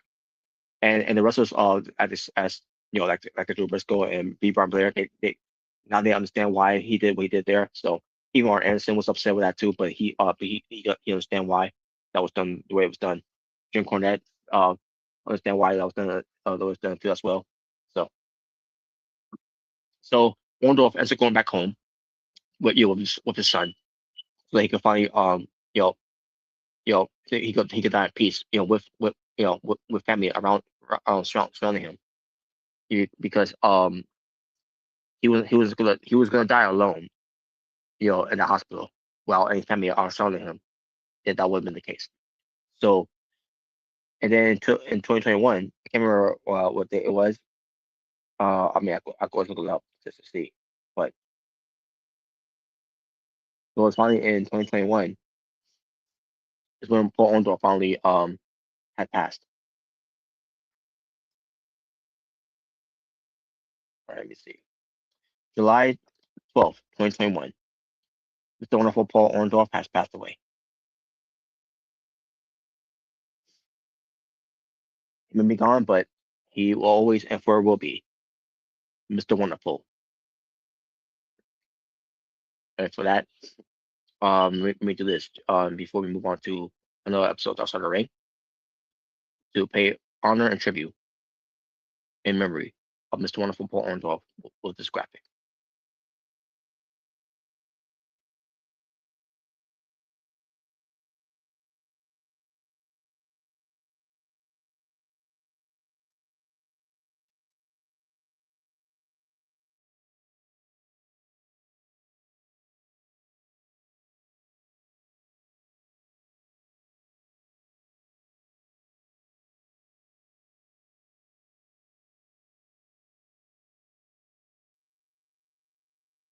And now we continue with outside the ring with Missy Hyatt, the Walking Riot.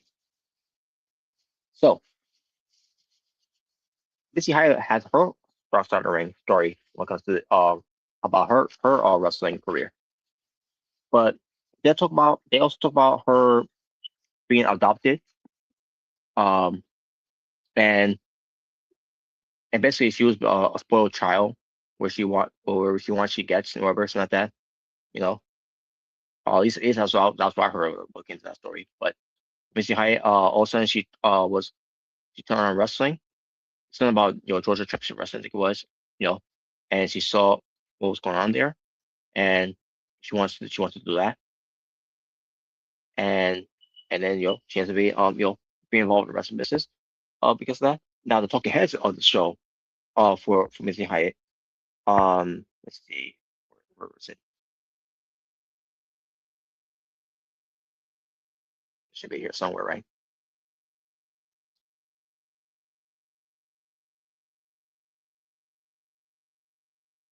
Uh,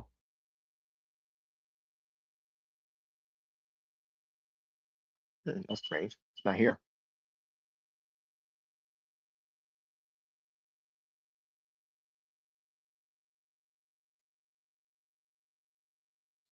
Those who are the talking heads were on here. Plus Missy Hyatt that I had on here. Oh no, unless I skimmed through it, whatever. I don't know. Wait, is this it? No, that's not it.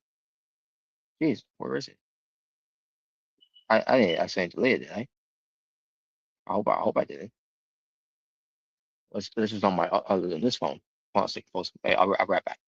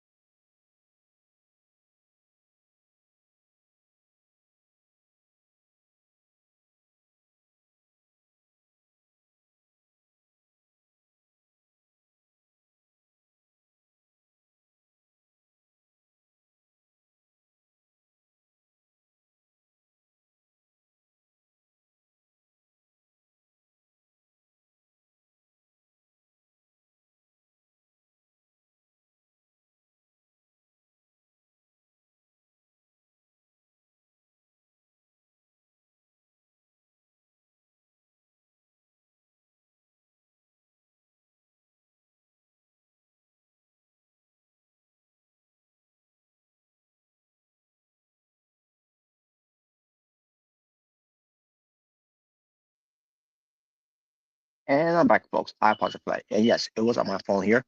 And when I went to get it, and apparently, StreamYard kicked me out. So I had to come back in. Um,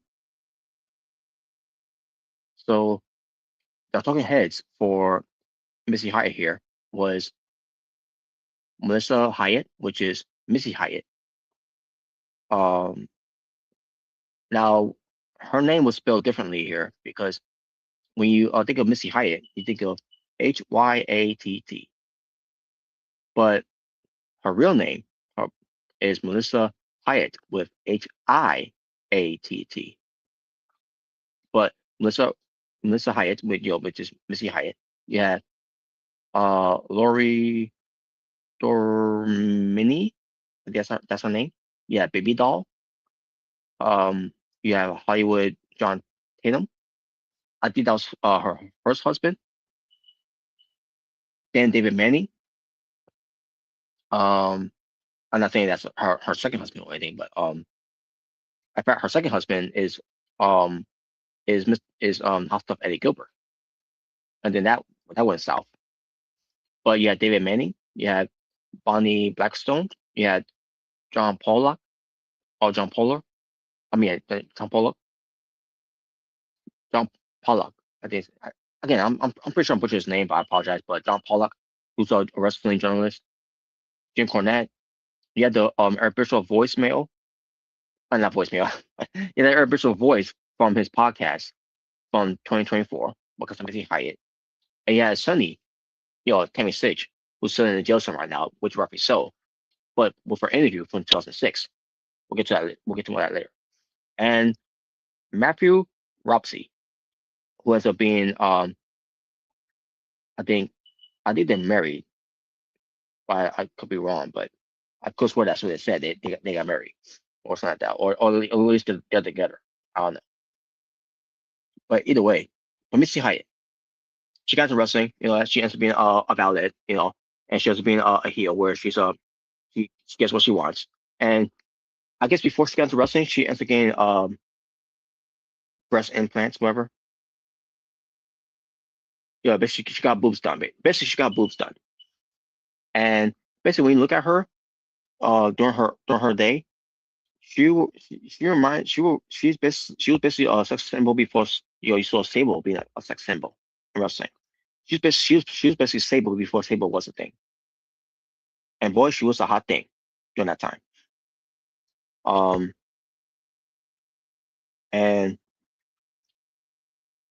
And she was yeah, and she proclaimed herself as the first lady of professional wrestling. And that's not really true. She was basically a month off when it comes to that, because Miss Elizabeth actually was the first lady of professional wrestling.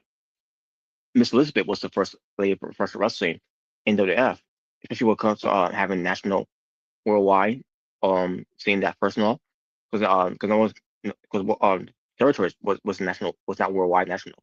It was most likely local. But she could claim herself as one of the first ladies of professional wrestling. But Miss Elizabeth will always be known as the first lady of professional wrestling.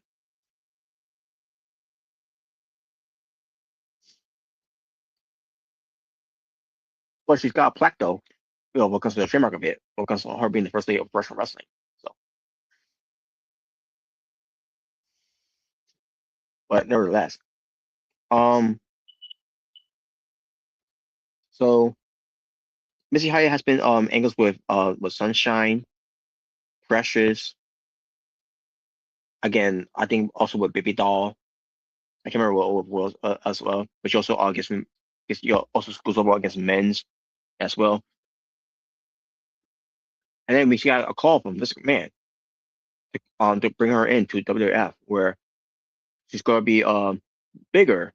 It's according to Missy Hyatt here, what that Vince McMahon told her this, that she's gonna be bigger than Hulk Hogan. Obviously, Vince McMahon saying that just to get her in her pants, which he did with the referee, Rita Tarleton. So basically, this man tried to get her way with Missy Hyatt. Missy Hyatt did not appreciate that, so she And this was during the time when she was with House of Eddie Gilbert.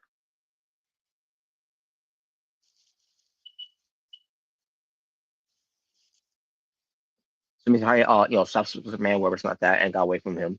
And this man decided to bury her, when it comes to, you know, not really doing anything much with her, but to be a talk show host. Basically, to take the spot of Roddy Piper because Roddy Piper was gone at that time. I think he was gone until he ends up coming back. Well, her run didn't last long, in WF, obviously. And then she ends up going to some type of depression where, I guess she was, swallowing some pills that she shouldn't be taking, whatever it's like that. And she credits Bruce the Barber Beefcake for being there to save her life. And then she ends up going to WCW, where she ends up being back to being a valet, but she also does some announcing. And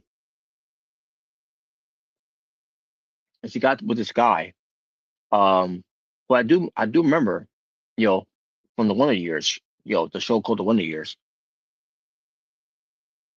who was the big brother bully guy. What was his name?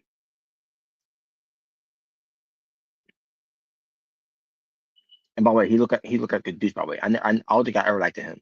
To be honest with you, but his name was Jason Hervey. Yeah, that's him. Jason Hervey is his name.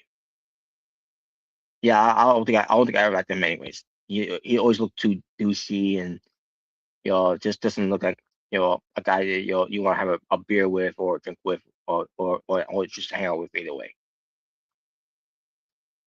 And he always look like he's always so full of himself too.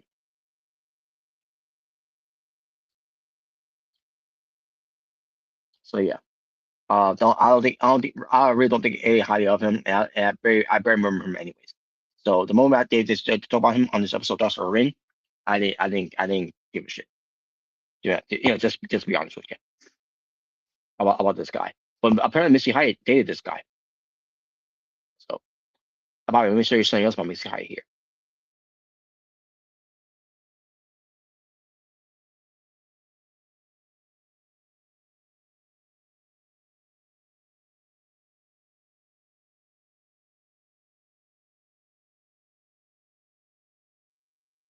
That was Missy Hyatt there, and I'm assuming that behind her is Bruce the Barber Beefcake. Now obviously he wasn't called Bruce the Barber Beefcake at that time.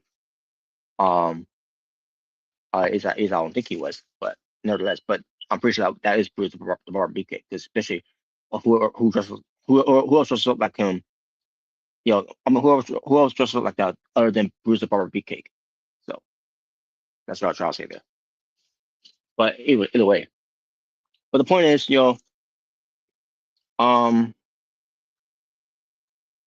Jason Hervey was there. He was friends with Bischoff, and Bischoff was always friends with guys from Hollywood because Bischoff is a TV personnel type of person and loves Hollywood stuff and all that and blah blah blah. Not about wrestling because he's a fucking idiot. Conan Barhart, which he's not wrong with that because Bischoff is an idiot. Maybe the stupidest thing is idiot that ever got into wrestling. But nevertheless, so he was involved with all this because he was a big wrestling fan. So, but I still don't like him though. But either way, I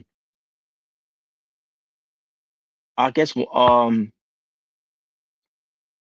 he was on some type of vacation with some groupie women, whatever. That's not that. Missy Hyatt found out about it and didn't like that, and basically didn't like that she was lied to about that because he said one thing and then she found out another thing that he did, and she has to break up with him, and from there Eric Bischoff who so up Jason Hervey's ass. Jason Hervey obviously basically Missy Hyatt believes that he has something to do with Missy Hyatt being buried on this W by having her being paired with the Nazi boys, which she didn't like doing. because the next voice, every time she tried to cut a promo, it always be so loud, and then next voice didn't like working with her either way. So then, did this whole thing with Nasty Boys and Missy Hyatt going up against Sting. I can't remember who Sting was teamed up with at the time. But basically it was a Starcade show, I think it was, where Missy Hyatt's boobs popped out. And she popped it back in, but the camera caught it, and then they photo framed it on and put it on the back, at the locker room wherever that one time. And then she took it down and all that, and then she thought twice of it, and she said, "I'll get it." And basically told everybody, she gotta do something about this. She's gonna sue something like that when it comes to suing the photographer for that. And then there was other conflicting stories about Missy Hyatt going over every person's head when it comes to the whole incident that happened. But then but that was also the same time where when they brought in someone like a sensational Shirley in, and some other women that Missy Hyatt did not want in it should be owned by her. And basically Bischoff had enough of her and decided to fire her and all. And Bischoff, it'll be one thing that if he was being interviewed, like he was being interviewed for the stuff for TNA, for the Dark Side of the Ring episode. But the fact that he wasn't even involved with this interview, to explain his actions, why he did what he did. I mean, he would have sugarcoated either way, or however you take his face value of it, or however you want take it from it, what comes to it. But either way, he still would at least would have been justified to talk about it on here. But instead, we decided to just hear a voice from his podcast back in 2024 talking about this whole thing about she wasn't really gravitating and all that, and basically making an excuse of why he had to fire her and all that. Instead of telling us the actual truth about why he actually fired her, So either way, he didn't cooperate well in this one at all. Into it, but either way, but Missy Hyatt was always back, to meet the press again, represent that. I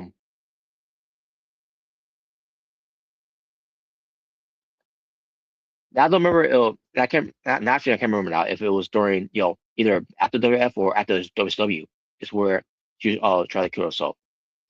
When it comes to the drugs, pills that she was taking, or something like that, right?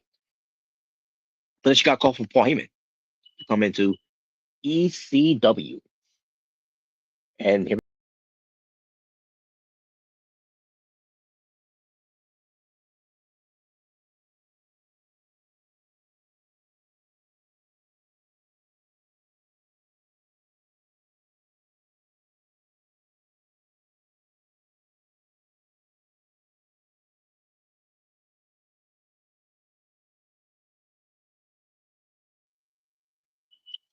All stolen, guys, just for you to to keep on seeing that. So that was Missy Hyatt during on the 90s in ECW.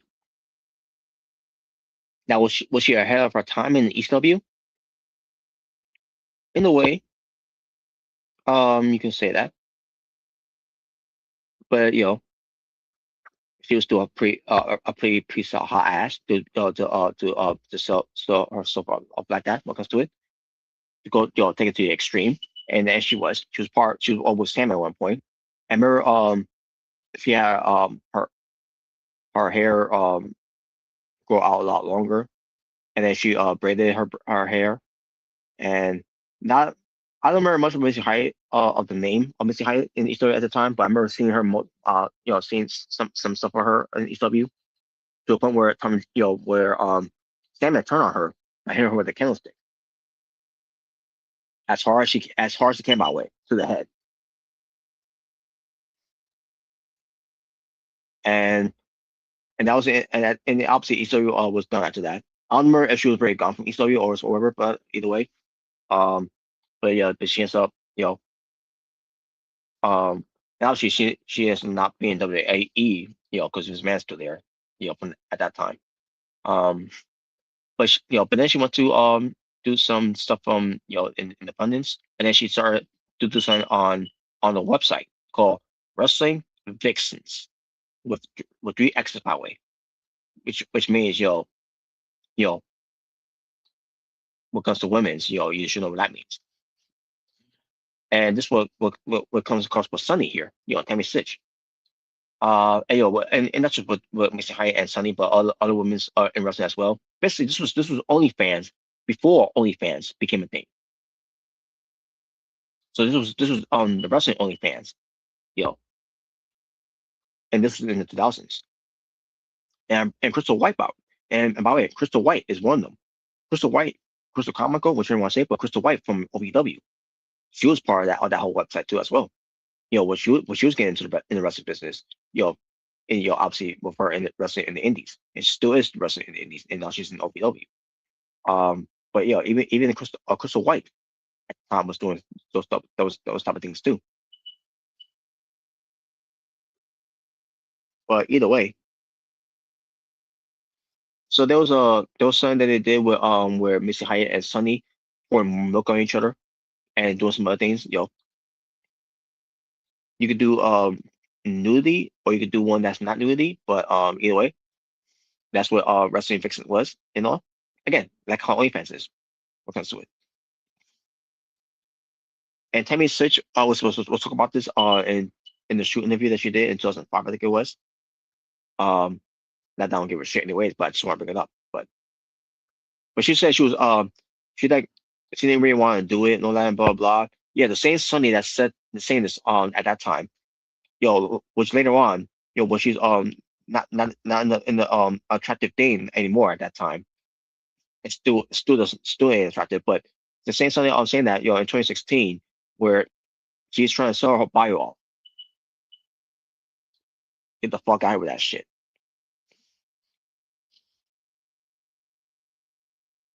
So Missy Hyatt was done with that whole thing. And I think she was done wrestling after that. And then she well, first of all, let me show you how Missy Hyatt looks like. In the current modern day right now.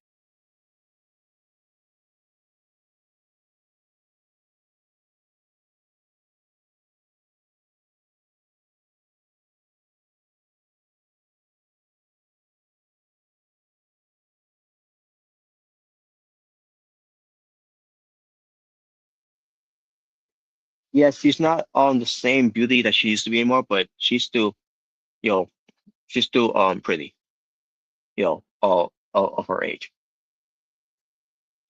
So Missy Hyatt, she wanted to kill herself with a gun, and basically she called a friend for advice, because she's really suicidal, and basically the friend told her, say, once you do in the bathroom, it'll be less messier, basically in the tub. I'm like, wow, what a friend you trying to be, right? But I started thinking actually at the first said this to Missy Hyatt. And it kind of reminds me of the episode from The Walking Dead where this little girl Beth wanted to kill herself because her mom died because of the walkers. And one of the first season's cast members, who's a female, told her, if you're gonna kill yourself, then just kill yourself. And she slits her wrist. And then she realized what she did to herself there, like, oh my God, I need help. I shouldn't have did that, Basically she regret doing that to herself, you know. And basically that was the whole point, she was what that whole show that the story was because of The Walking Dead, does she really want to kill herself? But basically now she ends up living, but then she ends up being dead later on until in season 5, getting killed by this police officer. Which is why I stopped watching The Walking Dead from there because you kill off one of my favorite characters on that show, and like and I still continue watching some episodes of it, and like, well, but at the same time, like, you just killed one of my favorite you know characters on the show who's a badass, and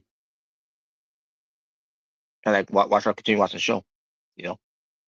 But that's basically I'm bringing that up as an example because Missy Hyatt, want to know if the friends go have and good advice to save her life and all that, right? And that basically was a wake up call where like, you know what, I'm not going to do it. If my friends, if that's how my friends go act, act, because my life being not worth nothing, then I'm not going to do it. So I'm glad the friend didn't. I'm glad that the friend said that in a way, to Missy Hyatt in a way, and she overcame it, and she picked herself up, and you know, and from there she never looked back at it, and she's got a new man in her life, which is very well, and there you go. So, and that was Missy Hyatt's Dark Side of the Ring. She's doing well now, and I'm glad she's doing very well. Now, as far as what she does, when it comes to wrestling and events like when it comes to all signings and meet and greets, whatever. Um, Either way, she was one of the original pioneers of women's wrestling. When it comes to sex symbols, and she definitely brought that a lot in it. And that was Missy Hyatt Star Southern Ring.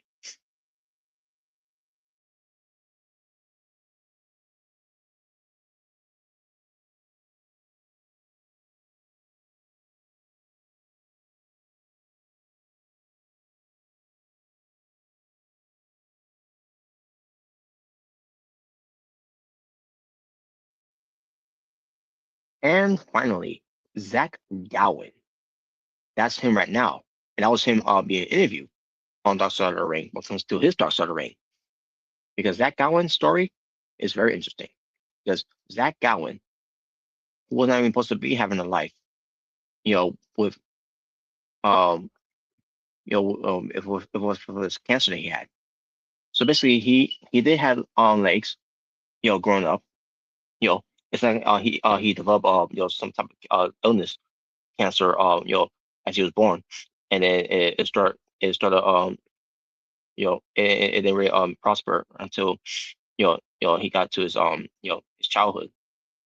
But it happened during his childhood. Well, basically what I'm going to talk about. So Zach Gowen, he was playing some sport. I can't remember what. I think it was football. You know, you know, I can't remember how old he was. He was a child playing football. So one of those minor kids football stuff that they did. I'm assuming it was football, and then he developed an injury. You know, from his leg. Um, and it wasn't healing properly afterwards. When it comes to after being treated in the hospital, and they couldn't figure out why. Finally, they found a tumor into that leg where he developed bone cancer, and in the hospital that he was in, where he's being treated for it, a lot of his friends from the hospital, which they were kids, they were already passing away. So the doctor, you know, told the mother, which by the way, the talking heads by the way, on this episode, besides Zach Gowen, is um Helena, which is Zach Gowen's mom, Kelly, which is Zach Gowen's wife, Rhino, Jimmy Jacobs, Charlie Haas, and Bill Hemmerins.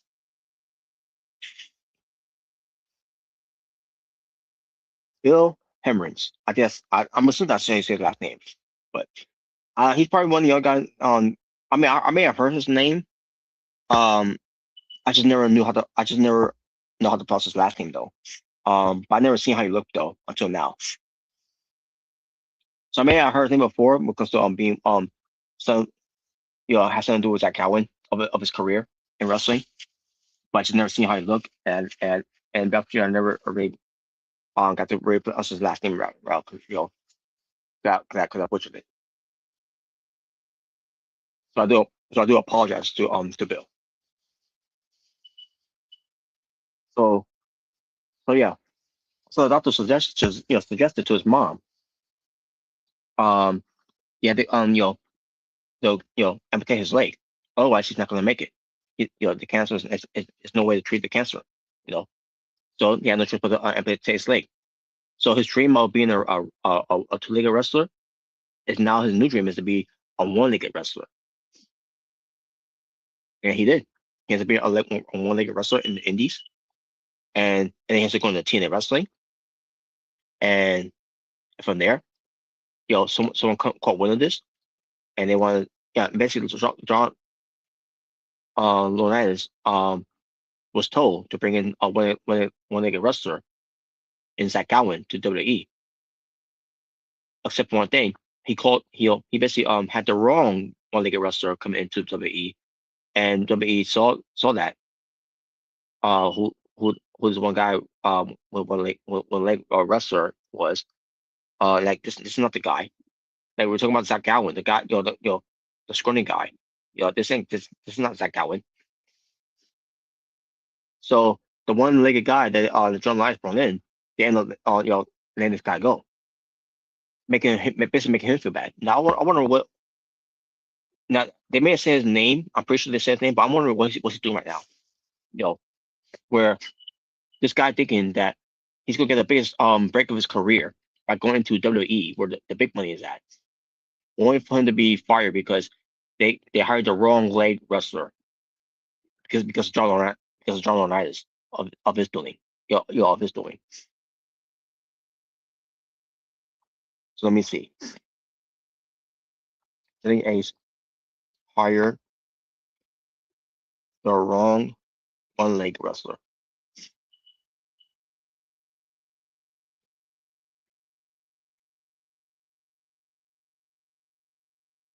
All right, let me see. Who was that one-legged wrestler? Okay, so the one-legged wrestler was Steve Chamberlain, who was 37 years old, who wore a prosthetic leg to wrestle matches. Zack Gowen doesn't wrestle with a prosthetic leg. He wrestled with one leg. So that's basically, so I wonder. Yeah, let me see what this guy's doing right now. Steve Chamberlain.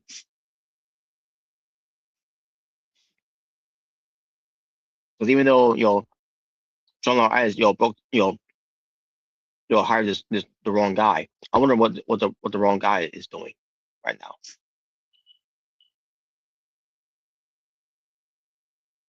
So let me see what's he doing right now. All right, so he's still around. That's cool. And also even though he's got one leg, he still rides motorcycles. So that's cool. Yeah, it's a good thing that he's still around because again, I was wondering what was his state of mind's going to be after he was chosen. Yeah, he was hired by John Laurinaitis by accident, only for him to be to not be hired by WWE because he was the wrong guy. They were talking about I'll bring him in. So but Zack Gowen ends up being the one brought in. So here's a picture of Zack Gowen being brought in. During that time in 2000.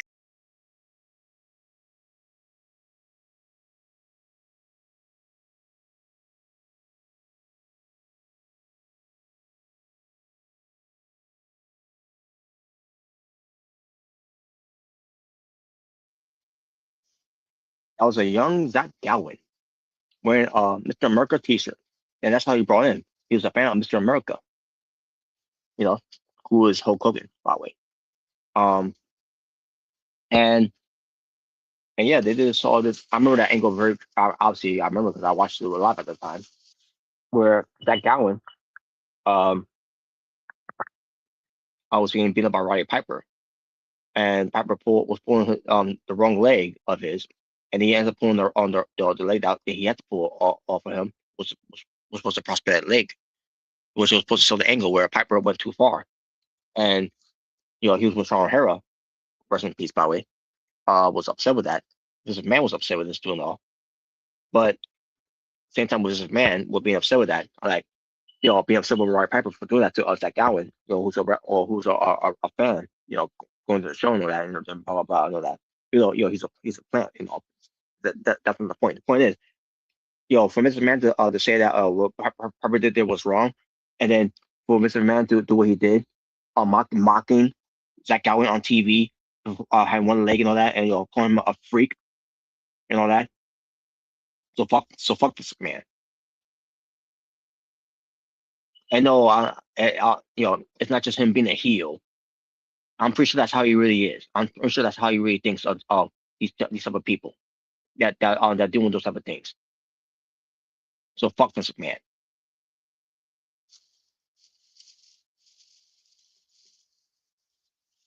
So anyways, so Zack Gowen, was in a storyline where he wants a WWE contract, and obviously, it wasn't going to work out the way that was supposed to happen because from left to right, right Pepper was gone from the company because he spoke out in this interview he did that got him fired, and Vince McMahon was not happy with that, which what Pepper said in there was not wrong. He wasn't wrong with what he said there because it's a man, the same as this man who talked about who was told by these reporters when it comes to all these wrestlers dying on his watch and that. And what does Vince McMahon does? He mocks that that report by saying and by doing this, ooh, ooh, and they start trying to knock off his paper off his hand on that. So Piper ain't wrong with that when saying that. When he said, these wrestlers, these friends of mine are dying, they're dropping dead, and no one cares about it. This man is a good example of that. Who doesn't give a shit?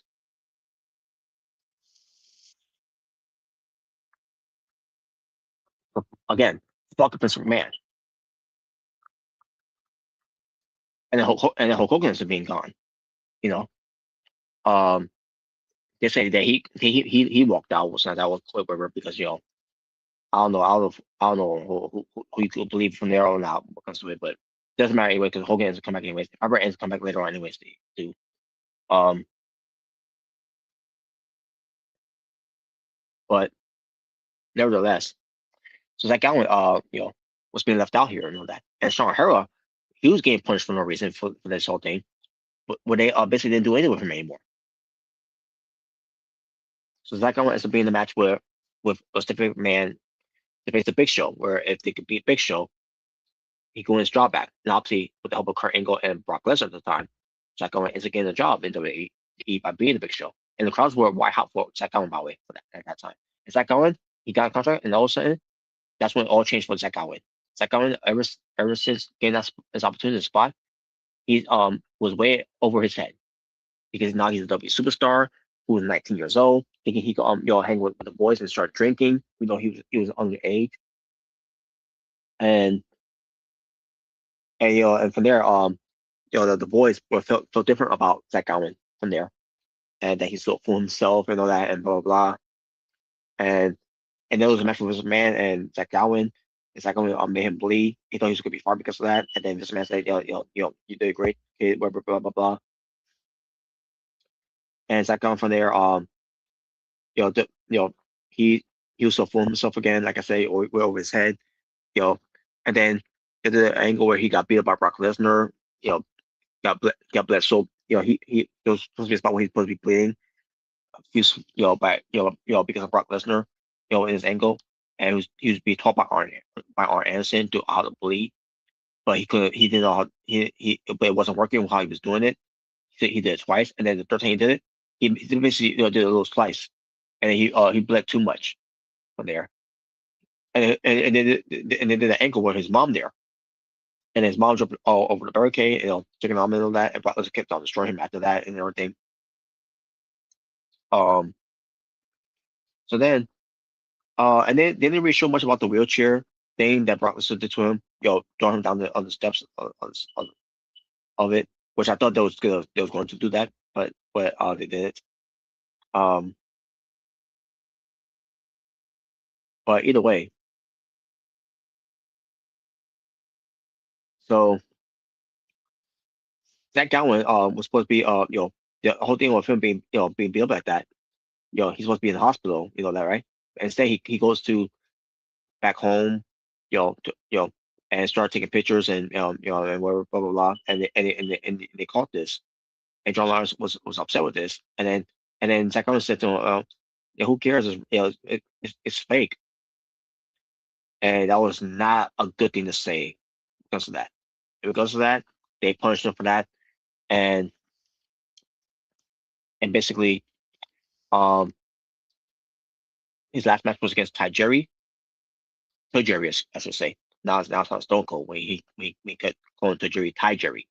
But Tajiri was his last match against I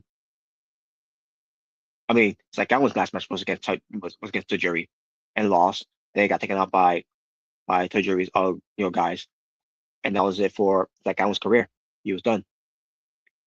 He was let go. In WWE, and then he goes back to TNA. He did some indies as well. And I've already seen up a show at Zack Gowen.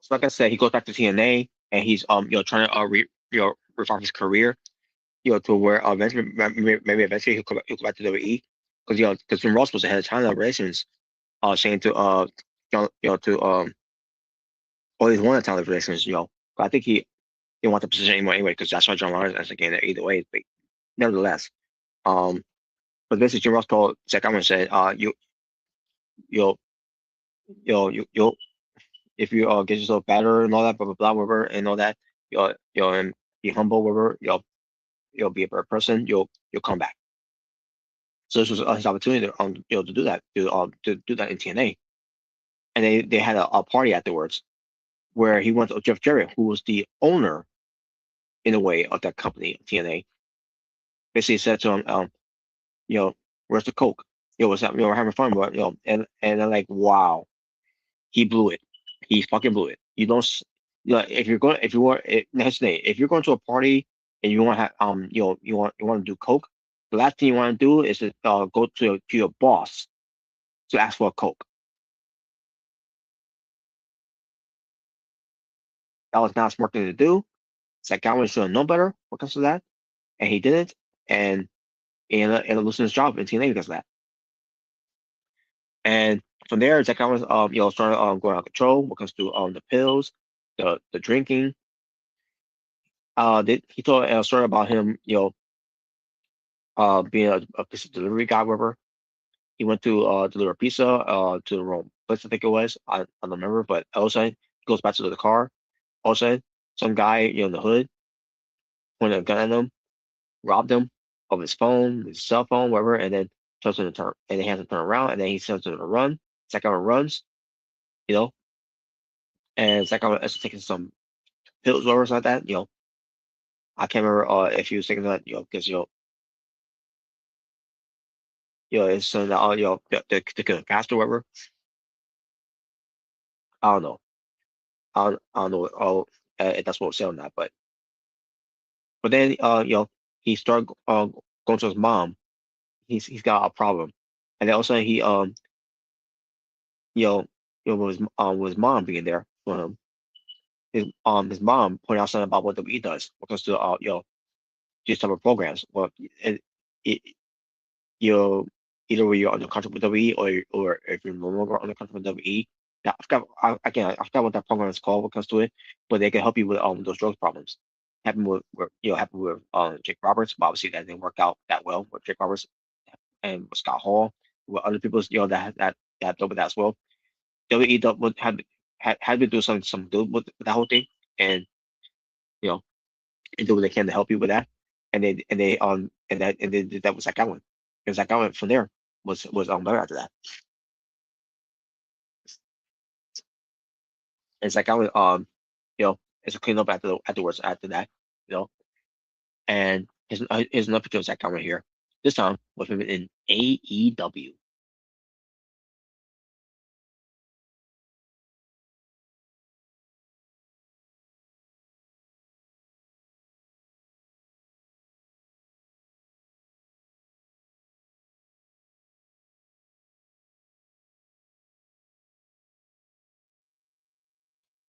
So yes, and yes, I remember watching that match too with Zack Gowen in AEW against Ricochet.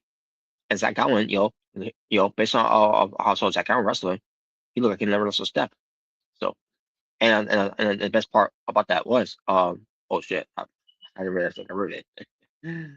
Um, but the best part was that Zack Gowen was wrestling in front of his kids and his wife, which was great. They were there to see it and all that, and it was great to see that. One moment, folks.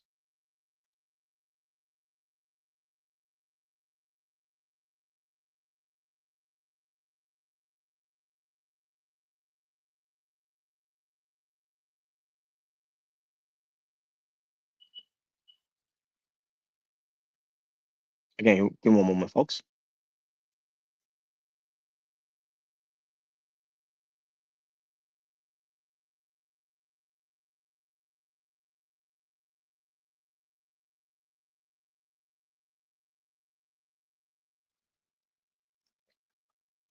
Just bear with me. I'm almost done doing something here.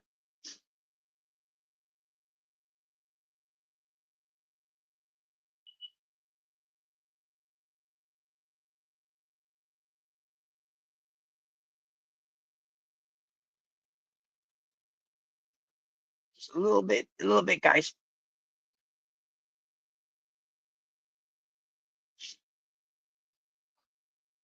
Okay.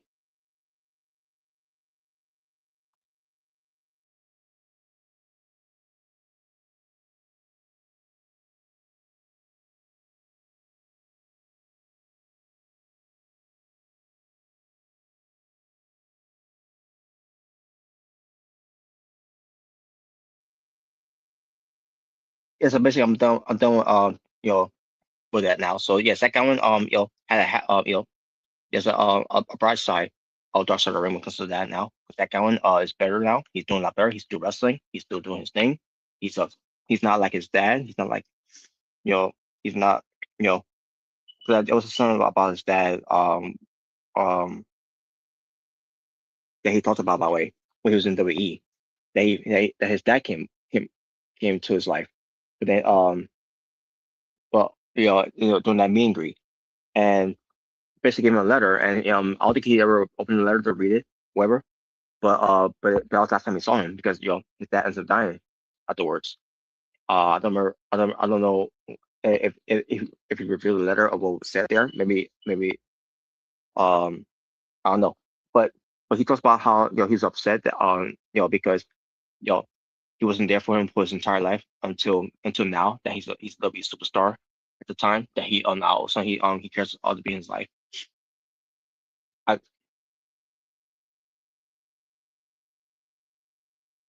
I don't know I don't know if that was the case of it or not, that's why he did it. Um or maybe again I don't know how what was going on with the dad at the time. Zach Cohen's dad, if he was dying from an illness, whatever. That's why he came up to him and gave him that letter or something like that. I want to know because Zach Cohen, I don't think he's never mentioned it. When it comes to it, I don't know. Unless someone can have some light into it of it. Maybe Zach Cohen had talked about it in some other interviews of it that he didn't want to talk about on Dust of the Ring. I don't know, but either way, um, that's basically where it's left off there. Um, you know, when it comes to it. Now, obviously, just talk, just talk about it in the middle of this episode. But either way, Zack Gowen is doing great, man. Now that he is. And when it comes to Zack Gowen, you know, I don't care what anyone says about what Zack Gowen, because he's wrestling on one leg, all that, you know, I don't care what people say about it, especially Jim Cornette. I know Jim Cornette's not a fan of Zack Gowen when it comes to him wrestling, and wrestling with one leg and all that. Doesn't matter, you know. When it comes to Zack Gowen, Zack Gowen to me has reached pro wrestling legendary status. Because you can never you can't say one person like Zack Gowen couldn't make it into the big time in WWE. You know, with one with one leg. No one can say that other than Zack Gowen. No one, especially when it comes to TNA wrestling, that was up and rising. And then when it comes to wrestling, still to this day, especially wrestling in AEW, Zack Gowen will always to me be a legend in pro wrestling business. Even whenever his time is come and gone, he is a legend in the business. No matter how people will look at it, you know, because he has one leg. So and that was Dark Side of the Ring. Oh shit, almost on my phone there. And that was Dark Side of the Ring. What comes to Zack Gowen, and that was it for the season finale for season 7 of Dark Side of the Ring as well. Now, will there be a season 8 for Dark Side of the Ring? I hope so, because again, there's still more Dark Side of the Ring shows, episodes to do on wrestlers that needs the acknowledgement and the recognition and to be to be featured, and also that are underrated and all. There's a lot that Dark Side of the Ring shows episodes they could do, because I'm pretty sure people are gonna be thinking, oh, they're running out of ideas. No, they're not. They're not. There's some that they can't do because some of them not allowed to do it, and I took myself. Yeah, should let me see what's gonna do here. I can get rid of this now. Let me make rid of this now. All right. Yeah, I put myself on camera for a little bit. I originally mean to do that, but well, whatever. But that's how you couldn't see me because you can't see me. I'm playing peekaboo. Yeah. Anyways, but yeah, folks. I don't know what else they could do. But I know some things they could do. I got some suggestions, but we'll do that another time. When it comes to it, because right now I want to call it a night. So, but there are other ideas they could do. I mentioned some. I mentioned Sid Justice. Psycho Sid. I mentioned that. There's also Mike Awesome. Which that's one of the things that they wanted to do, but they can't with the wife. The widow, I should say. I can't remember, or ex-wife. Yeah, the ex-wife, I should say. I don't know why it has anything to do with her, unless they want to interview her or something like that, just on the show. Which it probably wouldn't pay her the part like two and all comes to it, but I digress. But they could talk about some other people from the indies that we don't know of, of it, that deserves a recognition. I don't know. Again, you got Psycho Sid, you got Mike Awesome. I'm pretty sure you got some Japanese wrestlers that you know that that go like Ricky Dozan, he deserves a ring episode as well. You also have uh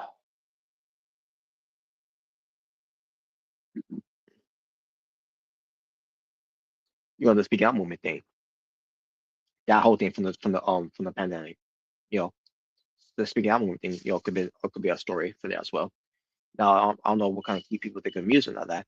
Now because to the to the ones that did these things, they should not be involved at all. But they but but they can be mentioned on what they did, and they have those women's, that was that spoke out about it, talk about them what comes to it, because obviously not gonna get any fair fair shake from those people that did those things, because of David Starr and you know you know Jack, what's his name, Jack Gallagher, whoever, Jimmy Jacobs. No, that's not Jimmy Jacobs. I meant Jimmy Havoc. Excuse me, not Jimmy Jacobs. I meant Jimmy Havoc. Oh, by the way, what did I mention Jimmy Jacobs from the Talking Heads there? Yes, I did. Jimmy Jacobs was Talking Heads of Zack Gowen for Dark Ring. Hell, even Jimmy Jacobs could have Dark Ring too. How his big career came to an end because of a stupid picture they took with the Elite. I don't know, but there's a lot of Dark Side of the Ring shows, episodes that they could do for season 8. They can do. Action Mazzaro could be one of them if they want to. But I'm pretty sure they gotta get permission from the sister, to do so. Will she want to do that? I don't know.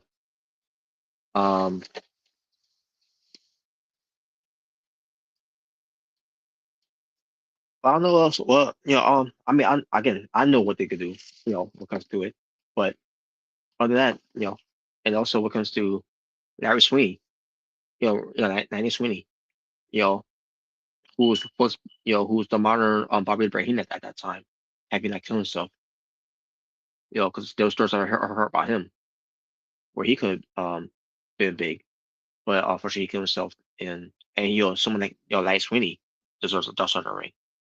Daphne, oh yeah, right, I forgot Daphne. Right, they did one with Daphne. Um, I mean, they want. I mean, Stevie Richards is interested of to his stars on the ring. I'll be cool too as well if he wants to do one. If he's interested in doing one.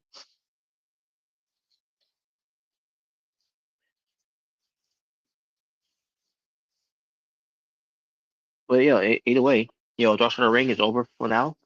Until they come back with a renewal, which they should, and hopefully they will. And that'll be it, folks, for BTA.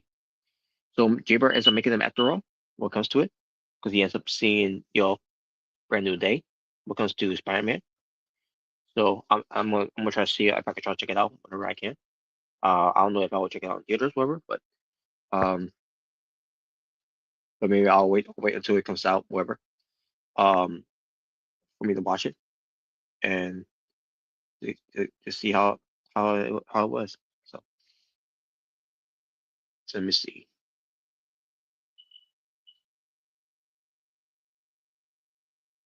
All right. So yeah, I can't wait to see how when it gets released on Disney Plus. Hopefully later on this year. So, but nevertheless, folks, that'll be it for BTA episode 314. I'm pretty sure we did much of everything that we could here, and there you go. So that being said, folks, thank you all for watching. Shout out to the Drew Jaber for being part of this stream virtually. Shout out to Tokyo, who's a rock star, and Jacob Gamer 85, who basically shout out to both my moderators in Rockstar Tokyo and Jacob Gamer 85 for being moderators for my channel, even though they were not on the stream or the live chat, but still giving a shout out either way. And shout out to those that watched as well. And what being said, folks, thank you all for watching.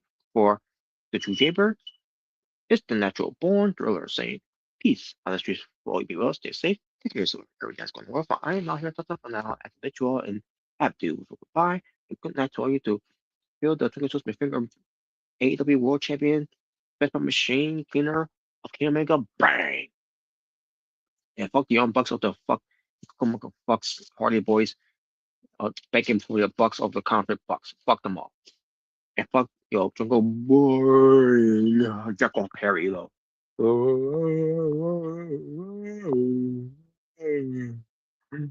Fuck him. Him and a Page though, I will definitely hang out with him. He's someone to hang with because when it comes to drinking, I would definitely do that. And there you go, folks. But that being said, the next time we do an episode of BTA, it'll probably be sometime next week. I don't know when. Now, if we can do another watch along for AEW Dynamite to see the fall of All In, just to see how that turns out, we'll do that. Just to see, we'll see how it plays out when it comes to All In this coming Sunday. Let's do it. But yeah, we'll see. During those weeks, we'll see what will happen during those weeks of it. But until then, folks, take care of yourselves and each other. God bless, peace, and take care. For this was the Natural Born Killer saying once again, as we exit on out here, when it comes to Being the Asylum, this was BTA, episode 314. But next time we do episode BTA will be episode 315, when that may be. But until then, take care, folks.